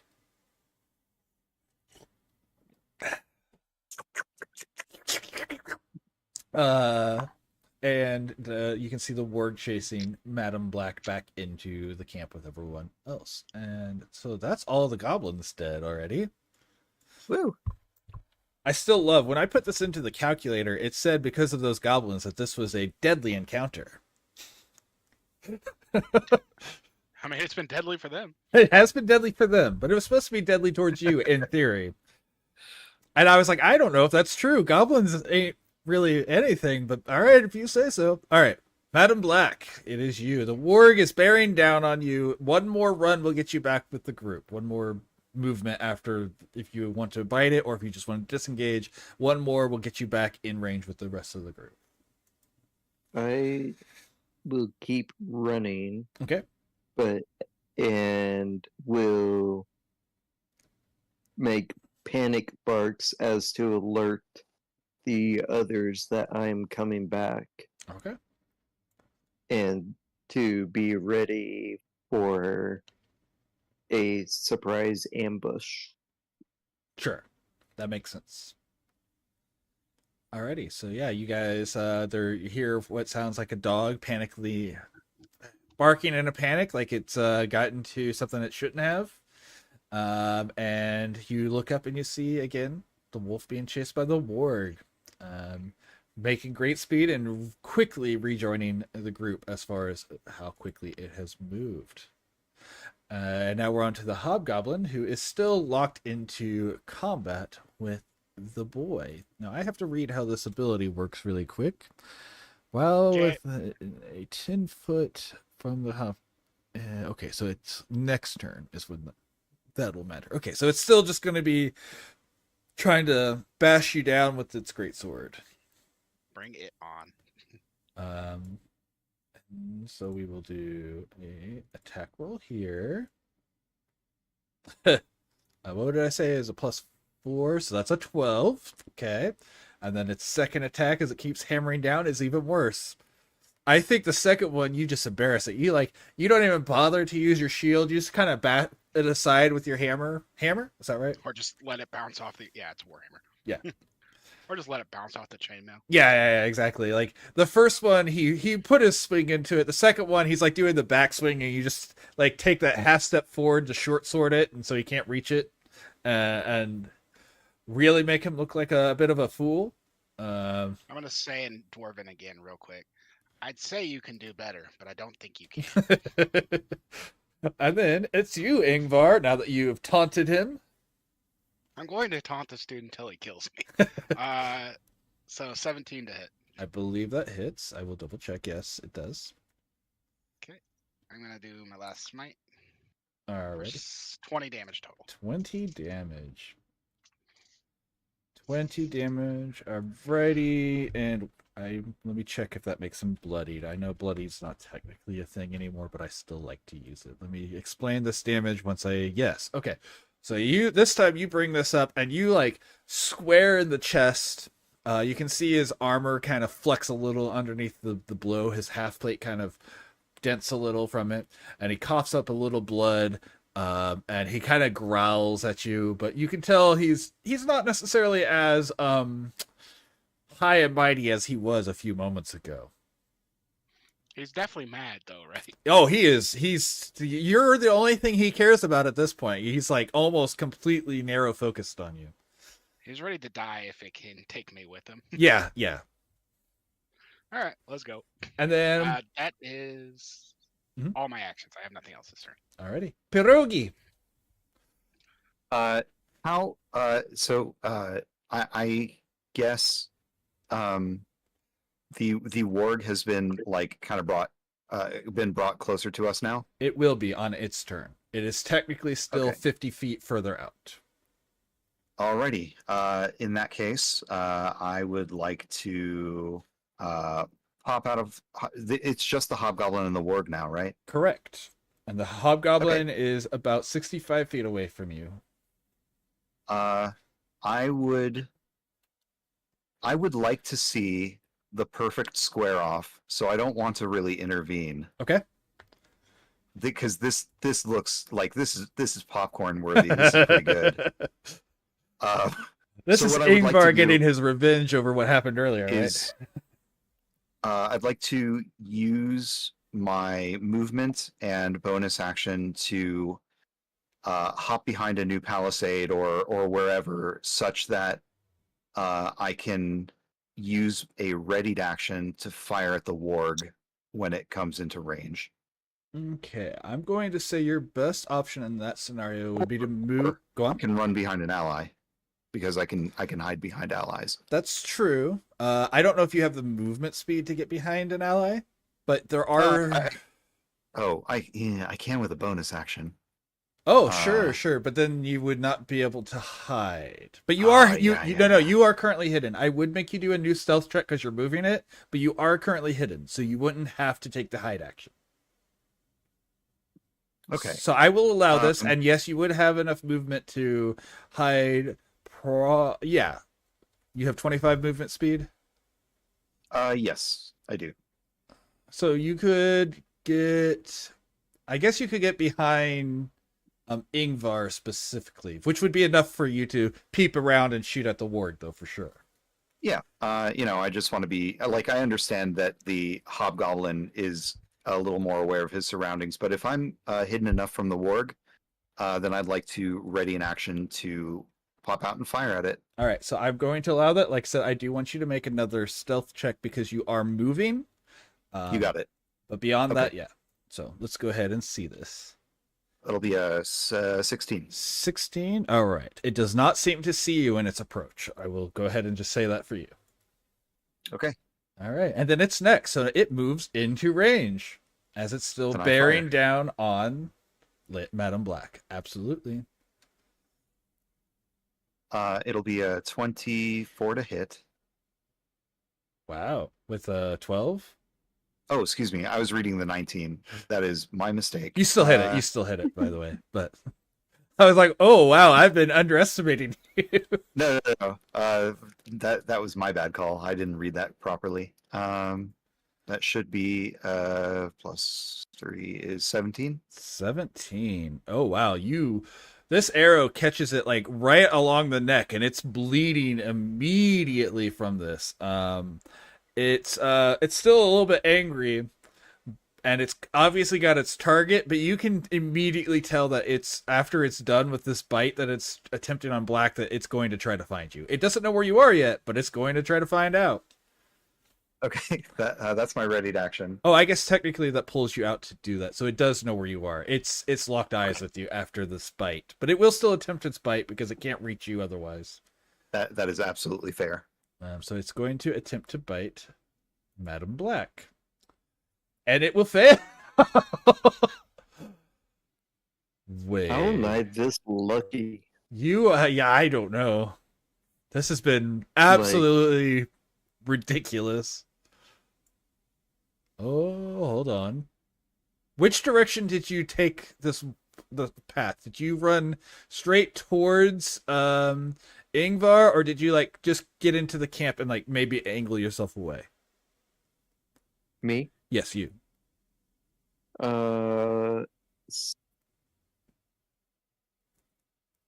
Angled away slightly, just enough that it doesn't have time to change direction. Perfect. Okay. I just had to see how close it was to the hobgoblin for certain things, but perfect. That works. All right, that nothing changes there. It attempts to bite you, and it has failed, and it's already seeming like it doesn't care about you, as it's now got its eyes on Pierogi. And then after that is Evangeline. You are about 60 feet out now because you've been chasing this goblin from the hobgoblin, and probably 70 feet out from the warg. All right, I'll just start making my way back because my movement speed's only 40, so I can't do much to head my way back. Sure. Double move. You could dash, yeah. You could dash. You could also use Use another key point. Yeah. To fight. Yeah, I get it. Yeah, use my another key point, and I will go after the warg. After the warg? Okay.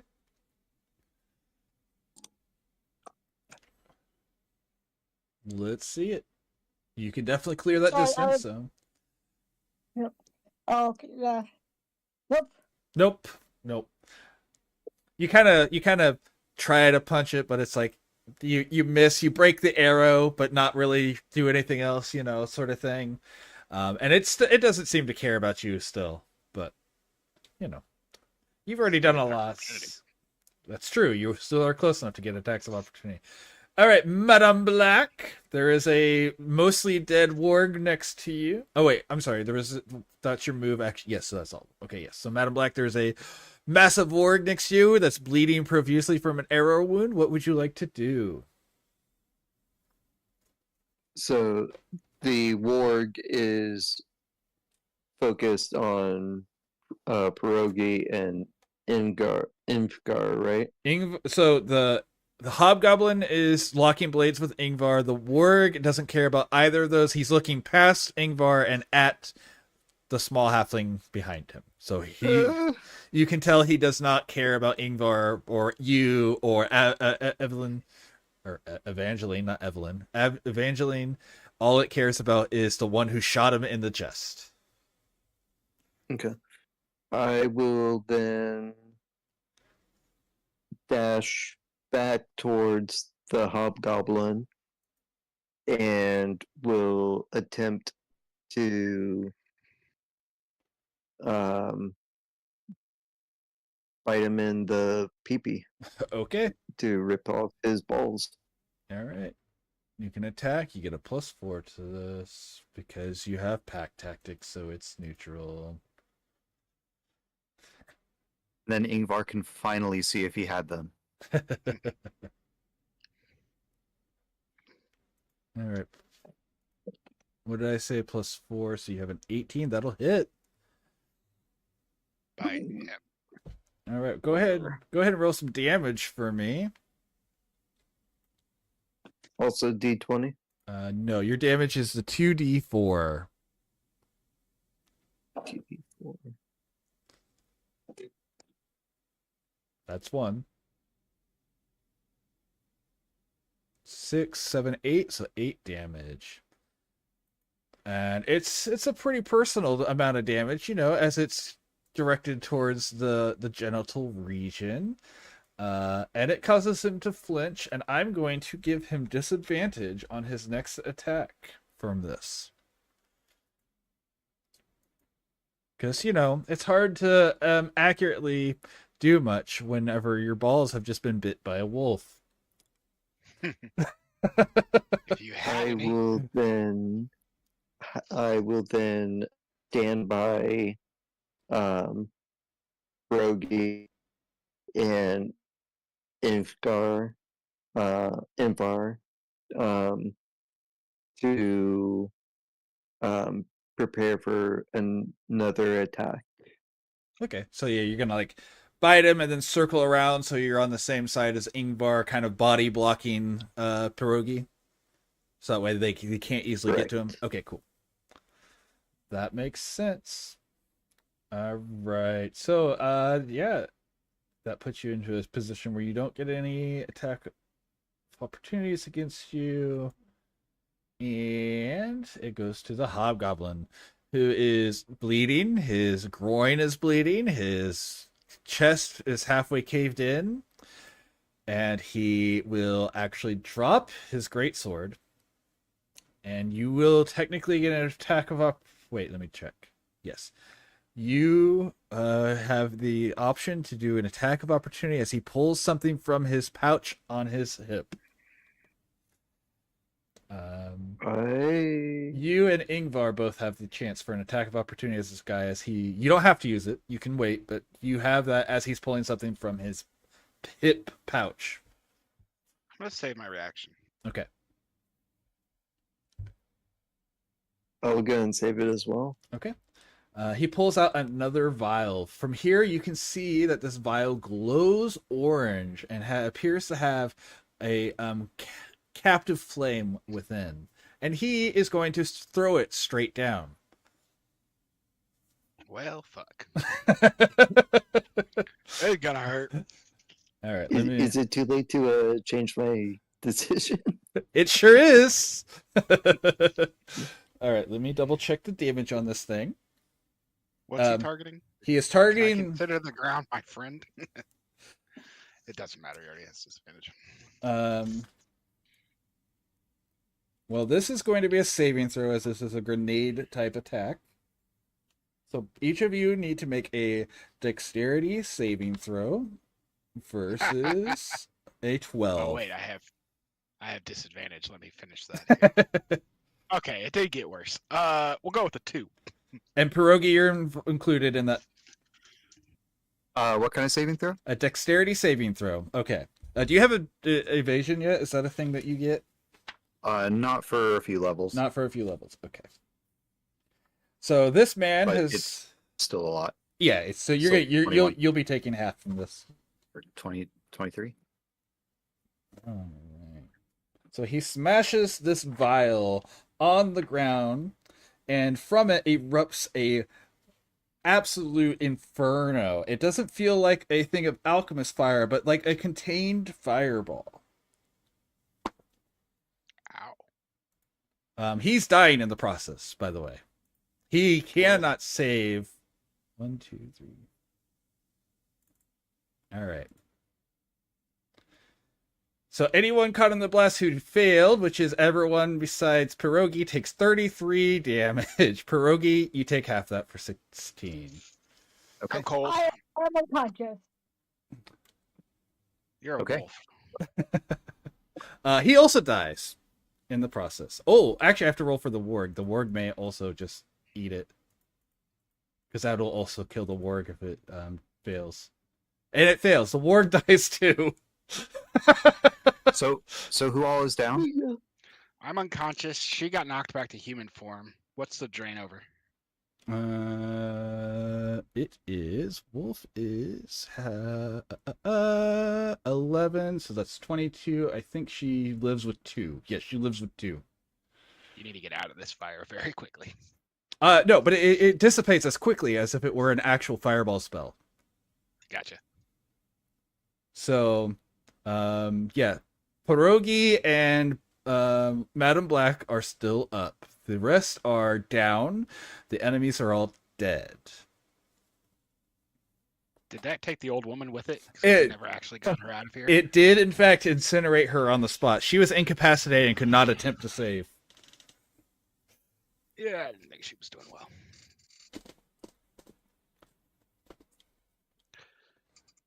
Owie. So, yeah, your friends are laying on the ground, dying. Pierogi, how bad are you? Just out of curiosity. Me? Yeah. I have 8 HP. 8 HP, and then Madam Black has 2 HP. So she is covered in burn scars, or burn marks. Both of you are not doing well. Are we still in turn order? You are no longer Yes, in. because I have death saving throws. Oh, that's true. Both of them have death saving throws. Yes, both. So I can definitely in one turn use like my action to apply a potion to someone. Maybe. Yes, you can. I also have something called fast hands, which means that I can use an object as a bonus action. So on one turn I can use 2 objects. Yes, sir. And try to administer potions to 2. Absolutely. But I only have 2 potions, so. Well, there's only 2 of your allies are down. Because I will up them on my turn. Okay. Well, you are technically next because everyone else who had a turn is either downed, and the one made the save already. The other one is everyone else is dead, so that is you. 2d4 plus 3 health. Yes, sir. What? 2d4 plus 3. 2d4 plus 3. That's how much a health potion heals. Oh, I thought it was 2d4 plus 2. Huh. It might be. I very rarely actually use them. So Evangeline is also back up? Yeah, you'll be able to definitely get them both back up. I'll double check the amount, but it's 2d4 plus either 2 or 3. So either way, you'll be able to get them up at the very least. It's stable.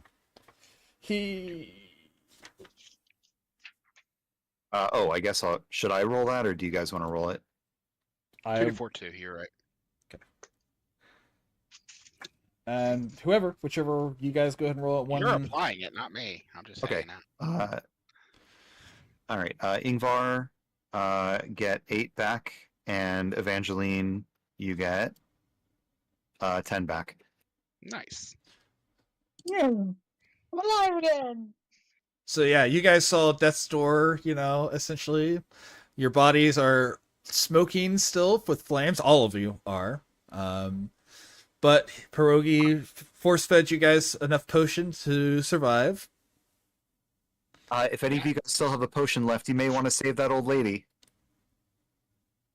What old lady? I say, looking over at the charred remains. Yeah, because that was enough damage to incinerate a civilian. Oh. Okay. Immediate to ash. Right. Well, I'm going to look right at the corpse of where the hobgoblin was and just be like, that was just unsportsmanlike. Personal foul, 15 yards, automatic first down. His As I slowly brush the ash off myself. Yeah, I was gonna say he is Ash. You see his greatsword laying there. It looks absolutely pristine. Like nothing has occurred to it. I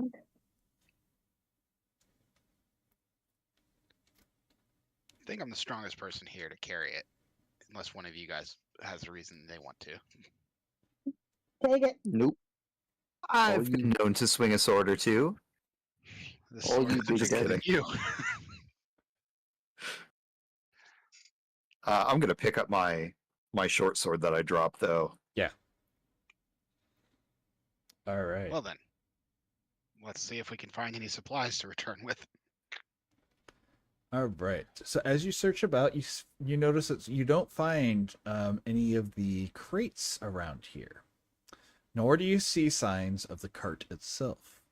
You do see several broken pieces of wood that appear to have been from what could be crates, however. But you aren't able to immediately identify any of the trade marks that would be on them normally.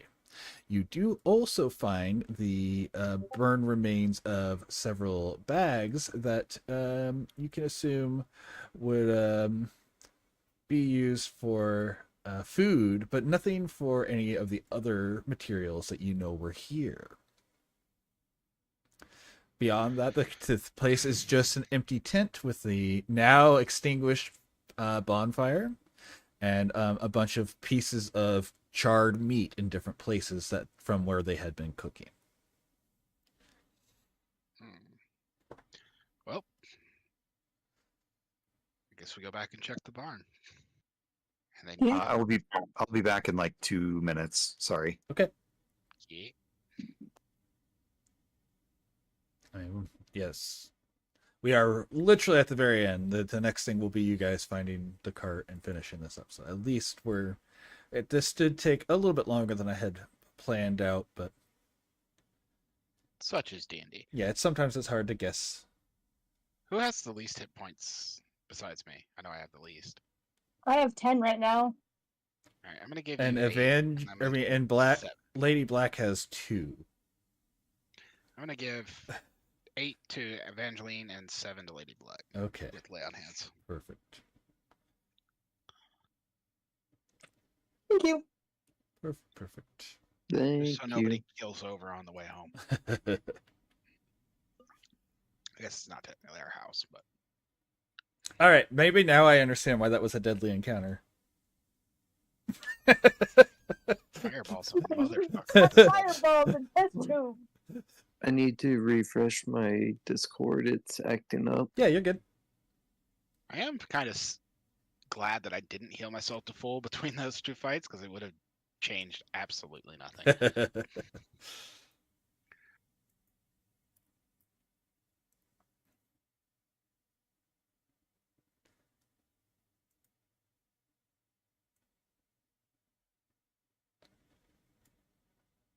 Sorry, I'm back. You're good. And He is back. Peach is resetting their Discord, so we'll give it a moment. Is it possible that I don't know if you guys have just been waiting or if you guys are playing, but I'm curious to find out what that wiggling thing that the hobgoblin had was. I never saw one. I can tell you right now you can't find it anymore, but I will tell you what it was because it doesn't matter anymore. It was actually the old lady's tongue. Oh. Huh. No wonder her mouth was bleeding. Mm-hmm. How much longer would you say that we are going for? Less than 10 minutes. 30 seconds. Yeah, less than 10 minutes at the most, and that would be if everyone draws everything out. All right, so you return to the barn. I am going to do my best human last rites that I can for all these people. Sure. Like I don't know the words, but I'll do as best I can. Right. Absolutely. So you return to the barn. In the barn, you open it wide to find a cart covered in tarps made of poor leather. You can tell that this was their attempt to quote-unquote hide it within the barn. You also find the remains of several dead horses. The cart itself has nothing to pull it at the moment. It appears that only about 3 or 4 of the boxes have been removed from the cart, as most of it is still full to the brim. None of the ones that have marks on it are still sealed, though, as everything has been opened and ransacked. But most of the stuff has been tossed back in. Most of it is quote-unquote worthless textiles that would only be useful if you were specifically using them for your trade. There's also some raw metal, but it's very poor quality raw metal. And in a few of the boxes, you do find some very simple tools. Beyond that, everything else is, the cart itself is in good condition. All right. So we short rest. She turns If into only- a horse. yeah. Take this thing back. That's definitely an Can option. can we turn the metal into like weapons at all, or It's not our metal. Unless there's like a forge here and like the time to do it. Right. good point? So yeah, absolutely. You have the ability to turn into a horse. That is something you can do as a druid. So you could do that and pull it on the way back.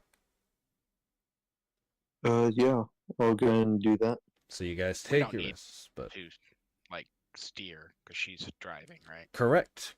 There's nothing crazy. The road, there's only there is one more interesting thing. So I will say this part as you go back. So you hitch the cart and you start to go back. As you reach the parts of the road or the path that had been unnaturally thick with vines, you find that they are now cleared in what you would expect from a normal forest path. As you continue along, you find that it's easy to regain position with the smuggler's road, and you are able to take it all the way back to the normal position that this cart would have been delivered to. And you find it all very simple to do so, as the path is very easy to traverse despite being so well hidden. Good. We did it. We did it. Well done, team. And you will bring it. Go on. With special Come on, thanks to Barnabas, you everybody, and you let's go. for picking me back up. All right. You will bring it back, and you will find good old Lacrima, and Lacrima will follow you to the cart if you guys would like to speak any more on it. But she does have a bag with 25 gold for each of you ready to go. Ooh. If you present, yeah, go on. I'm going to show her the sword too. Yeah, and so once you bring the sword, she produces without hesitation, as if it's already on her person, she pulls out 4 more bags with more gold, and she hands the 2 bags to each of you. If you want to count it, you will find 35 gold pieces within each, which is quite a bit of money, even for a level 3 adventurer. As the wolf, can I present to her the testicles? I suppose you could, yes. She doesn't seem too interested in it, though.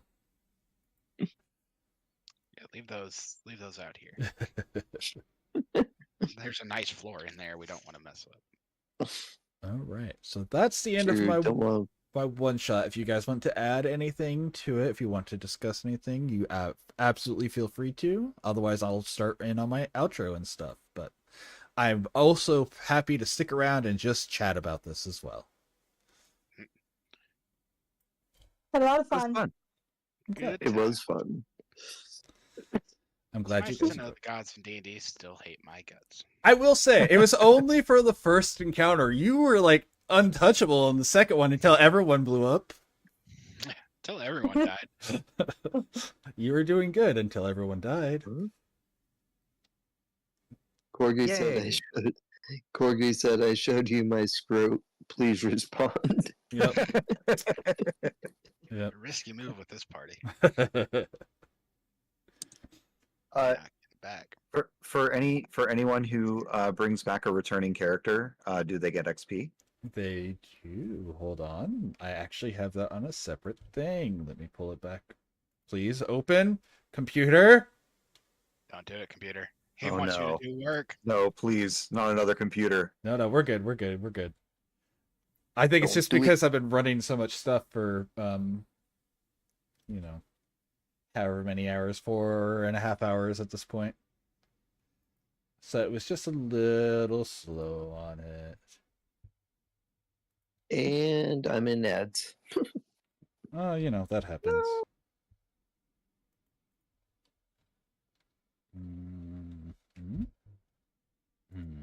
I was doing so well without them. But oh, I got so lucky until the end. Right. I mean, you survived. That's true. Yeah. That is true. Got more hit points than all of us. I'm just thinking in terms of the fact the Gorg or the Warg? Warg? Yeah, the Warg. How it kept on trying to bite at me, kept on missing. Yeah, that was interesting. Sweet. 325 experience per person. Sweet. Sweet. Say it one more time. I missed that. 325 experience for each character. So for those keeping track of XP after level 3, everyone should be at 1,225 XP. 1,300. Well, 1,225. And then Phil, I sent you a whisper. Okay. Let's see here. Right. Thank you, everyone, for watching us today. I know we've had a good, steady viewership today. I'm not sure how many of them are just us, but very much appreciate you guys joining us today. This has been a fun experiment, and I look forward to doing more of these. Thank you guys for playing. Like, it was really fun. It's good to DM again since it's been a few months since I've been able to. And I think Madam Black had one last question for the chat. Yeah, it was just a lot of fun. I mean, like, wow. But I do have one quick question. We're listening. What does the fox say? Yeah. Stream's over. Yep.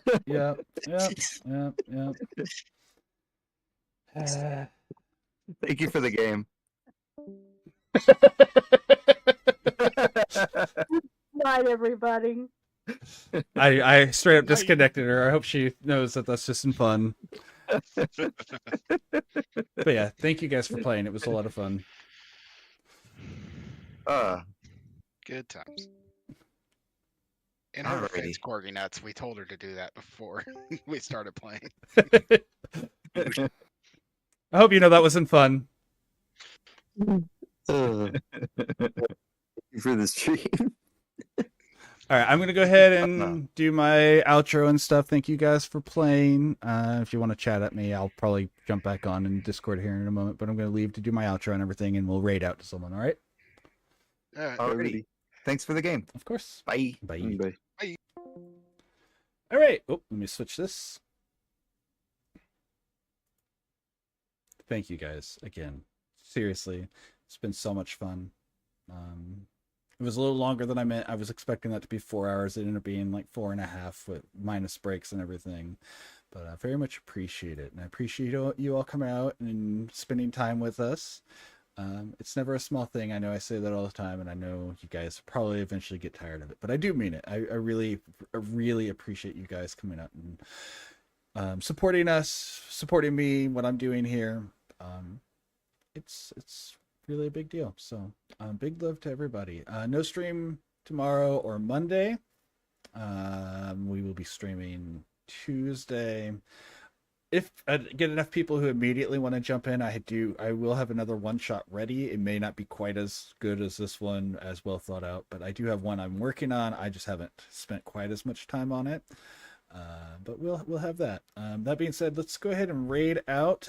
We got some people playing Baldur's Gate 3. They're doing The Darkest Urge, so we're gonna raid to Scoots because I don't raid to him very often. Big love to everybody. Thank you. Hope I see you guys next time. Bye.